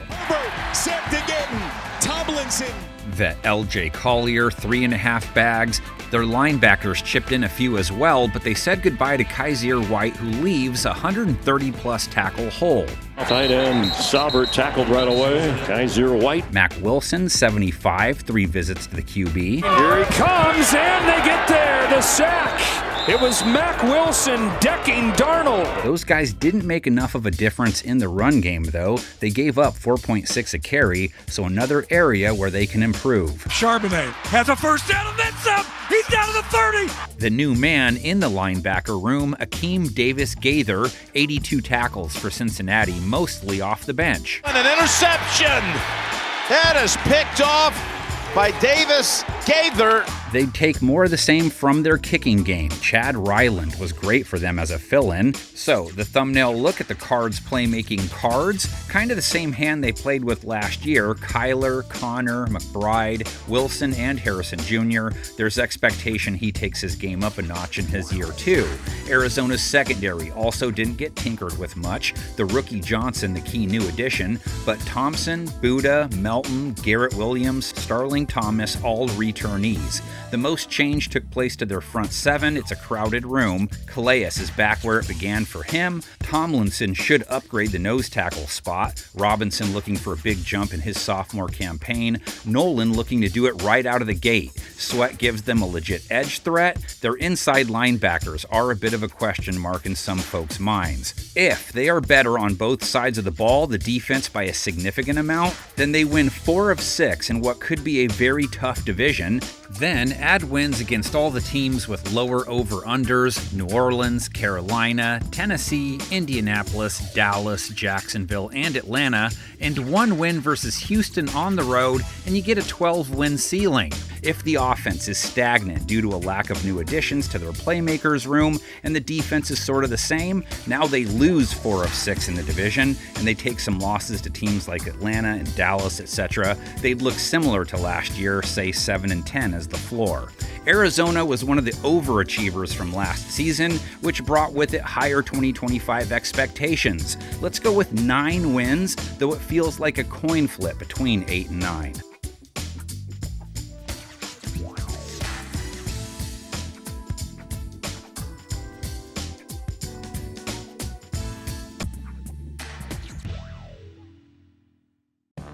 LA Rams, does 2025 bring with it more than 10 wins or less than? They went 10-7 in 2024, good enough to take the NFC West crown. Talked about the effort, talked about staying connected. You guys did that, and it took all 4 quarters, man. Give it up for yourselves right now. This Rams squad teeming with youth, just not at QB. Matthew Stafford is back, not a bad thing. Modest 2024 on paper, 20 TDs, 8 picks, 93 rating, not terrible. Blitz coming after Stafford. It's bottled up. He throws middle. Caught by Cooper Kupp. He coasts in. Touchdown, Cooper Kupp. Touchdown, LA. Cooper Kupp and Puka Nacua, both missing chunks of time, dragged Stafford's stats down some, dragged their offense down too. 21 points per game, middle of the pack in yards, bottom feeders on 3rd down and in the red zone. Gotta find a way to put in the paint and quickly. They do not have a touchdown tonight. Nakua, 11 games, 990 yards, 3 touchdowns. He was averaging more yards per game than in his breakout rookie campaign. A 14 all tie. Angle from the 7. They shoot it down the line. Right side. Puka's got it. He finds his way in. Touchdown, Puka Nacua. The Koopa Loop era in LA is over. Ends on a 12-game, 710-yard, 6-score campaign. Touchdown, Cooper Kupp! Plenty of Taco Bells in LA in case it takes some time for Devontae to get his relocated. Adams takes Kupp's place, 1,000+ yards 5 straight years. Cracked it between Vegas and the Jets last year. Devontae Adams, touchdown! They also let Demarcus Robinson walk off a career-high 7 TDs. Drills one right side, end zone. Caught! Demarcus Robinson! Means more reps for Tutu Atwell in his 5th season, 480+ back-to-back years. It made Tutu Atwell, but this is almost Willie Mays-ish. Tutu adjusts with it. Eyes to fingertips, great catch. They missed Tyler Higbee at tight end, hoping he can have a healthy 2025 after only playing 3 games last year. Rose with a pylon, caught by Tyler Higbee.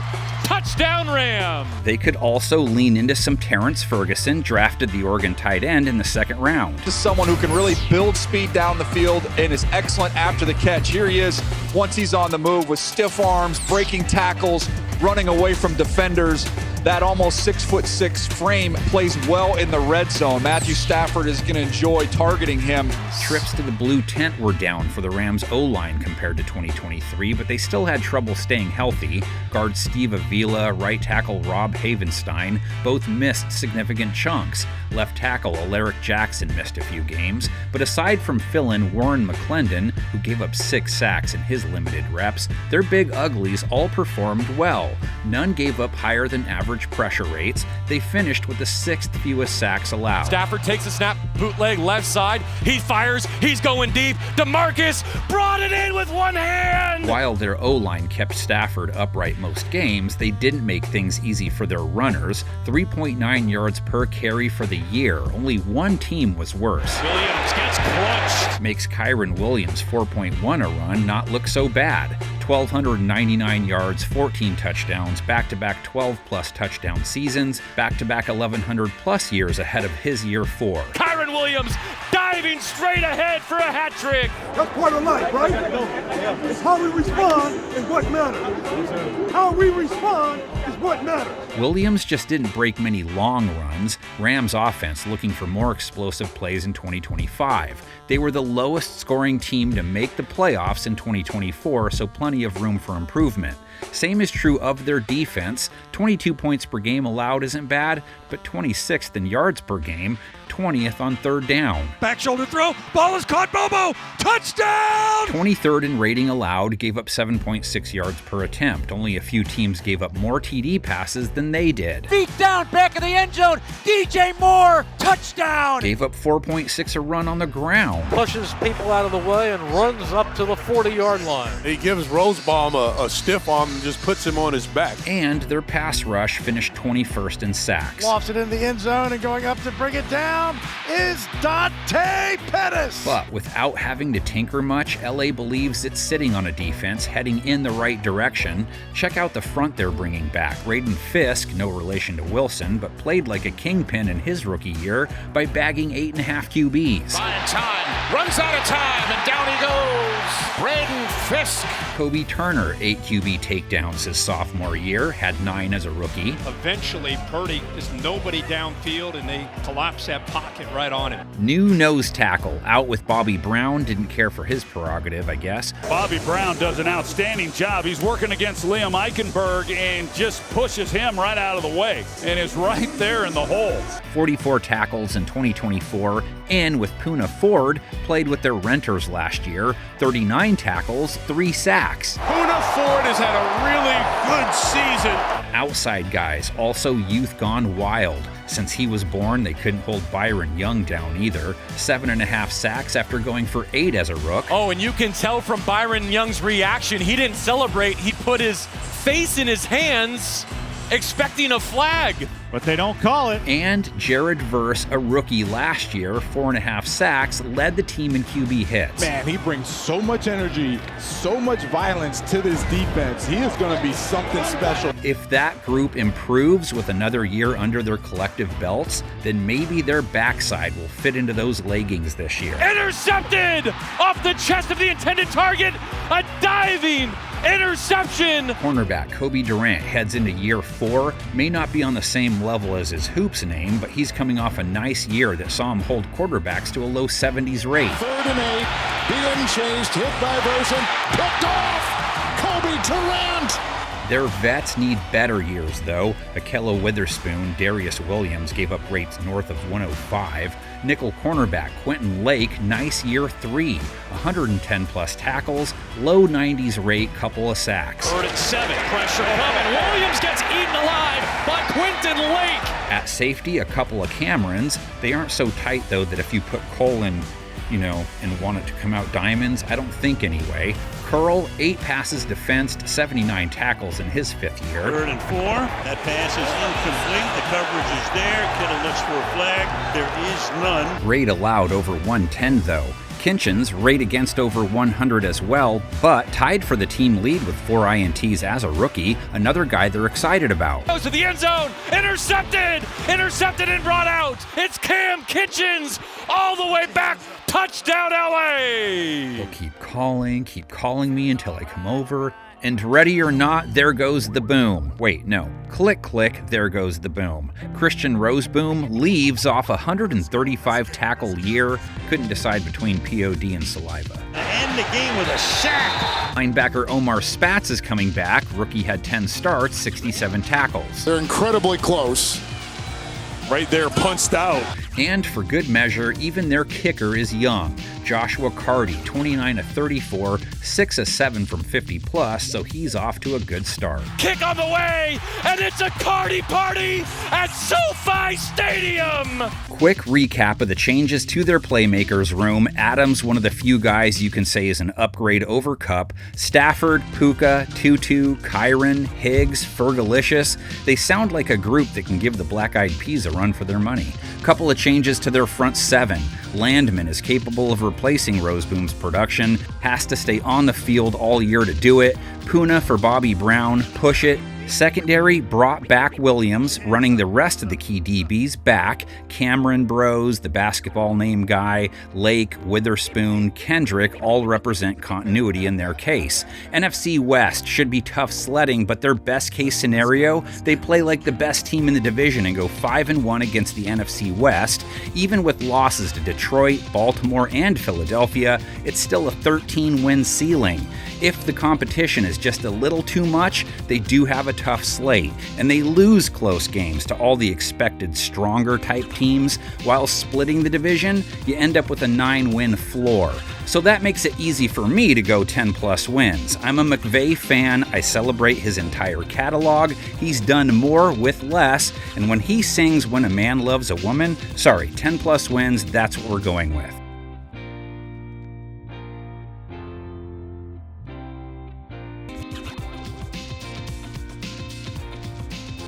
Seattle Seahawks 2025 expectations have been set at 8.5 wins. This after a 10-7 record in 2024. Come on, baby. Let's be great. Let's have fun. Go be you, bud. No playoffs, but double-digit wins in year one of the Mike Macdonald era. Go ahead and make "This Is It" their theme song already. But it ain't how you start, though. It's how you finish. McDonald teamed up with Kenny Loggins for that one. It was a big hit. Seattle's McDonald wasn't even born, I don't think, but the young head coach is hoping Sammy D is an even bigger hit in the Northwest this year. And the blowout may be on. Sam Darnold threw for 35 touchdowns, over 250 yards per game last year, a rate of 102. Touchdown!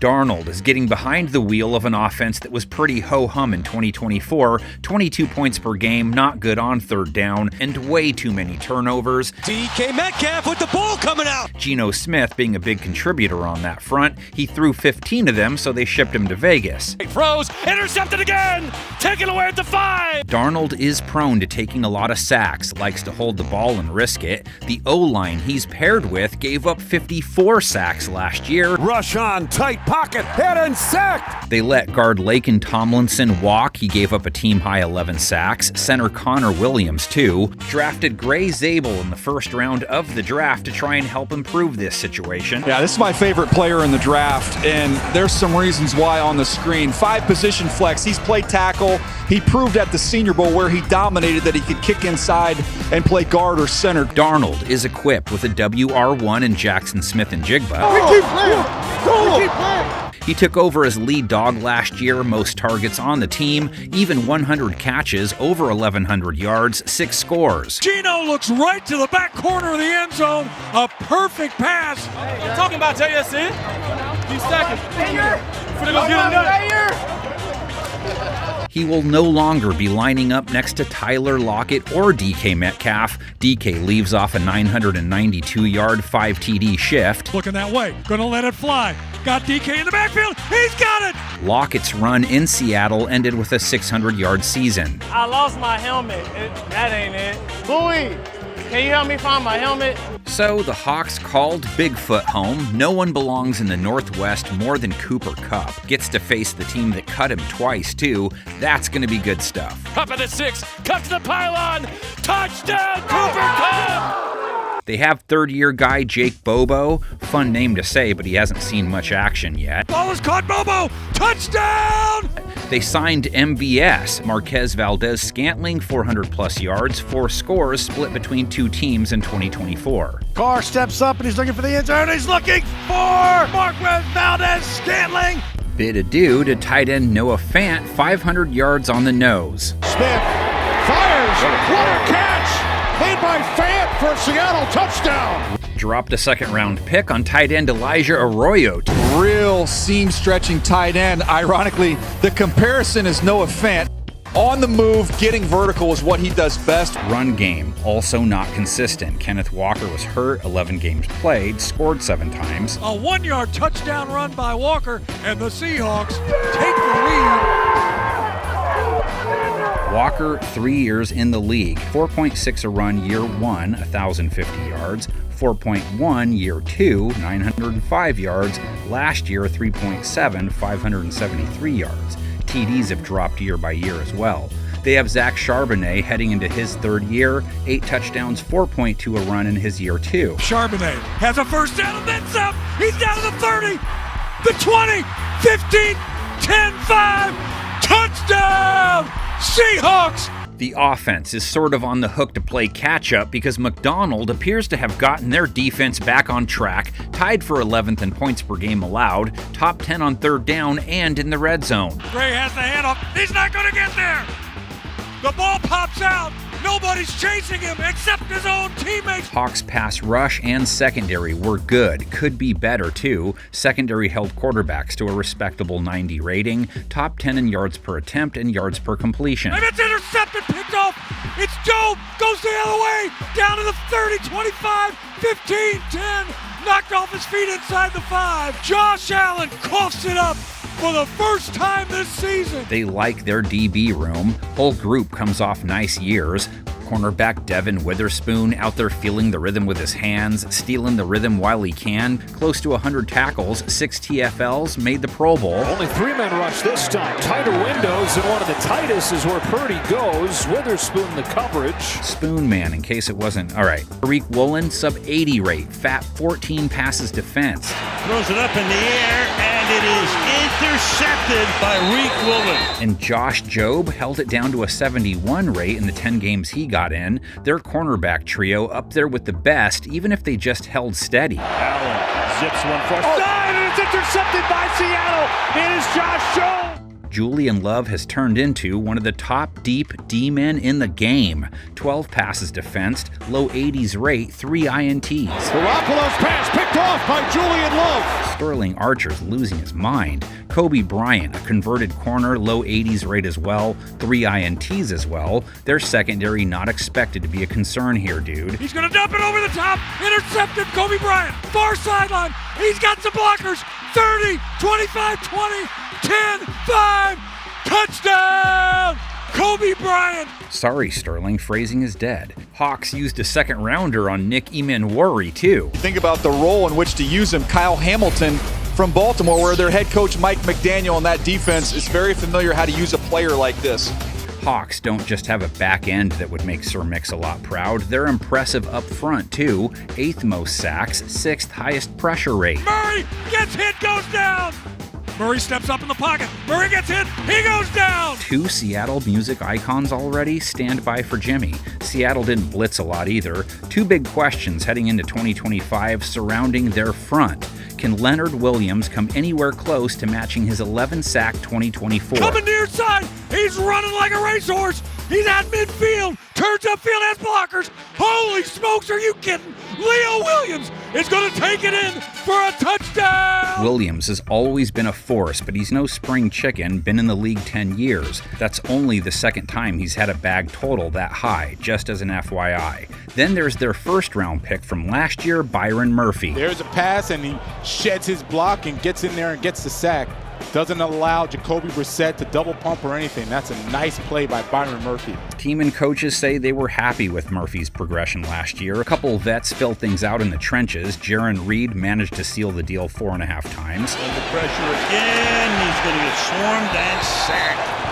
Back at the 25-yard line, so you have Reed. Did lose Draymond Jones. 13 QB hits is a solid number for a D lineman in a 3-4. 4 sacks last year. Purdy is sacked from behind by Draymond Jones. Edge guys, Boye Mafe, 6 trips all the way home a year ago. You only got 5 guys up front. You can't hold on to that ball. It's 1, 2, 3, ball is out. 3-sack drop from his sophomore year.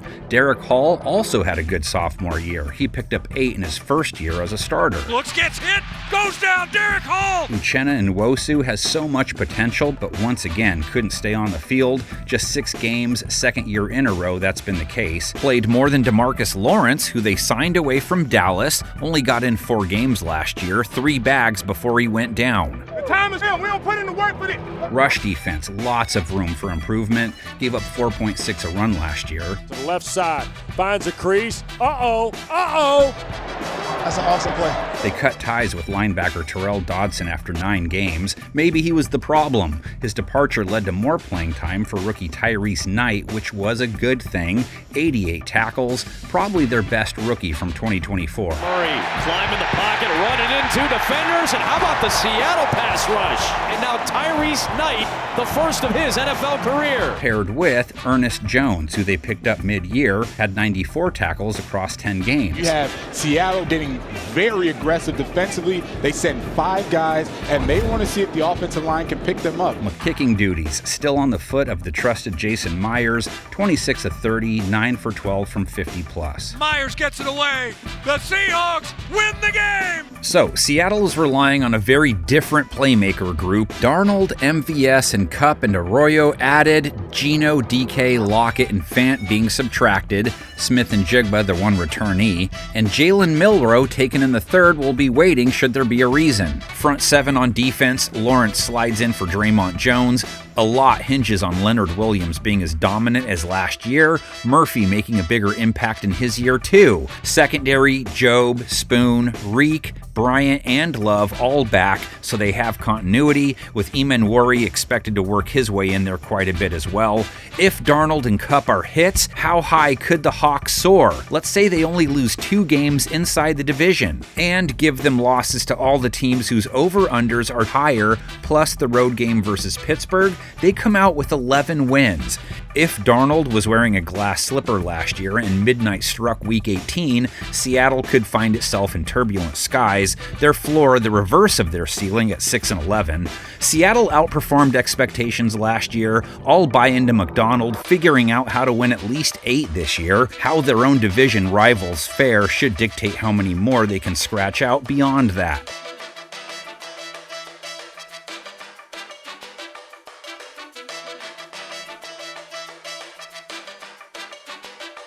When the Jaguars in the desert looked into their magic 8 balls, 5.5 was revealed as the New Orleans Saints 2025 over-under, no team with a lower mark. If all you had was today, what would you give for tomorrow? Give me that for 60 minutes. Lots of new faces this season. Saints head into the new year under new management. Their new head coach, Kellen Moore, taking over a New Orleans offense that was 24th in scoring and 21st in yards per game, 28th on third down, in large part because they were constantly playing backups. Rattler shovels it forward. The ball came loose, recovered by Green Bay. Buy a used car, you run the risk. It's how it works. Derek had to hang it up early, leaves off a 10-game 101 rating year. Touchdown, New Orleans! So maybe some more Spencer Rattler or Jake Haener, or maybe rookie Tyler Shuck, who they drafted in the 2nd round. Tyler Shuck might just walk right into a starting job with the New Orleans Saints. I think he's got a great opportunity to come in and win that position, get on the field, and be their week 1 starter. He's incredibly bright. I mean, he's got 4 degrees. He's been in college for quite some time. Look, durability is something that you discuss, and we'll get to that in a second. But here's the physical traits, the size, the arm strength. He can drive the football big time. They need Chris Olave on the field for way more than 8 games, 400 yards last year. Takes the snap, looks to throw, does throw, looking for the end zone. Gotta love it! Touchdown for Chris Olave! Keep the MASH episode going. Hawkeye and Pierce spent 11 games with speedster Rashid Shaheed, hit big 3 times in the 6 games he got in. Looking deep, and he's got Rashid Shaheed! Touchdown! Their Swiss Army knife needs some WD-40. Taysom Hill, 8 games, scored 6 times in that small window. 40, Taysom's gonna go down the sideline, 40, 30, see you later, bye! What a day! Alvin Kamara, 68 catches, led the team 14 games, over 500 receiving yards. You ain't gonna catch him, not Alvin Kamara! See you later, bye! Touchdown! Alvin Kamara. Their tight ends both played 17 games. Juwan Johnson, career high in yards, 548, heads into his year 6. Wide open and into the end zone, untouched. Juwan Johnson. Foster Moreau chipped in over 400 yards, scored 5 times. And that is a touchdown by Foster Moreau. Saints O-line also got bit by the injury bug, losing center Eric McCoy early, lost both guards to injury during the year.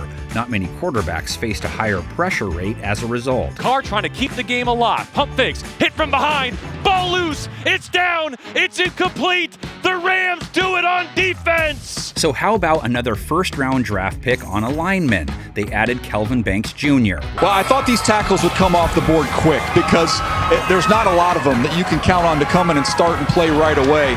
Last year, the Saints got Talisi Fuaga to handle one tackle spot. Now they get the other one taken care of. Think about Kellen Moore just winning the Super Bowl with a team that's all about the line of scrimmage with the Philadelphia Eagles. Right tackle Trevor Penning's pressure rate allowed last year right at the average mark. Rookie left tackle Talisi Fuaga's better than average. He lived up to his first-round draft status. Saints were tied for 13th in sacks allowed at least. Now throws to the end zone, and that is going to be caught. The rookie gets his first touchdown. New Orleans didn't run a ton. Trailing a lot does that. Kamara, though, does come off a career high in rush yards at 950. And he stands up, taking it into the end zone. Hey, it's gonna be y'all game.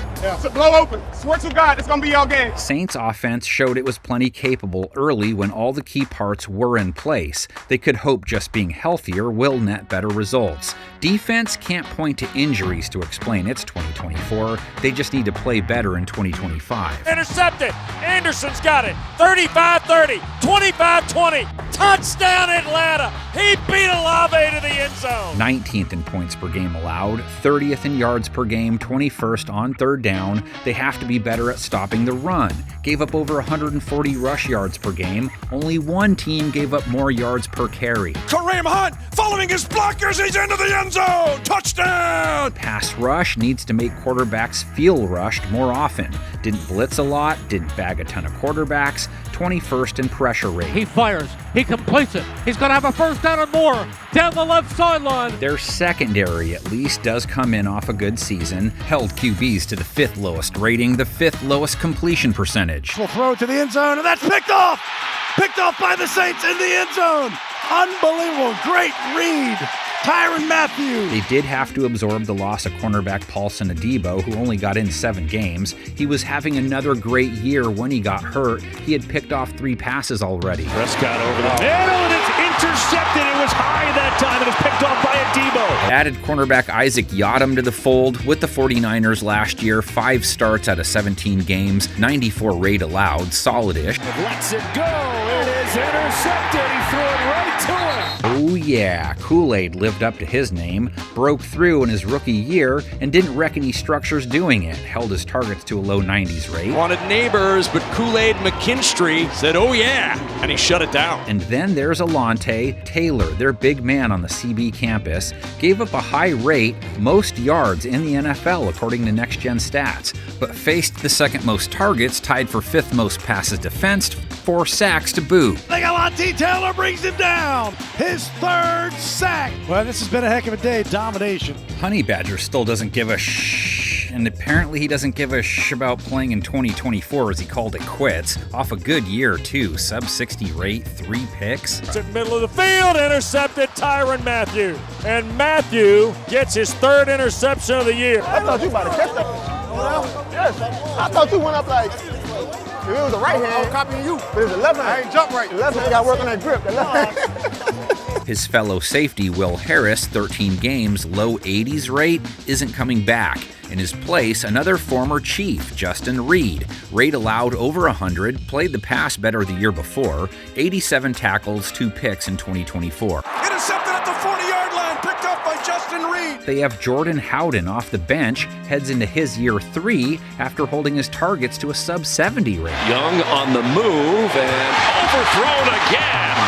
Jordan Howden hangs on for the interception. Down in front, Cog, Big Easy Breezy, or Brissy, or whatever. Brian, 7.5 sacks in his 2nd year. He's a beast. Hurts in trouble, sacked. Brian Brzee ends the drive. Carl Granderson, 5.5 bags, over 60 tackles. Stands in the middle of the pocket. Now he's got a little trouble from behind. It's going to be Carl Granderson. Ball's loose. Saints got it! For what it's worth, Granderson in 2023, 8.5 sacks. That was the only season in his 6 years with more than 5.5. Chase Young gave him 5.5 off the bench, was 8th among NFL defensive linemen in pressure rate. Back to his physical ability, he was the number 2 pick because of that size, speed, and I love that face that he makes. No one else sealed the deal 5 times for them last year. Former first-rounder Peyton Turner, a couple of sacks off the bench. Cam Jordan, 4, spent time at DT, sort of came back to life after they fired Dennis Allen. This is beautiful football, defensive play where you don't have to bring 5 guys to get the pressure. Force Jaden Daniels to step up and then runs right into Cameron Jordan for the sack. Packers happy with their starters. Demario Davis, a pick, 2 sacks, 130-plus tackles. That's 8 straight years with triple-digit tackles. Now they're starting to turn it on. They got a little life. That's all they needed, right? Just a little juice, and you're going to see them start to really fire off on this Washington offense. Pete Werner would have gone for 100-plus had he played 17 games, hit 92 in 13 games. And now it's Algier, stopped at the line of scrimmage by Werner. Willie Gay Jr., 15 games, 8 starts, 28 tackles, 2 sacks. Kicking it over there, baby pop, Blake, who might have some groupies soon. Maybe he does already. Does he have kids? He went 27 to 31 on field goal attempts, 6 for 8 from beyond the arc. Blake Groupie from 57 yards away, and he nails it. That was long distance, but he hits. Question with this team starts on offense. What will they get out of whoever it is that mans the quarterback spot? The only addition is the return of Brandon Cooks. Doesn't seem like an upgrade over MVS. Olave and Sheed staying healthy would be like adding new guys, though. Defensive front 7, other than Godshop, no one really knew. Young, Granderson, Brissy, Cam Jordan, Werner, Demario Davis, Sanders, and Shepard all wore black and gold in 2024. Secondary's going to be a lot different, but better. Said goodbye to Harris, Honey Badger, and Adebo. This is a much different group compared to last year. Nabbed safety Jonas Sanker in the 3rd round. Looks like he's got a starting job all of a sudden. The Saints right now are the team other teams are expecting to be. Their over-under is as low as any team in the league. They do play 3 of the 5.5 win teams, though. In a best-case scenario, they sweep those games, split their division games, and take down New England at home. 7 wins, and if those came with Shuck at quarterback, there would be all kinds of optimism. Of course, if their offense ends up being akin to the Headless Horseman and it's a mess again, this is a team many think could be sitting on the number 1 pick in the 2026 draft. The Aints might be in full effect at 3-14. Teams usually trip into 3 or 4, but still can't find 6 wins in the bag. They are a team that hasn't been trending in the right direction for a few years now, may have to take one more step back before they can start heading in the right direction.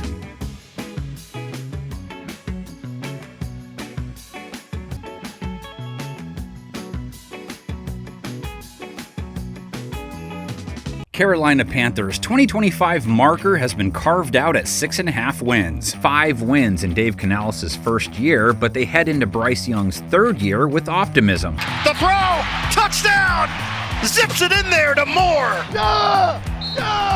Let's go, let's go. No way around it, Carolina has all kinds of room for growth on both sides of the ball. I mean, their defense can't get any worse at least, and their O-face wasn't pleasant last year either. 23rd in points per game, 29th in yards, 26th on 3rd down. Ball's loose, still loose.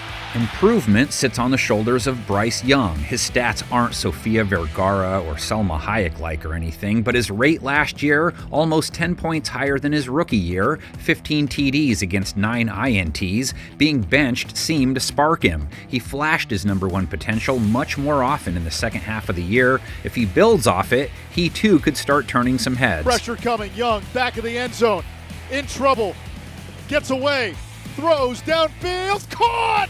At the 30, Leggett breaks a tackle. Unbelievable. Pass catchers that will try and elevate his game. They went big and took wide receiver Tet McMillan with the 8th overall pick in the draft. Well, Dave Canales got this job based off what he did in Tampa Bay with a big receiver like Mike Evans and that explosive offense they had there.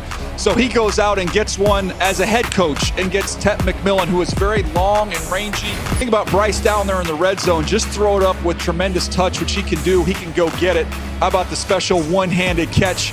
Adam Thielen, the go-to when he was healthy. Only 10 games, 5 touchdowns over 600 yards. Back right corner, end zone, Thielen open, reaches up, touchdown Panthers! And then you get to a trio of guys heading into their second years. Xavier Leggett doesn't fall in love because he does everything like his shirt, extra large. 49 catches, almost 500 yards in his first taste in the show. Rolling left, throws, end zone, touchdown! Xavier Leggett the first of his career. YG would get it, XL. Xavier Lee gets fellow rookie, wide receiver Jalen Coker, 11 games, close to 500 yards. Bryce throws deep downfield. Coker wide open. He's got the 45. He's got midfield. Down the right sideline. Nobody to beat. Jalen Coker, 83 yards for the score! And they have a tight end heading into his year, too. Jatavian Sanders started his career with 340 plus. Under pressure, now floats one back in the end zone. Touchdown! Running back Chuba Hubbard in catches last year with 43, but a lot of those were mom's knocking on the door and you're frantically dumping it out the window throws. 171 yards isn't much scratch from that many catches. Screen pass, right side Chuba, gets a block, has the 5, Amtrak's into the end zone for a touchdown. Panthers happy with their O-line generally. Left tackle Ikem Ekwonu's pressure rate allowed at the league average mark. Right tackle Taylor Moton's pressure rate allowed well under the league average for his position. Their guards rates in the average range. Center Austin Corbett got hurt. They used 3 middlemen. Young didn't face a ton of heat last year. Pressure rate faced middle of the pack. Tied for 11th fewest sacks, and they threw more than they ran. Andy throwing downfield.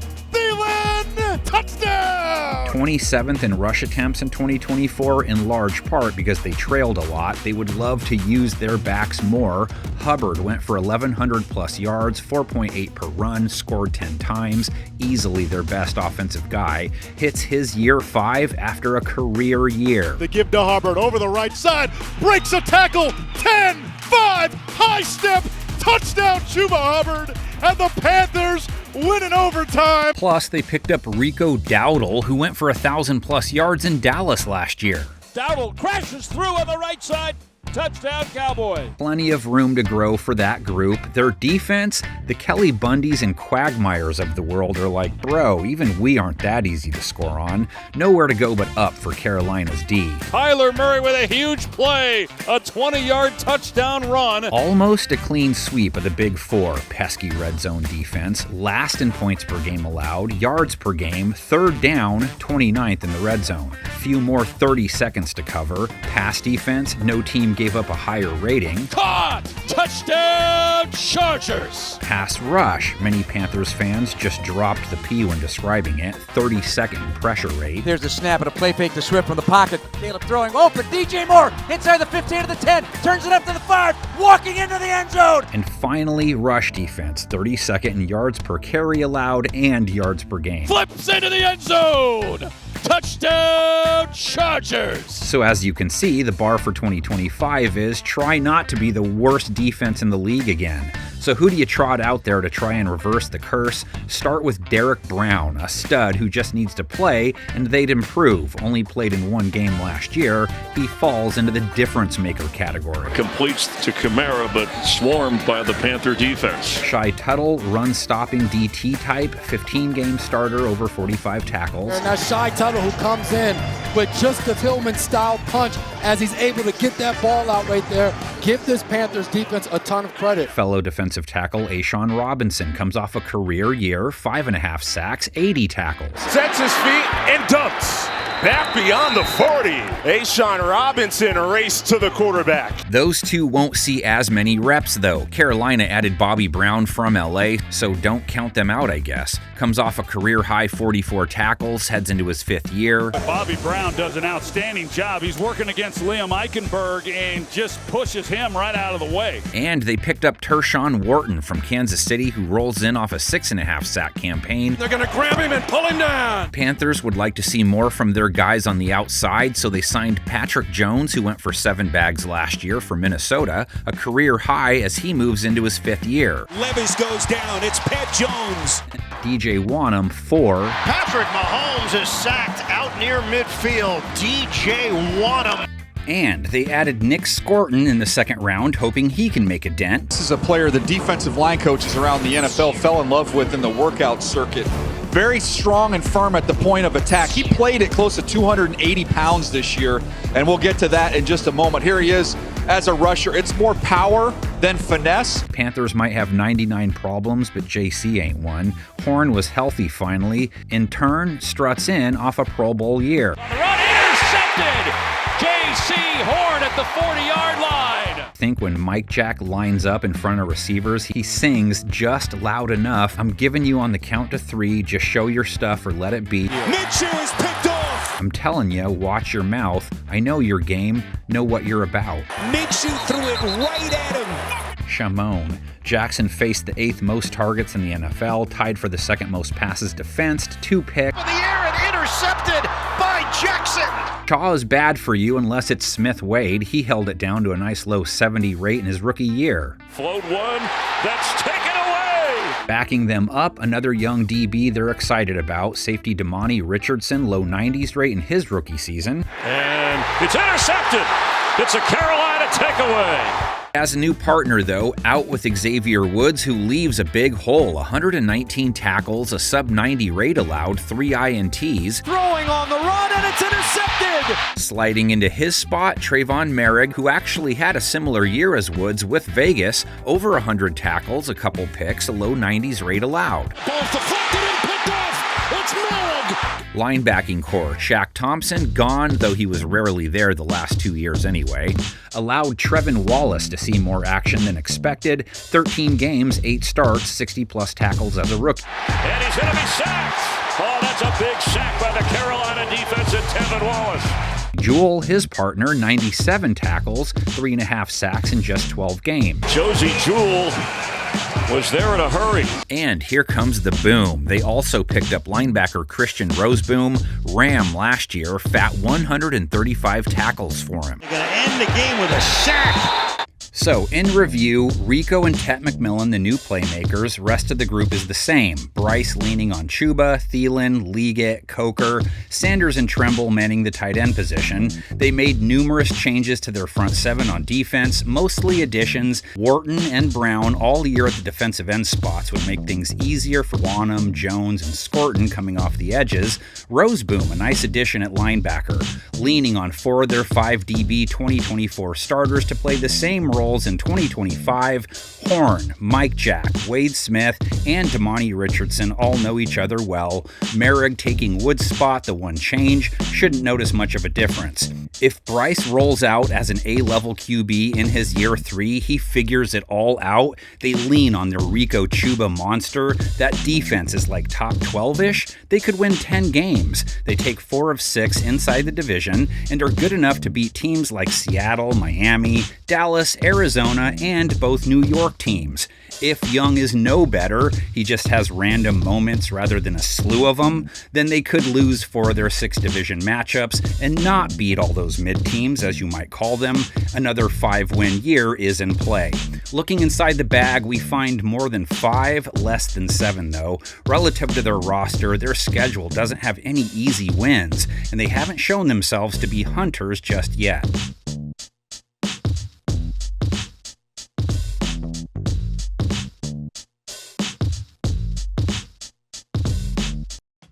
Falcons, their 2025 imaginary boundary sits at 7.5 wins.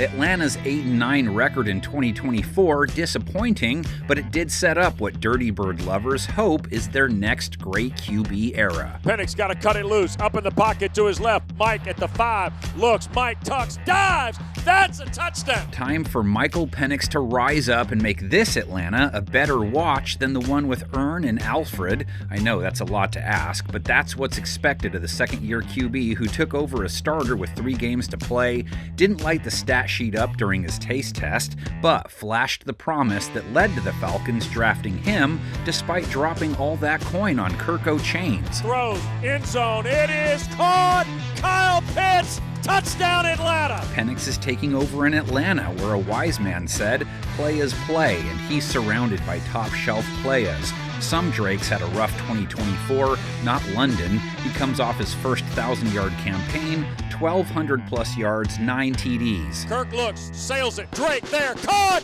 Touchdown Atlanta! Mustard on that beat, yo. Penix has Darnell Mooney, who came up 8 yards short of a 1,000-yard year, second 900-plus yard season in his 5 years. He's going to launch, and Mooney hangs on! Touchdown Atlanta! Ray McLeod struts in off a career-high 686 receiving yards. First season he got a chance at a starter's role in his 7 years. Time, looks, wide open man, touchdown! touchdown, Ray McCloud. Kyle Pitts chipped in 600-plus yards. Pitts is wide open. Pitts is in for the touchdown. National tight end, yes. That's got to be the first touchdown all day. And he has Bijan out of the backfield. Robinson, 400-plus receiving yards each year in the league. Wants to throw, looks, now going to throw. Robinson alone. He'll walk into the end zone. How does Bijan top what he did on the ground in his sophomore session?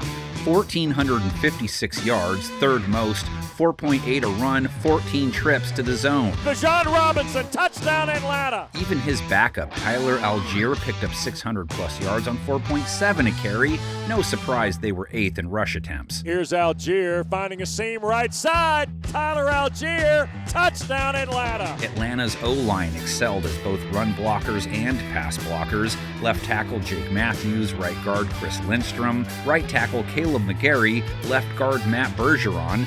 They finished first in PFF's rankings, 7th fewest sacks taken. Here's Kirk, throws, Mooney, caught, touchdown Atlanta. Just continues to terrorize Tampa. So Penix seems set up for success. It's not that he's trying to fix a terrible offense, though. Atlanta was 6th in yards per game, but they can be better in the red zone and on third down, which might lead to a few more points. Tied for 13th in points per game sounds fine, but under 23 per contest isn't great. Cousins will be hit from behind, and down he goes. Falcons O, hoping for the Pink Floyd or Pantera effect, just need a new lead singer to take off. Their defense, more like the Spin Doctors, 23rd in points per game allowed, 23rd in yards per game, 28th in the red zone. Only one team was worse on third down. So, turn it off quick or find a new app. That is the 4th touchdown pass of the game by rookie Bo Nix. There are no good tracks to discuss with this group's last album. Secondary gave up the highest completion rate in the NFL. Only a few teams gave up a higher rating. Young, deep drop, throws deep down the left side. Sanders open, walks it in for a touchdown. Young Falcons fans might have enjoyed watching Flash from Zootopia head their pass rush. Adult fans weren't into it. 31st in sacks and pressure rate. And Mahomes throws, it's complete. It's raced to the end zone for the Kansas City touchdown. And completing their defensive turd Ferguson sandwich, they gave up 4.5 a run to ball carriers. Hill running hard into the end zone for his 2nd touchdown today. So, no shock they fired their defensive coordinator. They do have a top shelf safety to work with. Jesse Bates, elite, 4 picks, 4 forced fumbles, over 100 tackles. And Jesse Bates, the safety, comes up with the big play. His partner, Justin Simmons, allowed to walk, held his targets to a sub-90 rate, a couple of picks, too. Replacing him, Xavier Watts added to the fold via a 3rd-round pick. Love this guy. Yeah, they were not good on defense last year in Atlanta on third down. They couldn't get to the quarterback, and they couldn't get off the field. This guy not only can help you get off the field, CD, he will take the football away. He'll take football with him off the field. 13 career picks. Longtime Falcon cornerback A.J. Terrell, low 90s rate isn't bad when you account for who he covers most games. Going deep. What do we say? 15. A.J. Terrell with the pick. Corner Mike Hughes, 94 rating, allowed 66 tackles. Lock throwing for Neighbors in the corner. One-on-one working with Mike Hughes. As to that pass rush of theirs, how about hitting it with 2 first-round draft picks, Jalen Walker. What he is he's a very explosive, versatile piece. In today's NFL, explosiveness is key, and versatility is right behind it. If you can play, you used to be a tweener. Some people would call him a tweener. Other teams will say he's versatile. We can go odd front, even front with him. We can stack him, or we can bring him off the edge. And James Pierce Jr. We begged him for years. Just take a pass rusher in the first round. They never did it. Now they decide to double up. Double down. How about that? A big-time explosive athlete. Leonard Floyd is the body type. You see the height. You see how kind of that lean, narrow frame. But he ran in the 4.4s, and it shows up. You see him get off the rock. Matthew Judon had 5.5 sacks, most coming at the end of the year. Not enough, as KDOT would say, so they let him walk. Taking his place, Leonard Floyd, who's been good for 8.5+ bags 5 straight years. Bosa and Floyd combining. No more Grady Jarrett, though. 12 QB hits, over 50 tackles last season. Taking his place, Morgan Fox, a 3 to 6 bag guy the last few seasons with the Chargers. Miss under pressure, trying to climb, and he's going to go down. Arnold Ebiketie also waited to finally make it home more often. 6 sacks, majority of his trips coming at the tail end of the season. 3rd and 6, crumbling pocket, down he goes. Hit on the play, Ebiketie comes through. If they can carry that momentum over to 2025, they might have something. Their other interior defensive end, David Onyemata, 3 bags in 2024, 45 tackles, 3 to 6 sack type the last few years. Protection breaks down. Sack at the 15-yard line. Onyemata comes in to get the sack. They have hope that Braylon Trice can make a sack impact. 3rd-round pick from last year's draft, missed this year hurt. Nose tackle Eddie Goldman, the final piece of their starting front 5, a run stopper type, as are all their linebackers, though they need to get better at stopping them closer to the line of scrimmage. Caden Ellis, 150+ tackles, 5 sacks, back-to-back 120+ tackle seasons, 4+ sacks 3 years in a row. Pressure locks in trouble, the ball's out. Loose on the turf at the 31-yard line. Caden Ellis with the strip sack, and it's going to belong to Atlanta. And Troy Anderson, only 7 games played, another young guy they think could break out soon if he can stay healthy. Injuries back-to-back years. Judon, Anderson, they have been wrecking your run game every time you try to run that way. Falcons need Young Ho Koo to block out 2024. Normally, reliable kicker went 25 of 34. Very undue of him. Young Ho Koo for the tie. It's fading off the upright, no good. Okay, so this is what it looks like from a dirty bird's eye view. Penix, Bijan, London, Mooney, McLeod, and Pitts, all Falcons last year, so it's on Penix to get the most out of them. And if he stalls, they have a QB they're paying a lot of coin to waiting in the wings. We may finally see the Falcons hurry a quarterback. Floyd, Pierce, and Walker all injected into their front 7. Fox signed to take Grady Jarrett's place. Lost linebacker Nathan Landman, but not off a great year. Have to see if that second level emerges as a strength or not. Backside looks almost the same. The rookie Watts taking over for Simmons, the one change. Give him at least a push. Maybe it turns out to be an upgrade. Bates, Terrell, Hughes, Phillips, Alford, Helms, all returnees. Safety Jordan Fuller, a free agent add. So here's the schedule. Start with the floor scenario. This is what their year looks like if they were to lose to every team expected to be better than them, i.e. teams with higher over-unders, and teams on the road who have the same 7.5 as they do. They would be staring at a 6-11 season. What if Atlanta is really more like a 9.5 team and not a 7.5 type team? Penix plays at a level similar to CJ Stroud or Jaden Daniels. They could win 6 of their 8 home games, 5 of 6 inside the division, and take teams like Minnesota, New England, and Indianapolis out on the road. That's 12 wins as the ceiling. Splitting the difference is standard fare here. 8+ wins seems the more likely outcome. 1 more could be enough for a division title, too. It's NFC South football at its finest.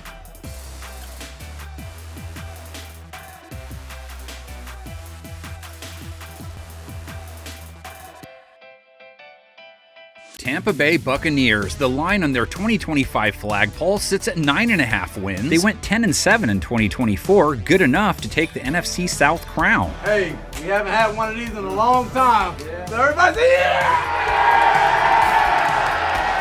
Year 1 of Baker captaining the Pirates ship netted a 9-win bounty. The sequel, 10. They want to get close to finding the treasure this season in part 3. They need to avoid taking so many cannonballs to the bow. Need better defensive play. Their offense, just keep on doing what you were doing. They sank plenty of battleships. That's a hell of a job, man, holding up there in the end. Offense scratching and clawing. Good team win. Keep building this thing. Bucks on 3. 1, 2, 3. I regret nothing ever. Captain Jack Sparrow. Mayfield's that guy, man. Has the headband, that I don't give a football bravado, and comes off his best season yet. 41 TDs, second most. 4th best rate, 3rd most yards. It's a caught ball. Touchdown Tampa Bay. Trey Palmer. His first mate, old automatic Mike Evans, 11 TDs a year ago, 1,000 yards for the 11th straight year. Did it in 14 games too. doesn't understand how to end a year without a K. He's got Evans, touchdown Tampa Bay! Chris Godwin was headed for another 1,000-plus yard year when he got hurt, over 500 yards, 5 TDs in just 7 games. Ball out across the 50 to the 45 is Godwin. He breaks another tackle. Godwin down the sideline, outside the numbers to the 10. 5, 3, 2, 1, touchdown Tampa Bay! Hey, I'm playing with you, dog. You hit him. Godwin's absence opened the door for Jalen McMillan to blossom. Where does he go from his rookie year? 8 touchdowns in 13 games, over 450 yards. Flushed out of the pocket, dances outside, throws the ball upfield, open, caught, touchdown Tampa Bay! Jalen McMillan, 5th game in a row, he's come up with a touchdown! Sterling Shepard chipped in 300-plus yards as the afterthought. Then throw in Igbuka, who Tampa drafted in the first round. Big-time tracking, big-time hands. He is ultra instinctive and tough. You see him here with the ball in his hands. He can make you miss. Bucks passing attack just has so many quality options. At tight end, Cade Otton heads into his year 4, went for 391 year 1, then 455, then 600 last year. Mayfield to the end zone. It is caught by Cade Otton. And both tight ends have scored on this National Tight Ends Day. Tampa's offense relies on its backs more than others. Rashad White, 51 catches, has 50-plus catches all 3 years in the league. Caught ball by Rashad White, inside the 10, 5, 3, 2, 1. He's in for a touchdown. Touchdown Tampa Bay Buccaneers. Mayfield has an excellent line. He took 40 sacks, which is middle of the pack, but that's partially on Baker, who likes to extend plays. Only one of their linemen gave up a higher than average pressure rate for their positions. High snap in the gun, dropping to throw. Mayfield throws a pass, caught ball at the 10 to the 5. It was rookie center Graham Barton. It wasn't terrible though. Right tackle Luke Gedicke, left guard Ben Bredesen, right guard Cody Mock, all at or lower than average, and left tackle Tristan Wirfs was a wall. Maybe the best in the game. In the end zone, caught ball, touchdown Tampa Bay. Mike Evans. Their line, part of an offense, 10th in passing attempts, 10th in rushing attempts. White, over 600 rush yards, so he put in over 1,000 scrimmage yards for the year again. Rashad White, running back, takes the handoff, running to his left, follows a blocker, inside the 40, outside the number, stiff arm, to the 30, to the 25, to the 20. Baker is sneaky with his legs, close to 400 rushing yards. He's going to run it, cuts left to the 5. Baker Mayfield put on a cape and flew into the end zone. And the star of their ground attack, Bucky the Ducky. What does Irving do for an encore after going for over 1,100 yards, 8 touchdowns, 5.4 per run? Can you hang that bitch off? Get your ass in the end zone. How the fuck you ain't get in? Man, I got in, man. I reached the ball because I know it. That group's task, hold your ground, and hope the changes they made to their defense help them make up some ground. Vita Vea, welcome back, number 50. He squashes Jalen Hurts. He's sacked again for the 5th time. Last year's Tampa D, very mid in the big picture, 16th, 18th, 14th, and 14th in the big 4, points per game, yards per game, third down in the red zone, and they were 25th in rating allowed at 96. Only 3 teams got hit with more passing yards per game. Lamar Jackson will throw complete. Mark Andrews, touchdown Ravens!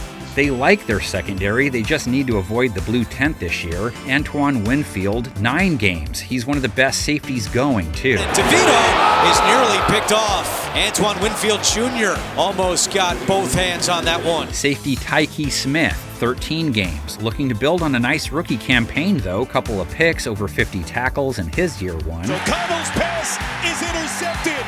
Tyke Smith. Cornerback Jamel Dean, 12 games played well when healthy, sub-90 rate. Ball's up in the air, it is picked off. And it's Jamel Dean, 35 on the interception. Cornerback Christian Izien, 14 games, enters his 3rd year off a sub-90 rate season, healthy 75 tackles. Pocket collapsing, throws over the middle, and it's picked off. He threw it right into the hands of Christian Izien. They had one key DB play all 17 games, Zion. Also, the only Zion to play all his games, too. Their CB1 tied for 3rd most passes defensed, sub-90 rate, while facing the 3rd most targets in the NFL. 2 picks, 82 tackles. Zion McCollum delivers with his first pick of the season on play number 1 today. Couple of rooks added to the DB room. Benjamin Morrison, a 2nd rounder. Ben Morrison, if he had been healthy, would have been long gone by now. He's a 1st-round talent on tape. the plant, the drive, everything he does is very efficient. CD, you were talking about him earlier today, talking about how smooth he is. Yep. He can really find and locate the ball, make plays down the field. As well as Jacob Parrish, who they got in the third. He's compact, he's muscled up, and he is fast. You'll see him with some toughness as well on display. CD, he takes on guards.